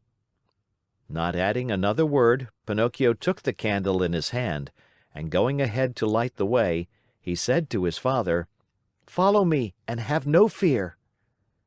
They walked a long distance through the stomach and the whole body of the Shark. When they reached the throat of the monster, they stopped for a while to wait for the right moment in which to make their escape. I want you to know that the Shark, being very old and suffering from asthma and heart trouble, was obliged to sleep with his mouth open. Because of this, Pinocchio was able to catch a glimpse of the sky filled with stars as he looked up through the open jaws of his new home. "The time has come for us to escape," he whispered, turning to his father. "The Shark is fast asleep. The sea is calm, and the night is as bright as day. Follow me closely, dear father, and we shall soon be saved." No sooner said than done. They climbed up the throat of the monster till they came to that immense open mouth. There they had to walk on tiptoes, for if they tickled the Shark's long tongue, he might awaken, and where would they be then? The tongue was so wide and so long that it looked like a country road. The two fugitives were just about to dive into the sea, when the Shark sneezed very suddenly, and, as he sneezed, he gave Pinocchio and Geppetto such a jolt that they found themselves thrown on their backs and dashed once more and very unceremoniously into the stomach of the monster. To make matters worse, the candle went out, and father and son were left in the dark. "And now?" asked Pinocchio with a serious face. "Now we are lost." "Why lost? Give me your hand, dear father, and be careful not to slip." "Where will you take me?" "We must try again. Come with me, and don't be afraid." With these words, Pinocchio took his father by the hand, and, always walking on tiptoes, they climbed up the monster's throat for a second time. They then crossed the whole tongue and jumped over 3 rows of teeth. But before they took the last great leap, the Marionette said to his father, "Climb on my back and hold on tightly to my neck. I'll take care of everything else." As soon as Geppetto was comfortably seated on his shoulders, Pinocchio, very sure of what he was doing, dived into the water and started to swim. The sea was like oil, the moon shone in all splendor, and the Shark continued to sleep so soundly that not even a cannon shot would have awakened him. End of chapter.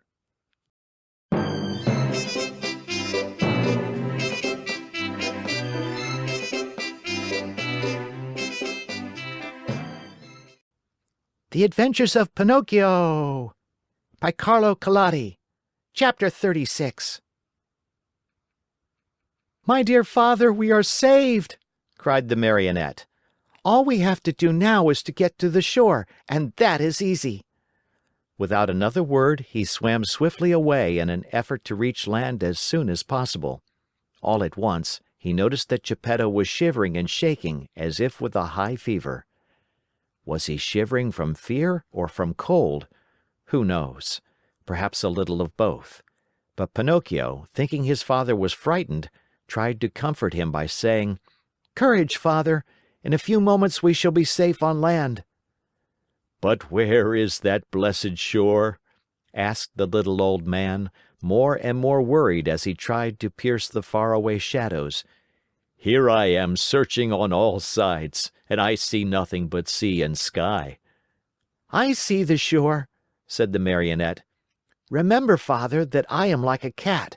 I see better at night than by day." Poor Pinocchio pretended to be peaceful and contented, but he was far from that. He was beginning to feel discouraged. His strength was leaving him, and his breathing was becoming more and more labored. He felt he could not go on much longer, and the shore was still far away. He swam a few more strokes. Then he turned to Geppetto and cried out weakly, "Help me, Father, help, for I am dying." Father and son were really about to drown, when they heard a voice like a guitar out of tune call from the sea, What is the trouble? "It is I and my poor father." I know the voice. You are Pinocchio. "Exactly. And you?" I am the tunny, your companion in the shark's stomach. "And how did you escape?" I imitated your example. You were the one who showed me the way, and after you went, I followed. "Tunny, you arrived at the right moment. I implore you, for the love you bear your children, the little tunnies, to help us, or we are lost." With great pleasure indeed. Hang on to my tail, both of you, and let me lead you. In a twinkling, you will be safe on land." Geppetto and Pinocchio, as you can easily imagine, did not refuse the invitation. Indeed, instead of hanging on to the tail, they thought it better to climb on the tunny's back. "Are we too heavy?" asked Pinocchio. Heavy? Not in the least. You are as light as seashells," answered the tunny, who was as large as a 2-year-old horse. As soon as they reached the shore, Pinocchio was the first to jump to the ground to help his old father. Then he turned to the fish and said to him, "Dear friend, you have saved my father, and I have not enough words with which to thank you. Allow me to embrace you as a sign of my eternal gratitude." The tunny stuck his nose out of the water, and Pinocchio knelt on the sand and kissed him most affectionately on his cheek. At this warm greeting, the poor tunny, who was not used to such tenderness, wept like a child. He felt so embarrassed and ashamed that he turned quickly, plunged into the sea, and disappeared. In the meantime, day had dawned. Pinocchio offered his arm to Geppetto, who was so weak he could hardly stand, and said to him, "Lean on my arm, dear father, and let us go. We will walk very, very slowly, and if we feel tired, we can rest by the wayside." "And where are we going?" asked Geppetto. "To look for a house or a hut where they will be kind enough to give us a bite of bread and a bit of straw to sleep on." They had not taken 100 steps when they saw 2 rough-looking individuals sitting on a stone begging for alms. It was the Fox and the Cat, but one could hardly recognize them, they looked so miserable. The Cat, after pretending to be blind for so many years, had really lost the sight of both eyes. And the Fox, old, thin, and almost hairless, had even lost his tail.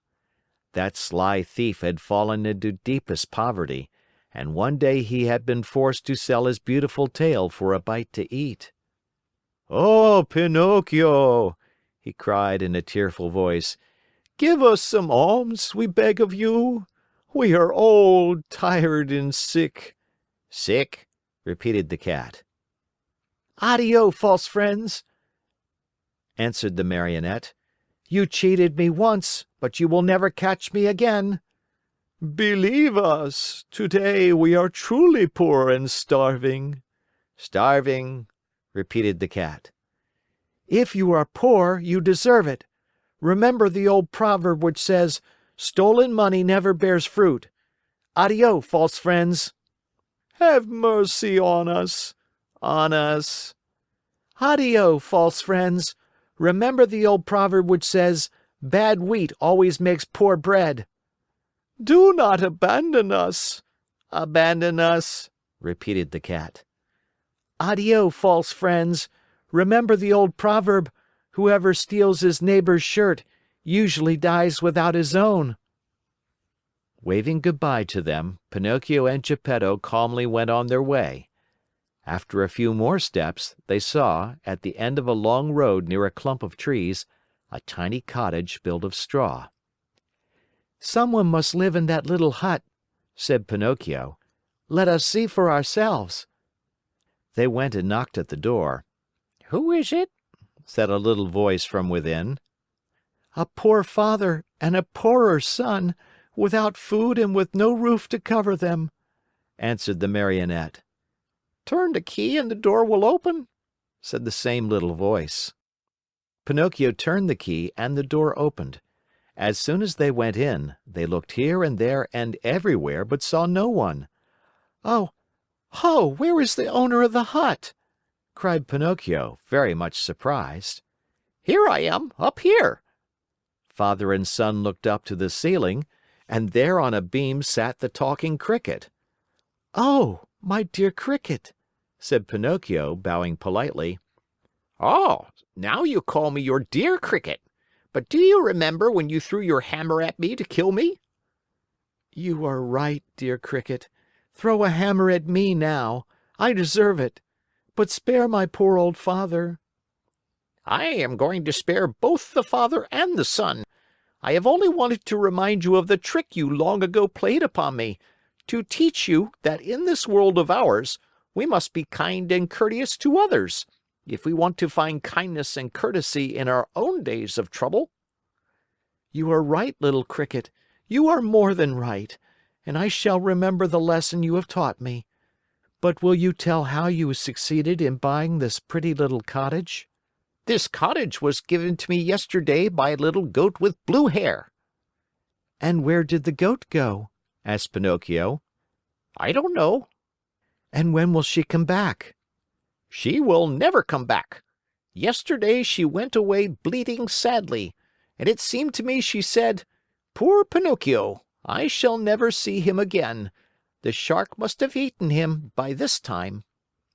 "Were those her real words? Then it was she, it was...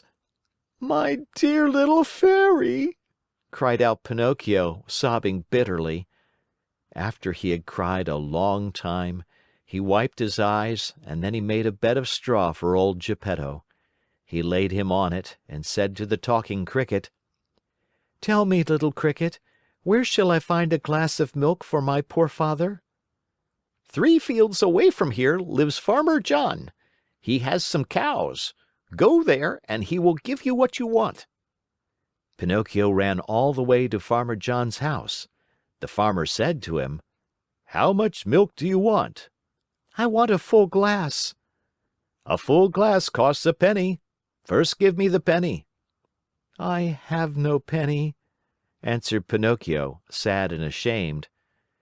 "Very bad, my Marionette," answered the farmer. "Very bad. If you have no penny, I have no milk." "Too bad," said Pinocchio and started to go. "Wait a moment," said Farmer John. "Perhaps we can come to terms. Do you know how to draw water from a well?" "I can try." "Then go to that well you see yonder and draw 100 bucketfuls of water." "Very well." "After you have finished, I shall give you a glass of warm, sweet milk." "I am satisfied." Farmer John took the Marionette to the well and showed him how to draw the water. Pinocchio set to work as well as he knew how, but long before he had pulled up the 100 buckets, he was tired out and dripping with perspiration. He had never worked so hard in his life. "Until today," said the farmer, "my donkey has drawn the water for me, but now that poor animal is dying." "Will you take me to see him?" said Pinocchio. "Gladly." As soon as Pinocchio went into the stable, he spied a little donkey lying on a bed of straw in the corner of the stable. He was worn out from hunger and too much work. After looking at him a long time, he said to himself, "I know that donkey. I have seen him before." And bending low over him, he asked, "Who are you?" At this question, the donkey opened weary, dying eyes and answered in the same tongue, "I am Lamp Wick." Then he closed his eyes and died. "Oh, my poor Lamp Wick," said Pinocchio in a faint voice, as he wiped his eyes with some straw he had picked up from the ground. "Do you feel so sorry for a little donkey that has cost you nothing?" said the farmer. "What should I do? I, who have paid my good money for him." "But, you see, He was my friend. Your friend? A classmate of mine. What? Shouted Farmer John, bursting out laughing. What? You had donkeys in your school? How you must have studied! The Marionette, ashamed and hurt by these words, did not answer, but taking his glass of milk, returned to his father. From that day on, for more than 5 months, Pinocchio got up every morning just as dawn was breaking and went to the farm to draw water. And every day he was given a glass of warm milk for his poor old father, who grew stronger and better day by day. But he was not satisfied with this. He learned to make baskets of reeds and sold them. With the money he received, he and his father were able to keep from starving. Among other things, he built a rolling chair, strong and comfortable, to take his old father out for an airing on bright sunny days. In the evening, the Marionette studied by lamplight. With some of the money he had earned, he bought himself a second-hand volume that had a few pages missing, and with that he learned to read in a very short time. As far as writing was concerned, he used a long stick at one end of which he had whittled a long, fine point. Ink he had none, so he used the juice of blackberries or cherries. Little by little his diligence was rewarded. He succeeded, not only in his studies, but also in his work, and a day came when he put enough money together to keep his old father comfortable and happy.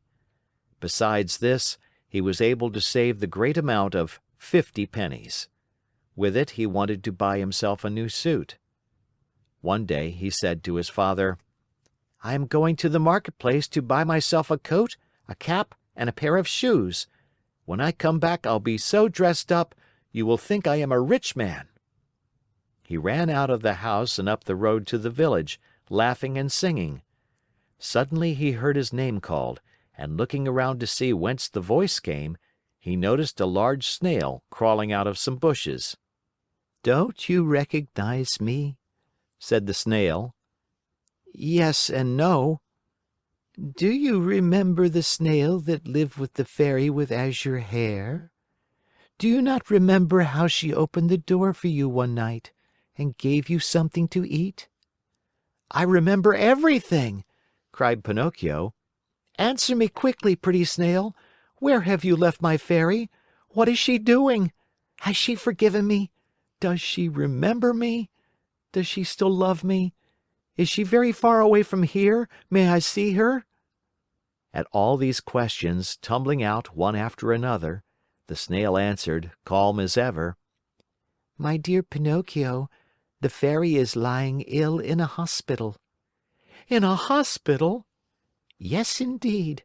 She has been stricken with trouble and illness, and she hasn't a penny left with which to buy a bite of bread." "Really? Oh, how sorry I am! My poor dear little fairy! If I had 1,000,000 I should run to her with it. But I have only 50 pennies. Here they are. I was just going to buy some clothes. Here, take them, little snail, and give them to my good fairy." "What about the new clothes?" "What does that matter? I should like to sell these rags I have on to help her more. Go, and hurry. Come back here within a couple of days, and I hope to have more money for you. Until today I have worked for my father. Now I shall have to work for my mother also. Goodbye, and I hope to see you soon." The snail, much against her usual habit, began to run like a lizard under a summer sun. When Pinocchio returned home, his father asked him, "And where is the new suit?" "I couldn't find one to fit me. I shall have to look again some other day."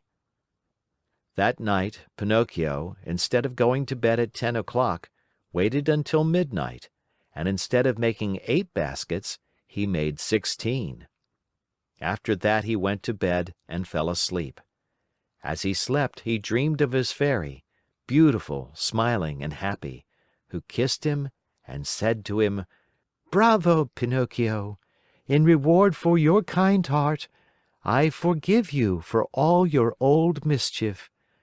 Boys who love and take good care of their parents when they are old and sick deserve praise, even though they may not be held up as models of obedience and good behavior.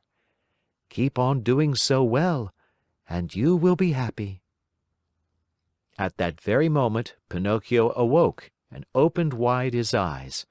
What was his surprise and his joy when, on looking himself over, he saw that he was no longer a Marionette, but that he had become a real live boy. He looked all about him, and instead of the usual walls of straw, he found himself in a beautifully furnished little room, the prettiest he had ever seen. In a twinkling, he jumped down from his bed to look on the chair standing near. There he found a new suit, a new hat, and a pair of shoes. As soon as he was dressed, he put his hands in his pockets and pulled out a little leather purse on which were written the following words: "The Fairy with Azure Hair returns 50 pennies to her dear Pinocchio, with many thanks for his kind heart." The Marionette opened the purse to find the money, and behold, there were 50 gold coins. Pinocchio ran to the mirror. He hardly recognized himself. The bright face of a tall boy looked at him with wide awake blue eyes, dark brown hair, and happy, smiling lips. Surrounded by so much splendor, the Marionette hardly knew what he was doing. He rubbed his eyes 2 or 3 times, wondering if he were still asleep or awake, and decided he must be awake. "And where is Father?" he cried suddenly. He ran into the next room, and there stood Geppetto, grown years younger overnight, spick and span in his new clothes and gay as a lark in the morning. He was once more Mastro Geppetto, the wood carver, hard at work on a lovely picture frame, decorating it with flowers and leaves and heads of animals. "Father, Father, what has happened? Tell me if you can!" cried Pinocchio as he ran and jumped on his father's neck. "This sudden change in our house is all your doing, my dear Pinocchio," answered Geppetto. "What have I to do with it?" "Just this. When bad boys become good and kind, they have the power of making their homes gay and new with happiness." "I wonder where the old Pinocchio of wood has hidden himself." "There he is," answered Geppetto, and he pointed to a large Marionette leaning against a chair, head turned to one side, arms hanging limp, and legs twisted under him. After a long, long look, Pinocchio said to himself with great content, "How ridiculous I was as a Marionette! And how happy I am, now that I have become a real boy!" End of chapter, end of book. Thank you for listening.